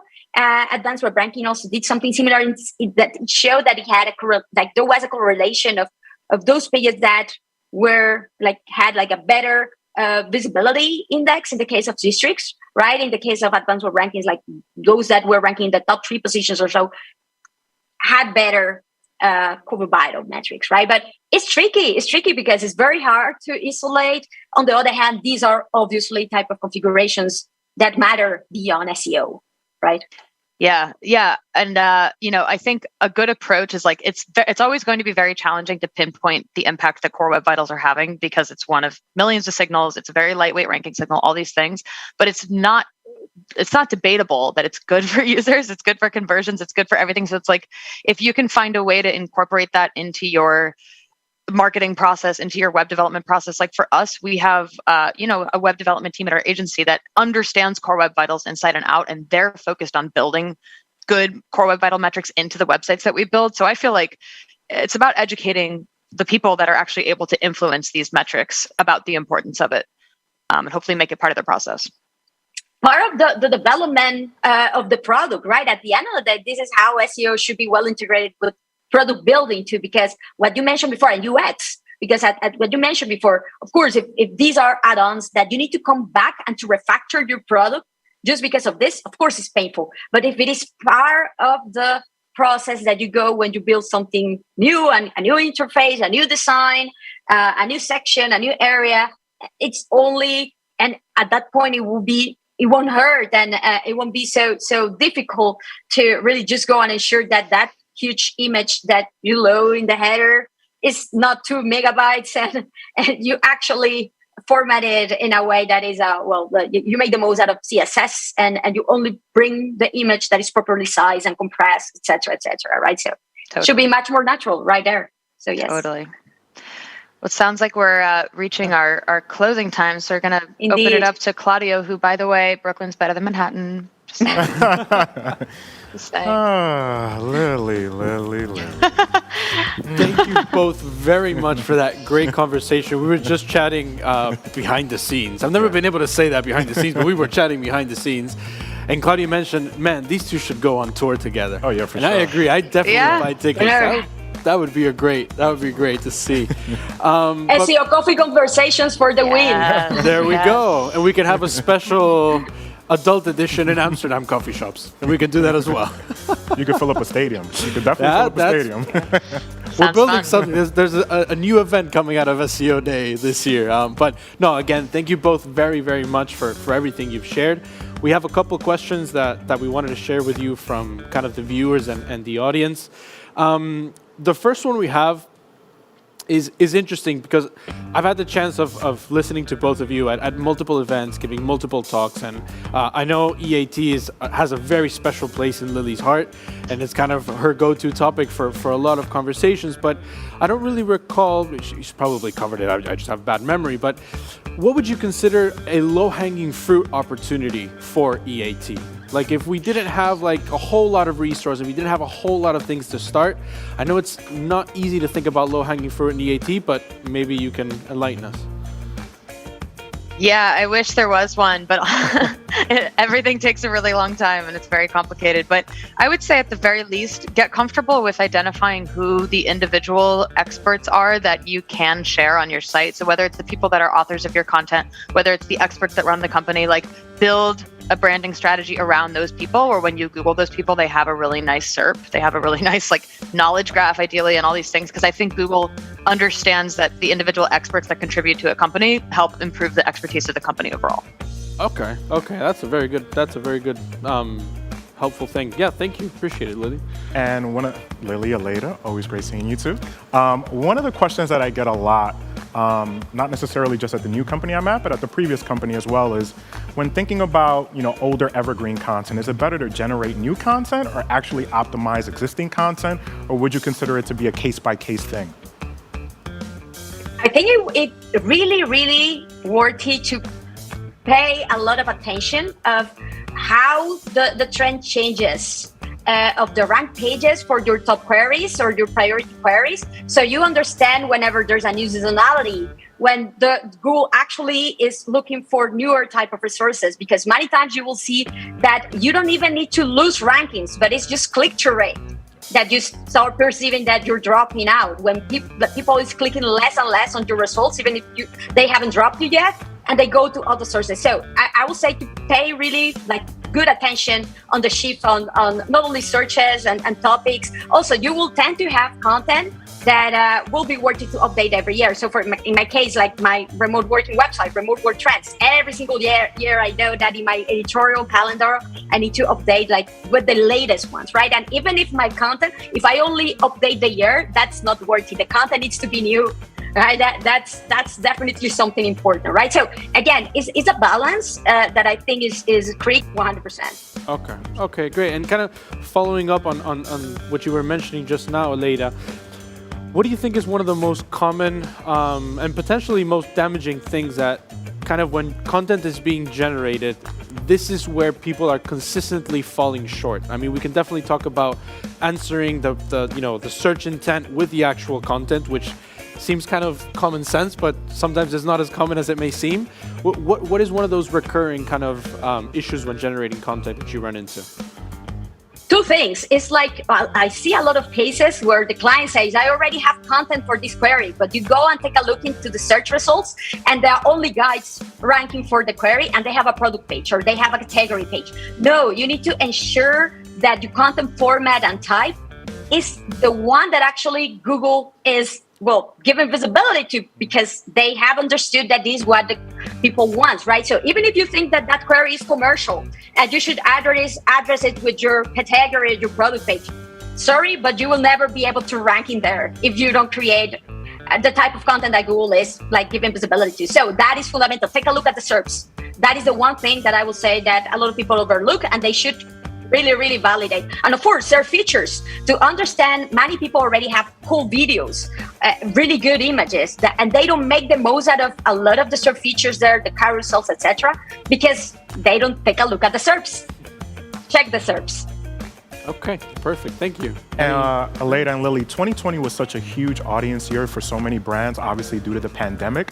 What would you say is the most significant post-COVID impact that you've seen on SEO? Things are declining.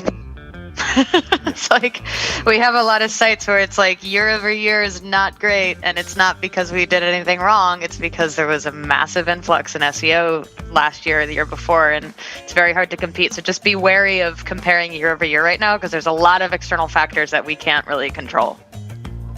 Okay, great. Well, there was an extra question that we got that I was like, well, I don't know if this is relevant or not, but specifically for Lily, do you optimize your DJ playlists for SEO? For SEO, no, but for like effective DJing, absolutely. Yeah. Okay. Great. So thank you both again for participating, for being here, both in Spanish and in English. It's always a pleasure to speak with you and to obviously listen and learn from you. So yeah, have a great rest of your day. And Lily, you owe me dinner in Manhattan. Okay, in Brooklyn. Thank you for the opportunity. Bye, guys. All right. Bye-bye. Bye-bye. Thank you. So yeah, continuing, we have a few more talks. We got a few more hidden gems for you. We'll take a brief break and we'll be right back.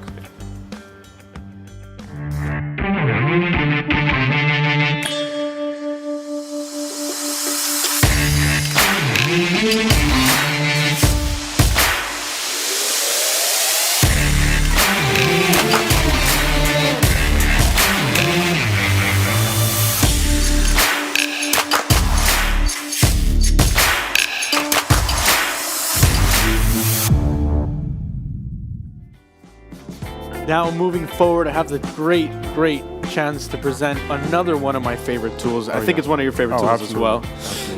And now we're going to present Gerald Murphy, Senior Solution Business Manager at SimilarWeb.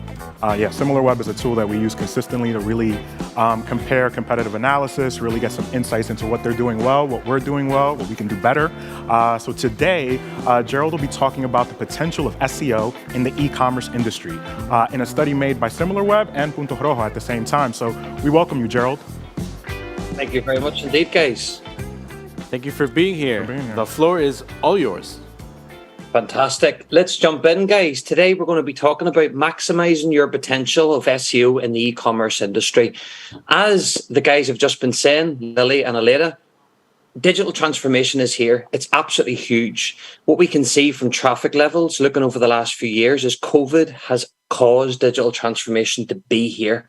And when we're starting to look at traffic metrics, particularly year over year, we need to move away from just looking at a very small set of data.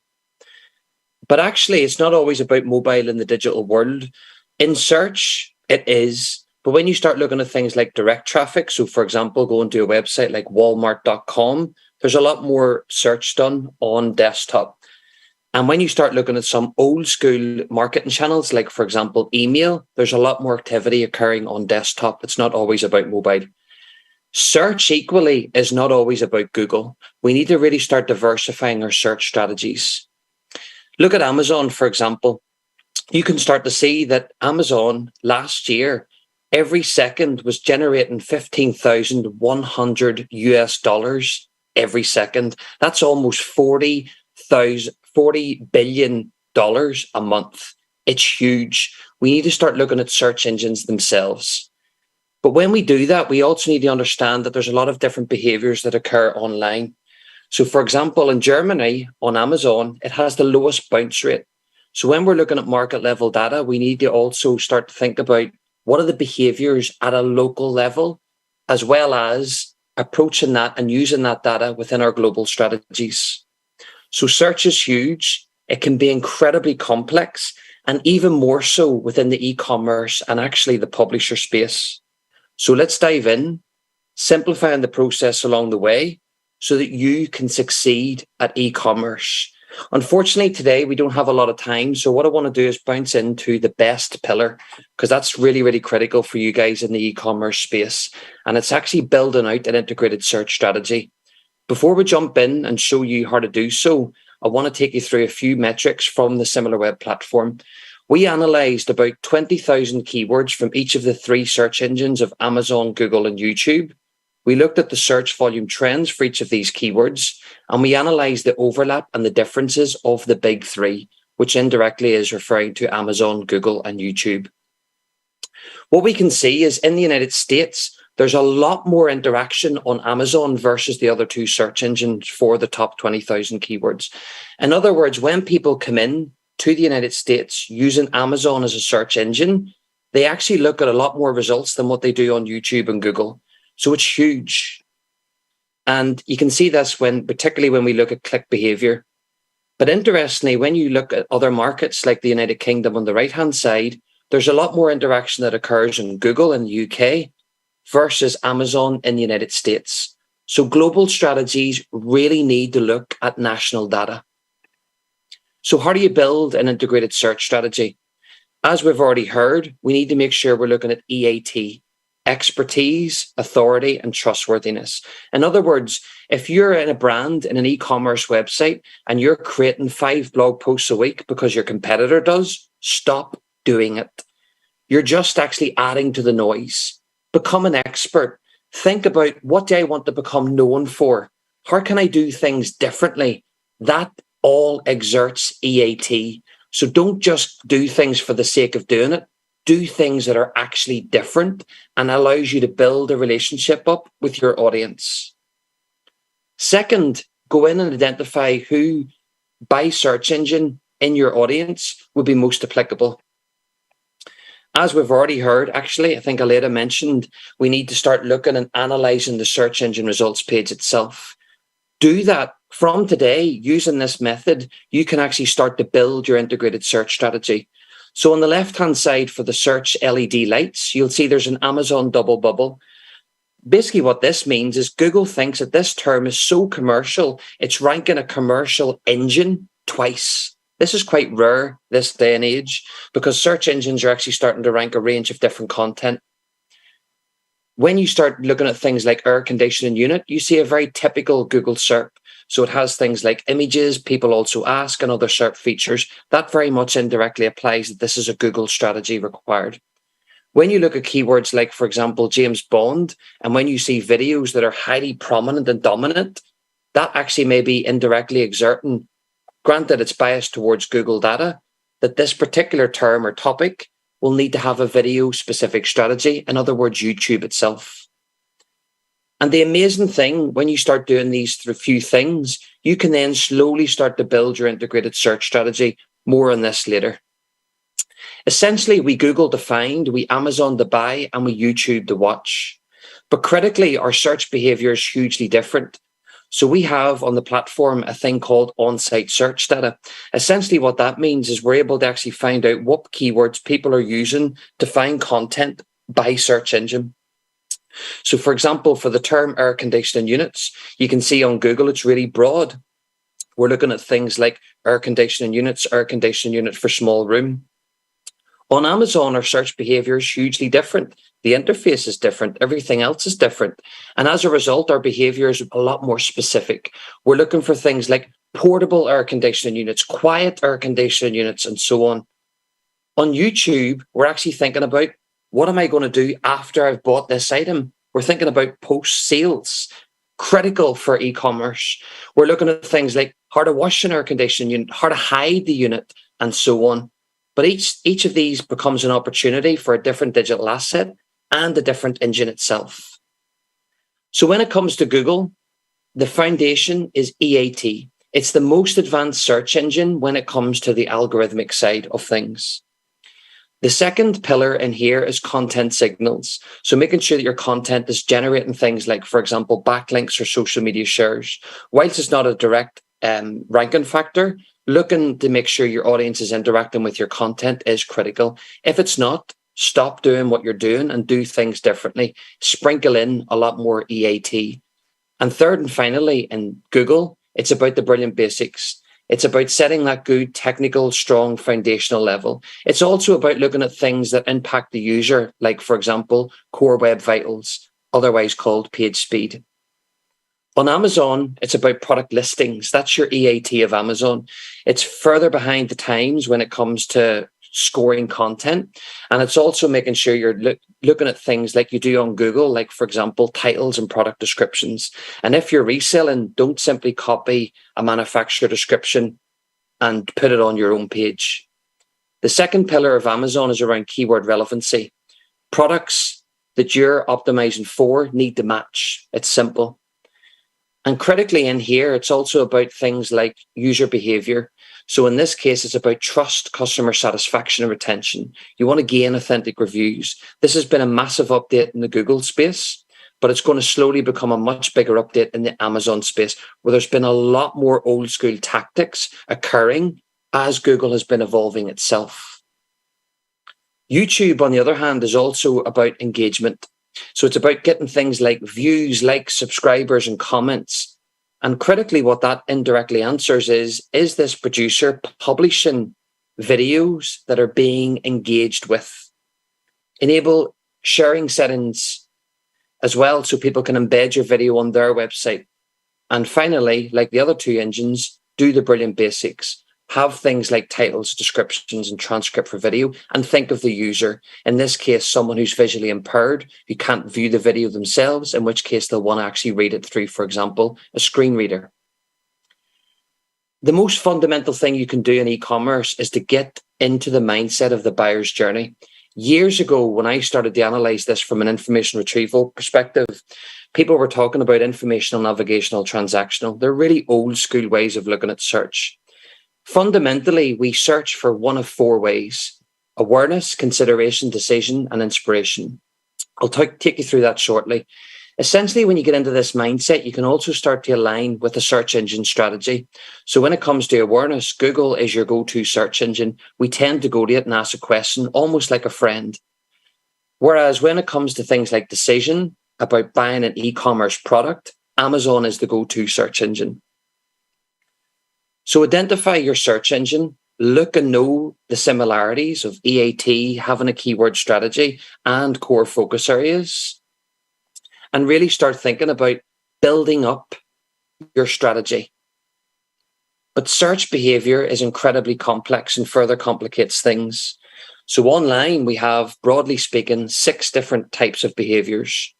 Every search, for example, has to end. This is why user behavior isn't a ranking factor. Just because I'm in a coffee shop, my coffee arrives and I end my search, doesn't mean it was a bad search, doesn't mean it was a poor page speed. Those things, it just has to end. We're human beings at the end of the day. Equally, in the industry, we often talk about pogo stick and that it just occurs on the SERP. It actually occurs on an engine itself. For example, Amazon, we pogo stick using different filters. So we have these really incredibly complex behaviors. So look at some complex data. In the world of SimilarWeb, we have zero click because we have a contributory network. We're looking at real anonymized user behavior data. Don't just look and say, I want to rank for duvets. 88% of people who do a search for the word duvet click on nothing. Looking at search volume as a metric alone is incredibly weak. Build your integrated search strategy based on keyword awareness. So let's just say we worked for a confectionery shop. Paper as a term would be an awareness term. The searcher doesn't know what they want. Is it a newspaper? Is it actually paper for a wall? In which case, wallpaper. They're unsure of what they want. Something like printer paper is a consideration keyword because they're further down that funnel. They're more likely to know what they're looking for and therefore more likely to engage with the content that they find. Things like A4 printer papers around things like decision terms. This person knows they have a printer, they've ran out of paper, they know the size of the paper, therefore their intent is much higher. That's why it's called decision. And finally, you've got inspirational, which is, for example, doing outside the box thinking, like how to make an airplane out of printer paper. And what you'll start to notice is when you start looking at each search engine, the amount of results that are actually ranked. And when you start to manually map these up with each of the stages of the buyer's journey, Amazon is mostly around consideration terms when it comes to duvet covers, with a small set of branded terms. Google, a little bit more diverse because it has things like awareness in here. YouTube is actually the most diverse engine when it comes to duvet cover terms because it has all 4 stages of the buyer's journey plus branded. So summary of how to build an integrated search strategy, making sure we're being engine-led. We don't just have a search strategy. We have a Google strategy. We have an Amazon strategy. We have a YouTube strategy. In other parts of the world, you actually have a Yahoo strategy for Japan. As we saw in one of the first slides, Japan is a highly engaged audience, particularly on Amazon. In fact, it's one of the most biggest audiences in terms of viewing multiple pages in a session. Have a content-led strategy, making sure all of our content is EAT. So you're not just doing things for the sake of rules, you're doing it because it's different and it's good. And third and finally, have a user-led strategy. And the easiest way to do this is to do this by the buyer's journey and keyword intent. So looking at keywords that have awareness, consideration, decision, and inspiration behind them. And if you're strapped for time, particularly in the e-commerce space, do this for your largest business unit or line of business. It's the most easiest way to get the business thinking differently. Thank you very much for everyone's time. Thank you very much, Gerald. You're welcome. Very, very much. It was a lot of information. It was great insights. And I think we have a lot of information for benchmarking as well. So I think that's really interesting to hear. So we have a few more talks left. The day's not over yet. We're going to go for a brief pause and we'll be right back. Every business starts small. Really small. And it can grow fast. Every business has a story. Sometimes it's a messy story. Really messy. Every business takes courage to persevere and overcome challenges. And every business can grow with SEMrush. Make it big with digital marketing tools from SEMrush. Welcome back. So we are getting to the end of this event, right? There. It happened so fast, don't you think? Yeah, absolutely. Yeah, absolutely. So we only have 3 more talks this afternoon, and this one's a little close to my heart because it's someone that I actually worked with. And I'm going to introduce Maria Sanchez-Diaz from the New York Times to talk about how to implement digital change in newsrooms. I actually met Maria about 4 or 5 years ago in Puerto Rico at an SEO conference, and we were able to connect there. And we've been talking SEO since then, and she's just made a lot of waves in the space. Yeah, no, and she's also covering a super important topic for the media industry. And just to give a little background on Maria, Maria's been the senior editor, digital storytelling and training at the New York Times for over a year. And before that, she worked at 2.5 years at the Washington Post as a senior editor. So welcome, Maria. It's really nice to have you here. I think you might be muted.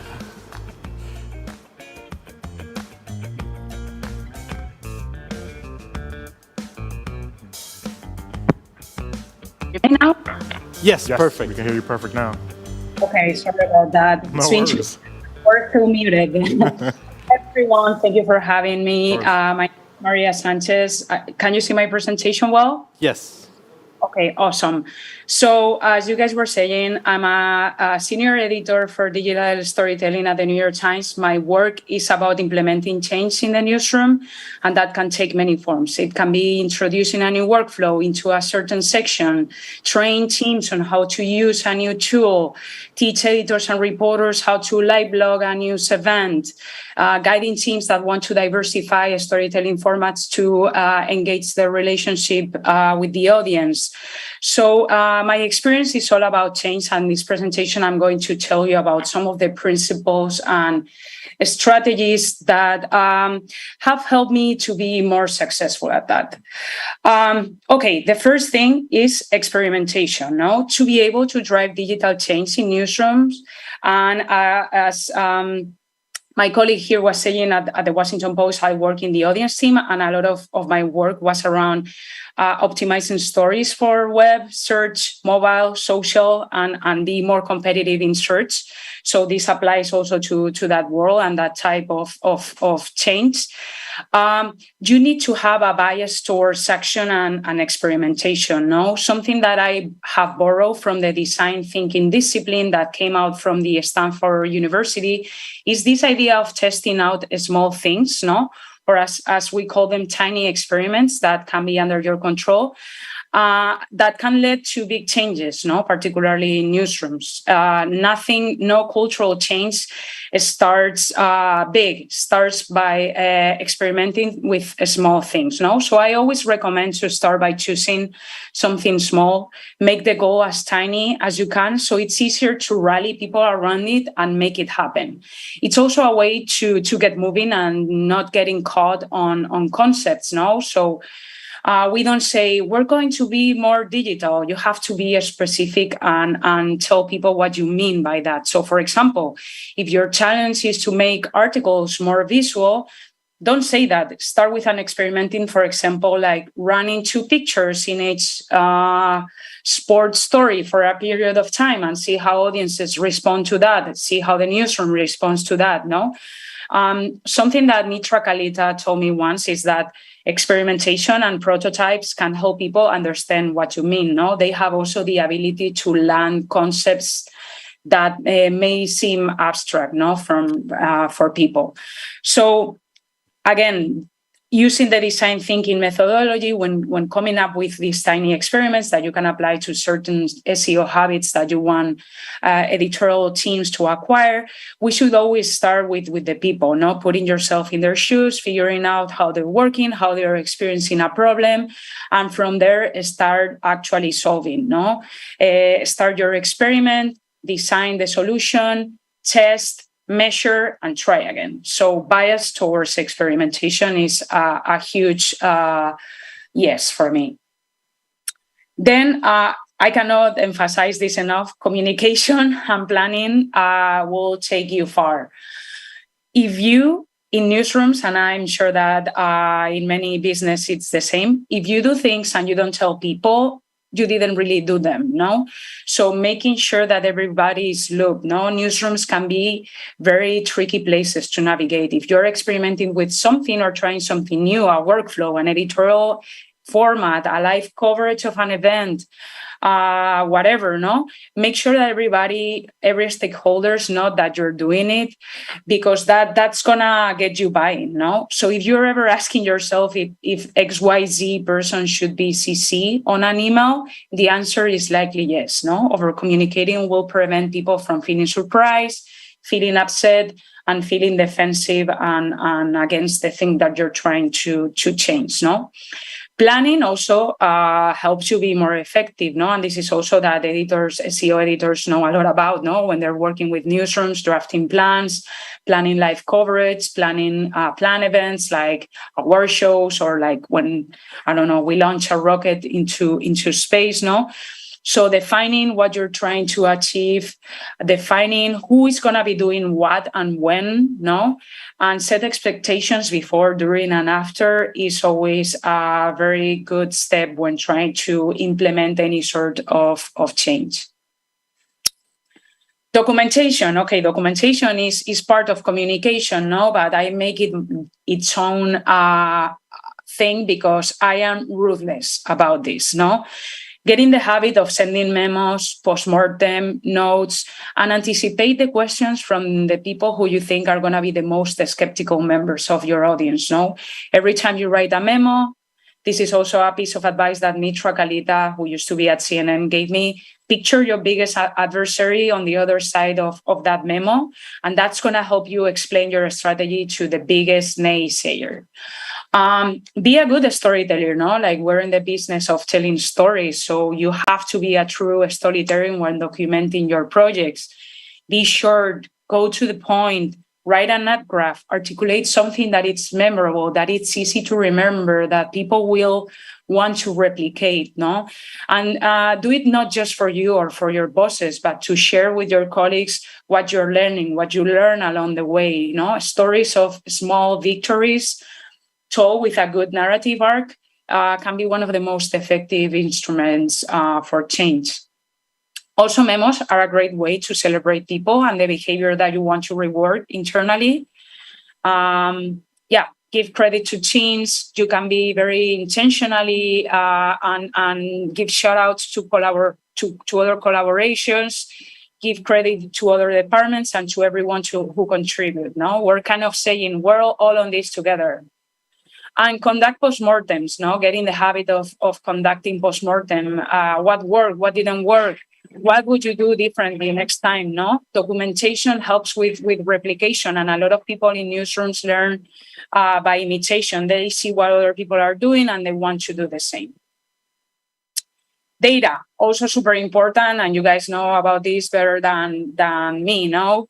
In newsrooms, numbers inform our decisions, but don't make them, because editorial considerations always comes first. But gather numbers that are gonna back up your assertions, no, both for successes and failures. Something that I always say is that in this industry, we move a lot by following our instinct. But when you're trying to make a point about something, it gets harder to argue against your idea if you have the data, no? And different sets of metrics, we can use different sets of metrics for different things, no? Depending. So when you're trying to discern if something has worked, it's important that you know and that you have decided beforehand how you're gonna be measuring success with which metrics, no?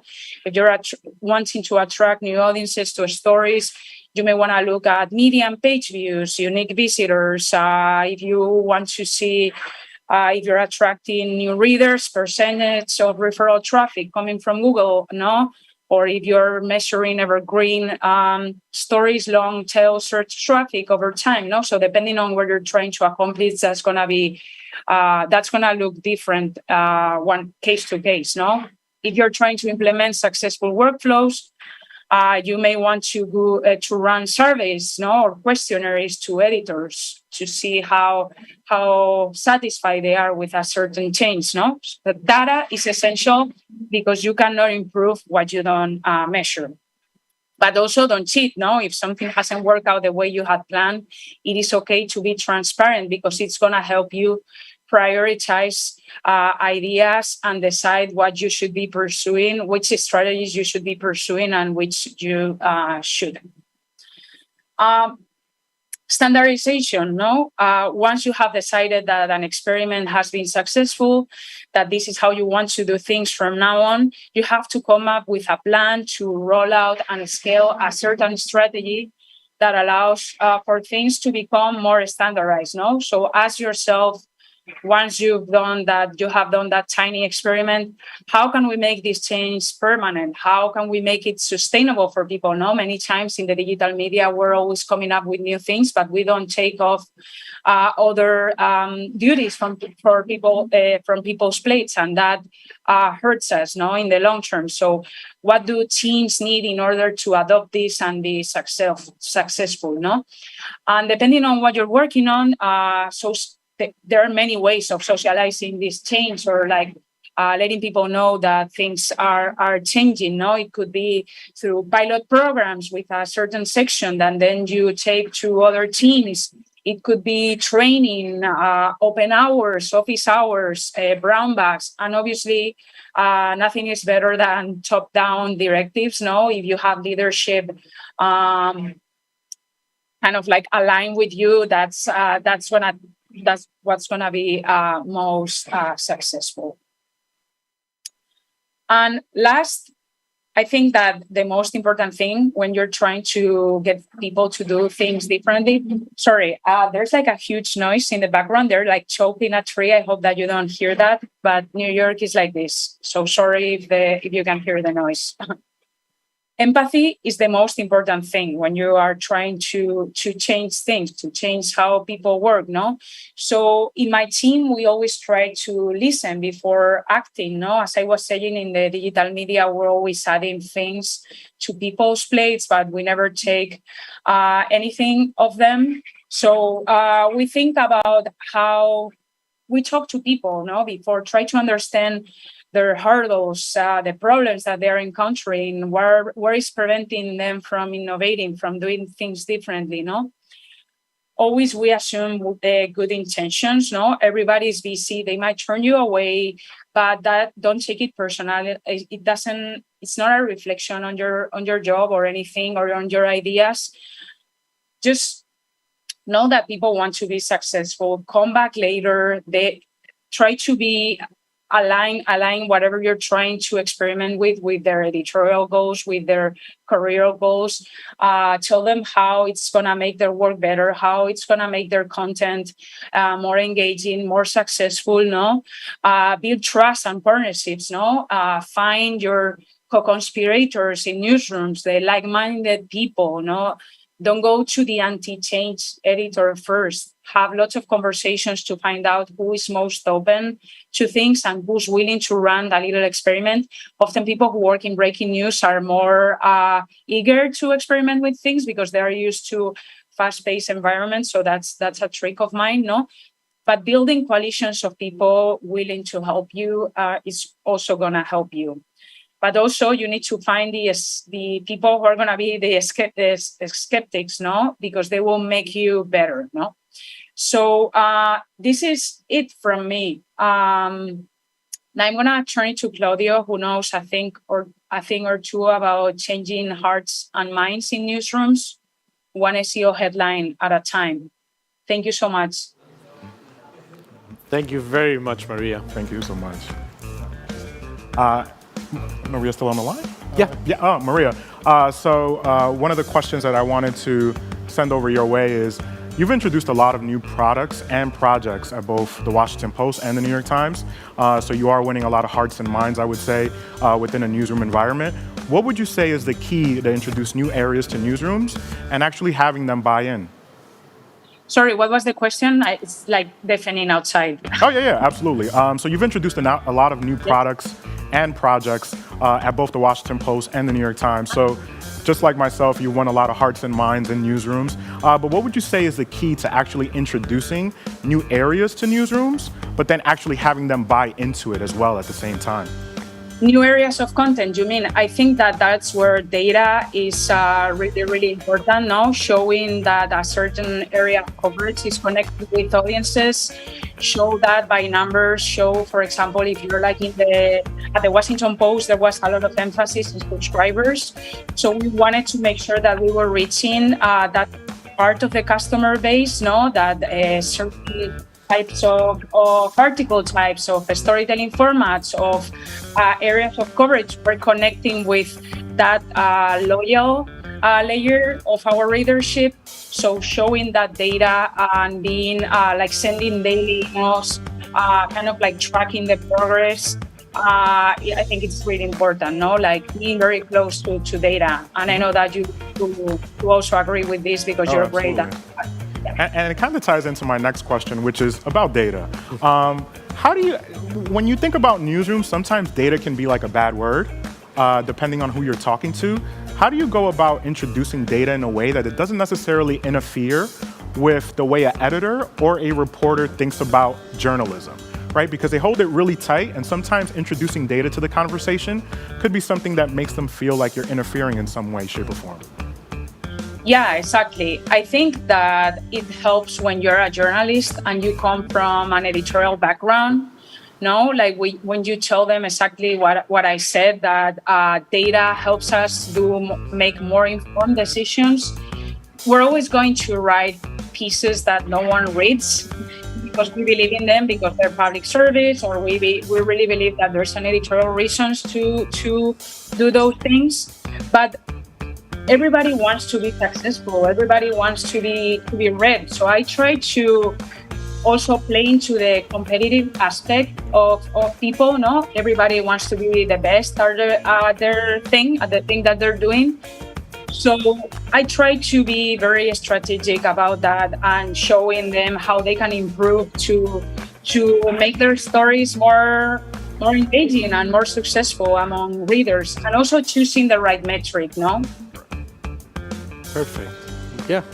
No, thank you very much, Maria, for the talk. I think it ties into kind of what we've been talking about all day, dipping a little bit into more technical things, but also dipping into more the human part of SEO that's integral to making all those technical things work as well.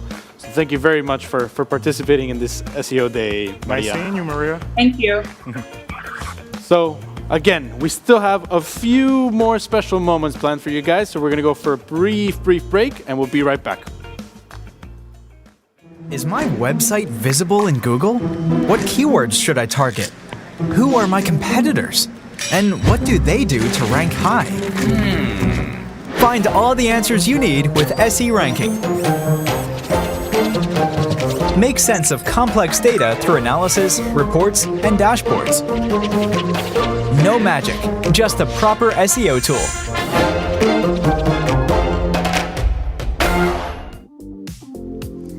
Hello everyone again. I am here again to remind you to leave all your questions on social media.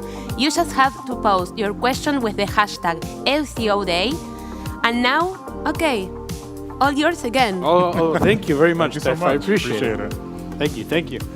So, moving forward, we have the next talk of now almost evening. Yeah. We're walking into the afternoon evening over here. We're getting there. So it's the moment to present Chris Rolfe, partner and ambassador at SE Ranking. And today he's going to be talking about micro SEO strategies and what everyone really wants to make sure happens for them. Their brand, their news brand, whatever it may be, is getting to the top of Google. So we welcome Chris. How are you doing? Hey guys, how's it going? Good, how are you? Good. Welcome from beautiful Boulder, Colorado. Oh, awesome. It must be definitely beautiful over there. We're a bit jealous. It probably gets quite colder than it is here today, but it's definitely more beautiful. So thank you for being with us, Chris. The floor is yours. All right, cool. Well, hey, thanks so much for having us. I'll be talking about how to use SE ranking in a SEO methodology that we call micro SEO strategies to get to the top in Google. Ultimately, this is what all SEOs want to achieve, right? So my name is Chris Rolfe. I'm a partner and ambassador for SE Ranking. I'm also a owner of a boutique SEO agency. We have a really nice partnership. I teach part of a online master's degree for a university in Europe. SE Ranking provides my students with access to their tool. So I'm pumped to be here and to talk about these micro SEO strategies. All right. If you guys don't already know SE Ranking, it's now the only tool that we use here at my agency.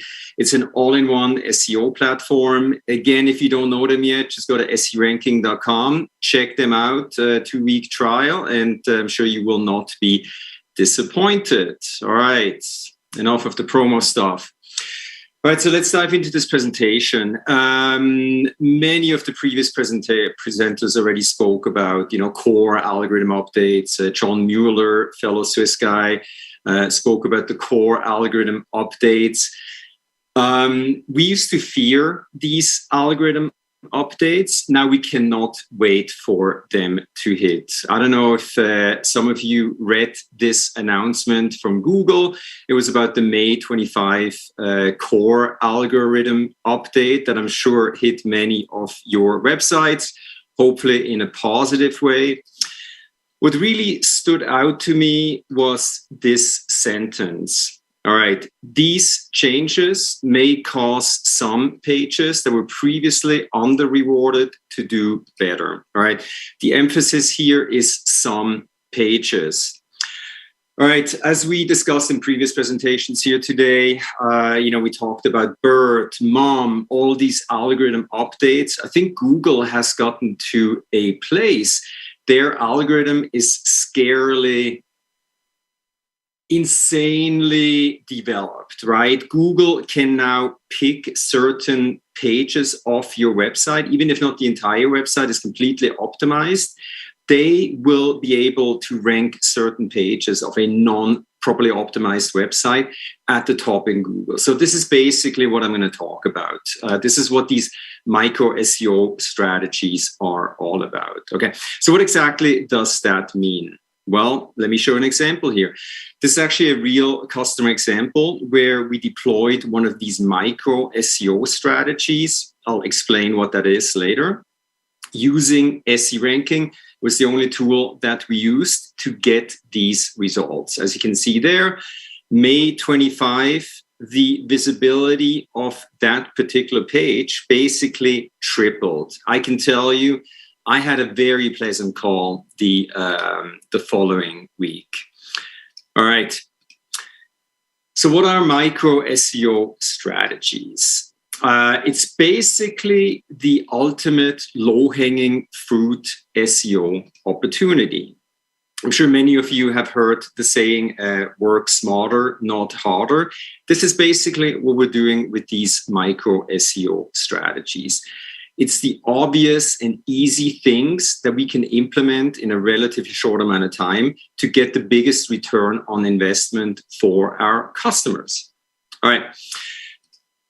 Continuing here, what are micro SEO strategies? As we all know, optimizing an entire site takes forever. There were many presentations before me that talk about all the things that we need to do, right, to properly optimize an entire website.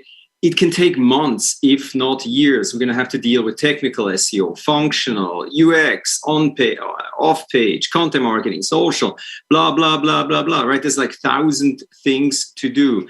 So what we're doing with SE ranking and micro SEO strategies, we're going to identify the ultimate low-hanging fruit opportunity of a website.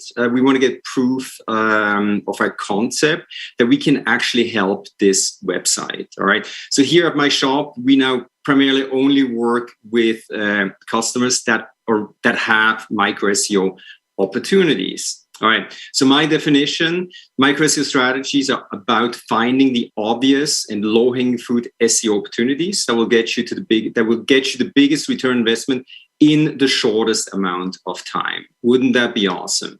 All right. Let me show you a customer case study here. So if you do a search for pour spouts, and obviously rankings vary, Google updates its algorithm daily, right? But basically, this was the keyword that they wanted to rank for in Google. We had to beat about 2.2 million other things indexed in Google. Up here, we got the paid ads. Right there. This is actually one of our clients. It's a micro SEO strategy that we deployed using SE ranking. All right, so check this out.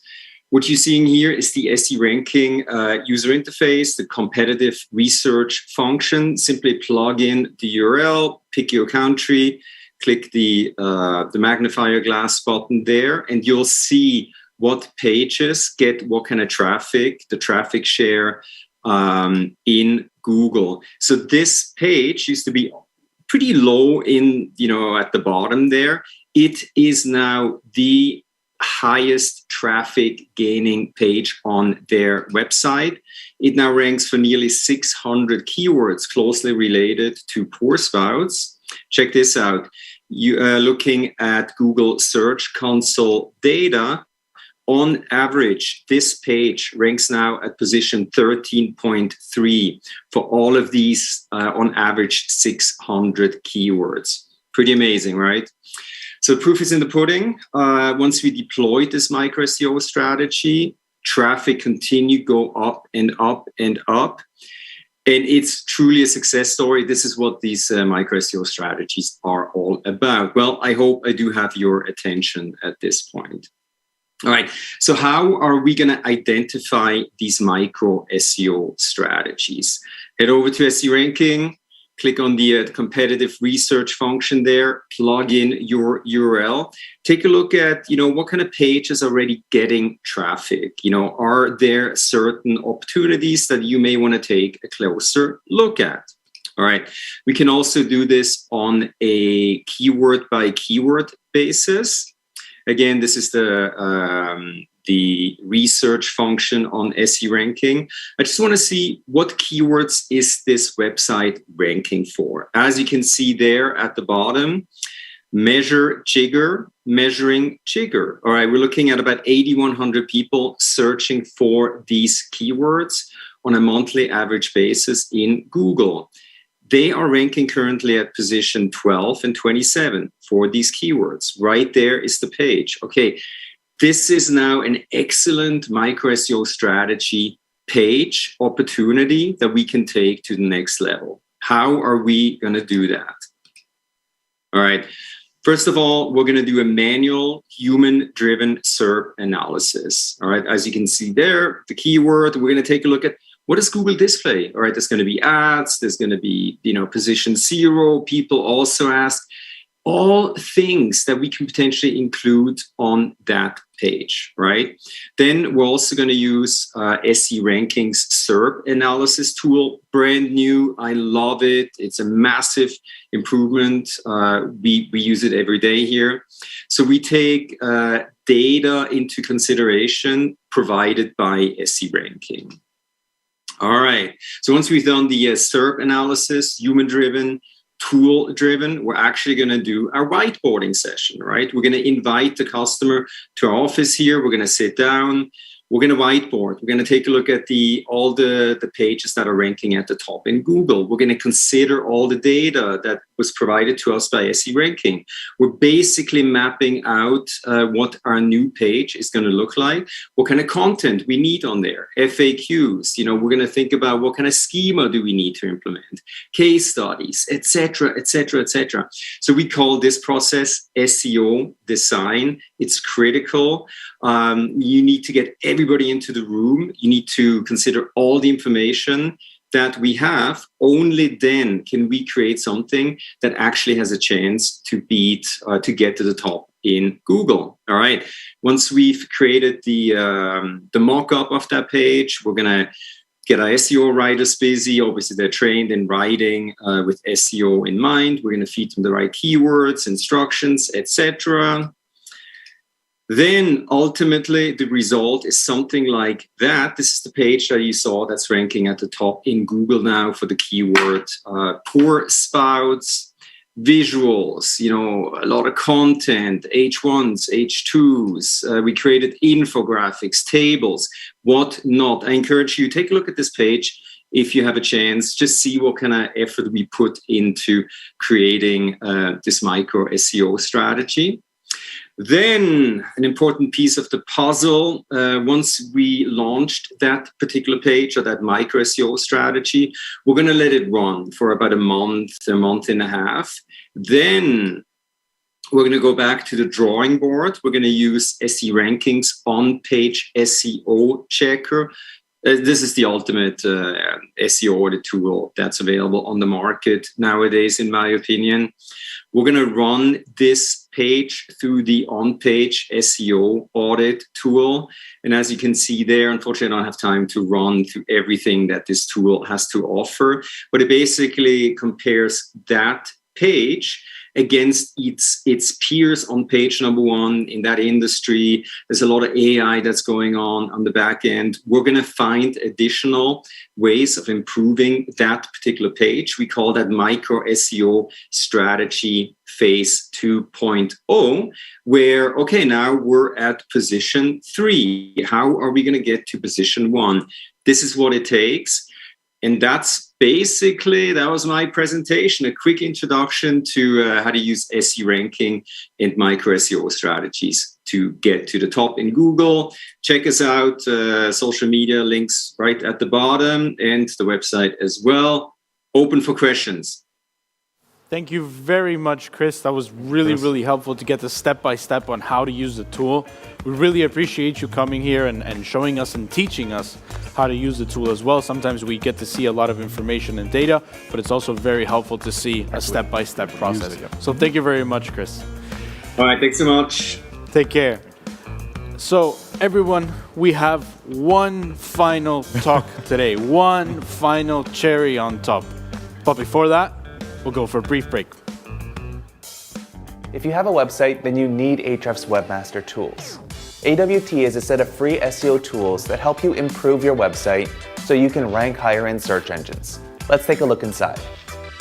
With Site Audit, you can scan your website for over 100 SEO issues that could be holding your site back in Google.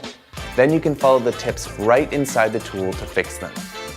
So go to ahrefs.com/AWT and sign up for your free account and improve your site's visibility in search today.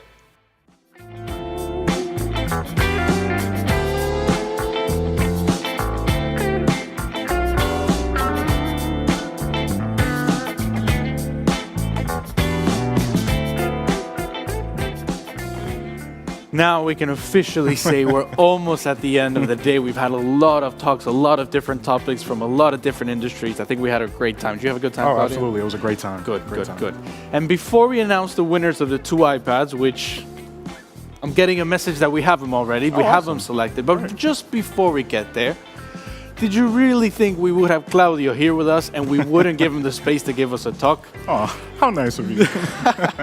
So please, Claudio, thank you for being here. Thank you for sharing the stage with me. And now you actually are one of the few speakers that gets a physical stage. No, I appreciate it. And Claudio's going to be speaking about Google Discover, something very, very interesting in the media industry. So yeah, it's all yours, Claudio. Thank you. The pressure's on. The pressure's on. So I'm going to be chatting about Google Discover today. Google Discover is a topic that's extremely interesting, talked about by a lot of media members. I know in the news industry, it's talked about consistently, whether it's the increase we see in traffic or the decrease we see in traffic. So I'm going to get into the first slide on Google Discover and some of the studies that we've done at the New York Times and also at The Athletic at the same time to really kind of understand how we can get better at Discover. So one of the first questions that I'll focus on is how a paywall shift affected our Discover traffic. When you think about Discover, a lot of times brands will say, Google took away our traffic, right? But they'll never necessarily look at what changes they may have made internally that could potentially affect the way we show up in Discover, right? So I'm going to take you through a study that we did at The Athletic that really kind of showed us how we dipped in Google Discover about a year ago. So right here, the title of the headline is, "It isn't always Google messing with your Discover traffic." So I'm basically going to show you a Search Console screenshot right here that's going to take you through April of 2021 all the way through October of 2021.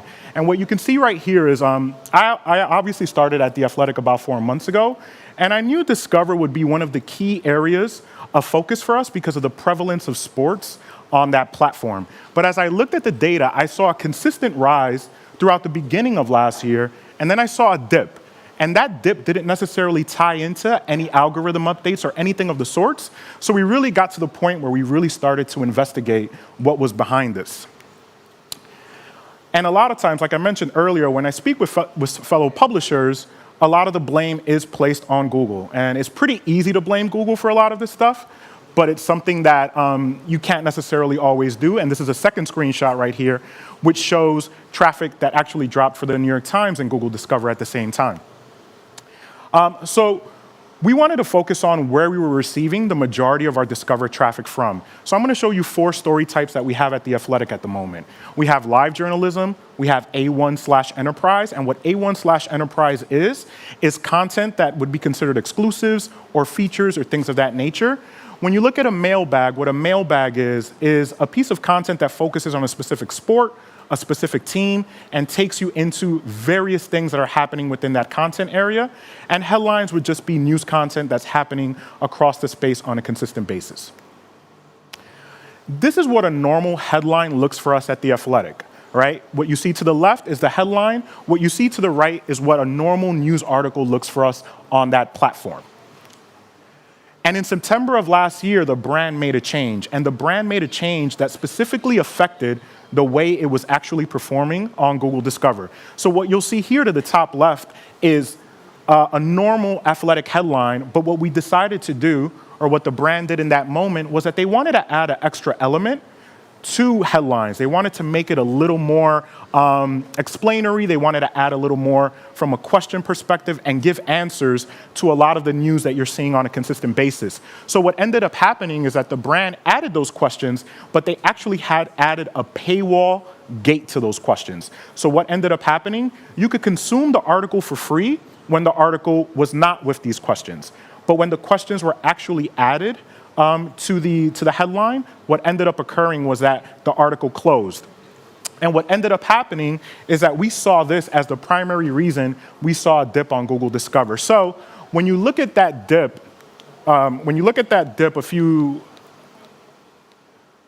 in that month, what you're looking at is the exact point in time where we actually added the paywall. So when we added that paywall change, there were no other changes that occurred, and that actually affected our Discover traffic. And the biggest chunk, the biggest loss that we saw on traffic from Discover came from our headlines area, and that's something that we're working to fix now at the moment, just to make sure that we get to a better place when you're talking about visibility on Google Discover.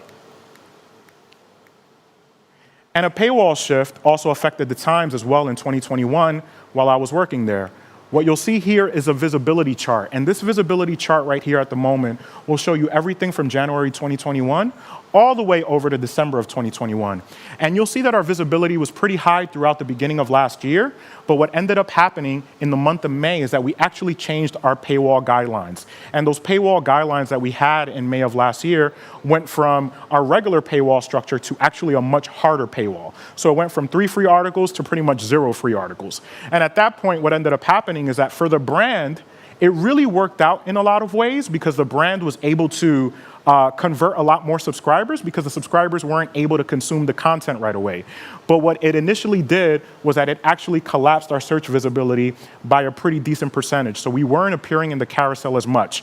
What I would also say about paywall changes is that paywall changes aren't going to be something that occur and you see an impact for right away, a day after, a week after. It's usually probably going to take a month to 45 or 60 days to actually see that effect actually occur. And you can actually see all the way down to October, you see a constant dip in our search visibility. And once you get to October, that's when we actually made the paywall shift to revert back to the 3 free articles. And you can actually see a little bit of a rise back in November and going forward. So that's just kind of an example of how things that are done internally within an organization, specifically organizations that are focused on subscribers and paywalls, can actually affect your visibility on Google Discover, but also at the same time can affect your visibility on the carousel at the same time.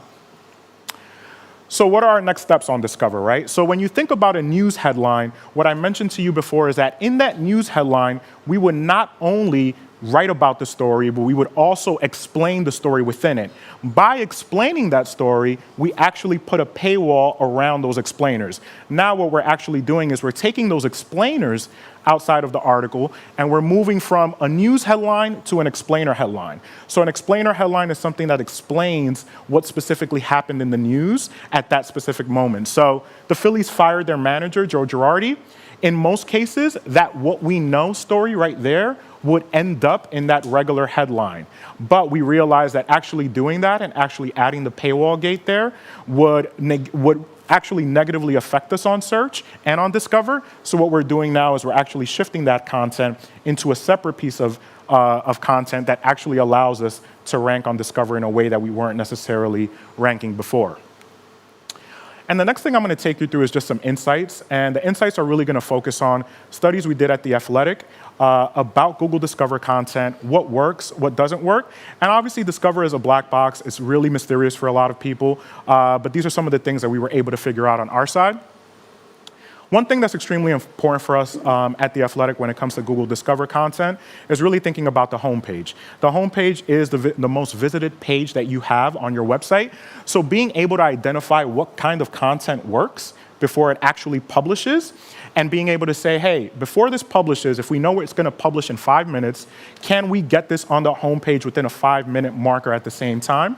Just because we know Google's robots are crawling the homepage more than any other homepage that we have, period. So one of the main strategies that we have is that you can see 2 arrows right there point to 2 exclusives that we had on the NBA mock draft and also a basketball star named Kyrie Irving. When we were able to actually put those articles on the homepage within a 5-minute period, we were actually able to see them show up on Discover, which you could see right there in that screenshot from Google Search Console. Another thing is content. So the top content on Discover comes from every vertical that we have. So we have so many sports leagues that we cover in the US, from the NHL to the NFL to NCAA football and so many more.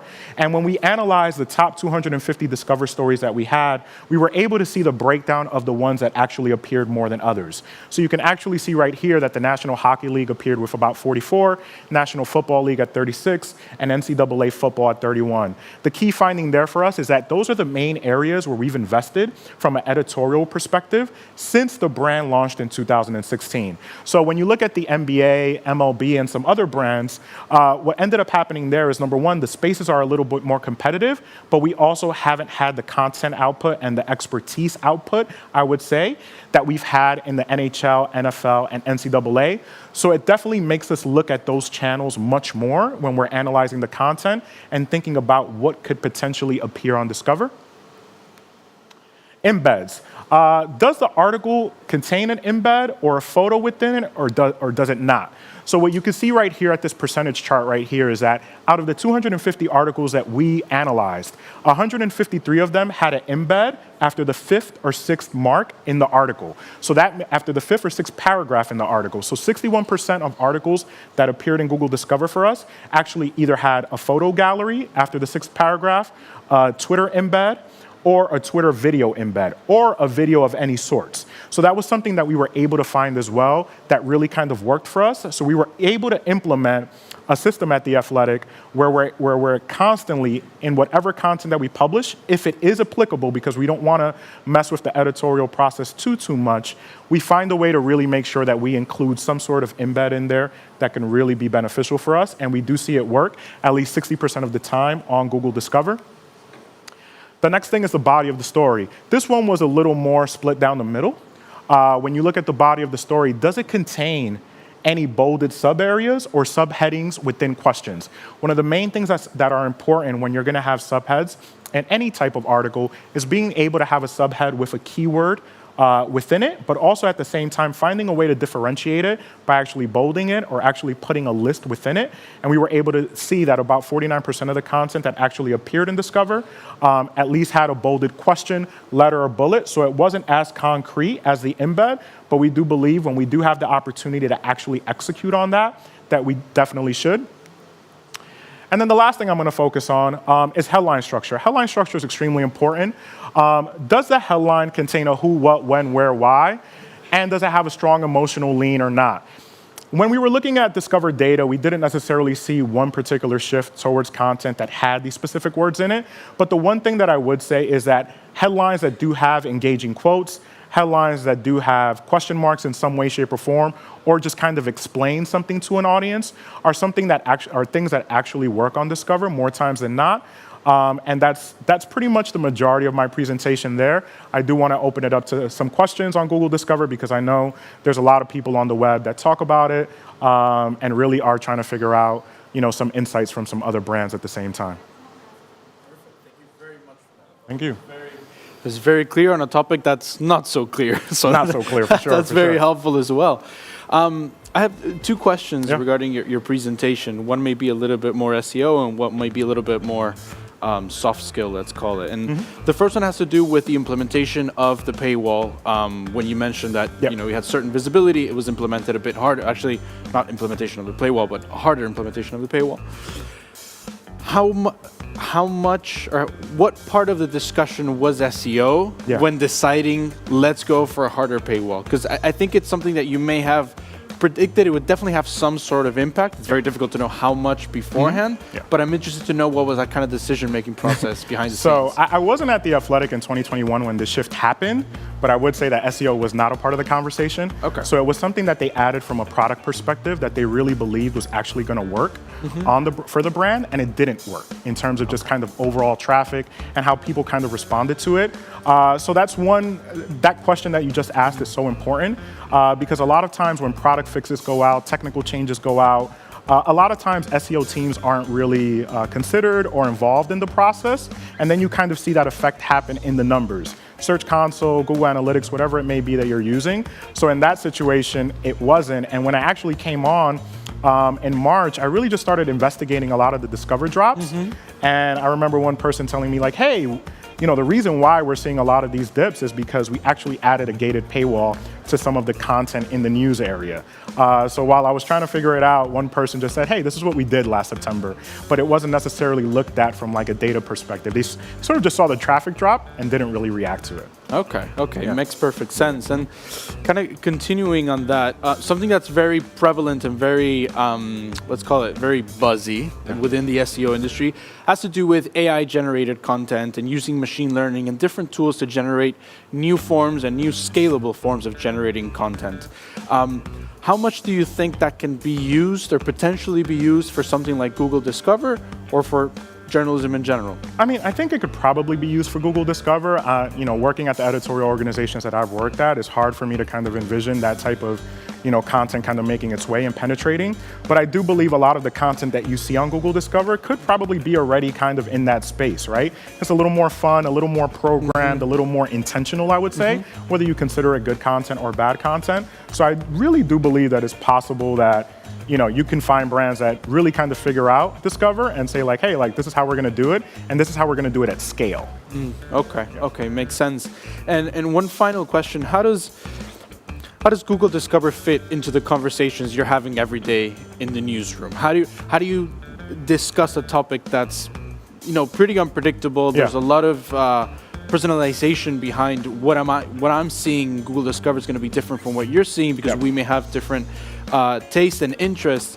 How does that play into a conversation in the newsroom? No, it's a great question. I think the main thing for me when I'm thinking about Google Discover is just being sure to not really kind of think about it in a way where it could interfere with like the editorial guidelines that we have as a brand. Just really kind of showing the data, but kind of forming the data in a way that kind of sets up with our standards. Right? So if we think headlines will work better this way, right? We can't necessarily say you have to put a how in every headline or a question mark in every headline. But how can we look at our standards and say how can it fit with both of them, right? How can we say adding a photo to it or a video to it will not be intrusive to that editor or reporter? And then from like really just kind of a workflow perspective, I think it's really on the SEO team to kind of educate the newsroom about Discover and how they're forming, you know, the content in a way, but also at the same time being able to kind of have that peek ahead and say, all right, I know this is coming tomorrow. I know this is coming in 30 minutes. Do I think this is something that naturally works well on Discover or not? And then kind of taking it from there. Okay. And I think having data to show and to argue for your points is very important as well. You showed a few conclusions, but they're conclusions based on numbers. They're not just, you know, I think the magic, I think this would be great. I think this would work. Correct. So I'm sure that must be helpful also to kind of get those conversations flowing as well. Oh yeah, automatic buy-in at that point because they're able to see those numbers there versus someone coming in from an SEO perspective and in most cases trying to say, this is what we need to do to win, but don't necessarily have the evidence behind it. So I think testing at the onset is going to be the most important thing. Okay, perfect. Thank you very much for that talk and for answering those questions, Claudio. We're going to go to the winners of the iPad. I think now they've been patient enough. I think we can go to that. Am I one? Well, let's go to a brief pause first. No. Let's keep them waiting. Let's keep them waiting. Sure.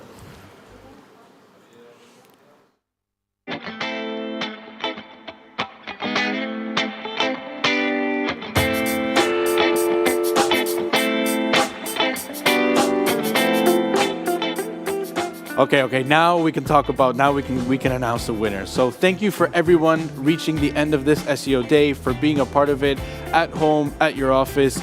We enjoyed having all your interactions and your questions on social media. So we're very, very thankful for your participation as well. So now we have the two winners of the two iPads that we're going to be giving away. The first winner, and a drum roll please, is Brenda Malone from Twitter.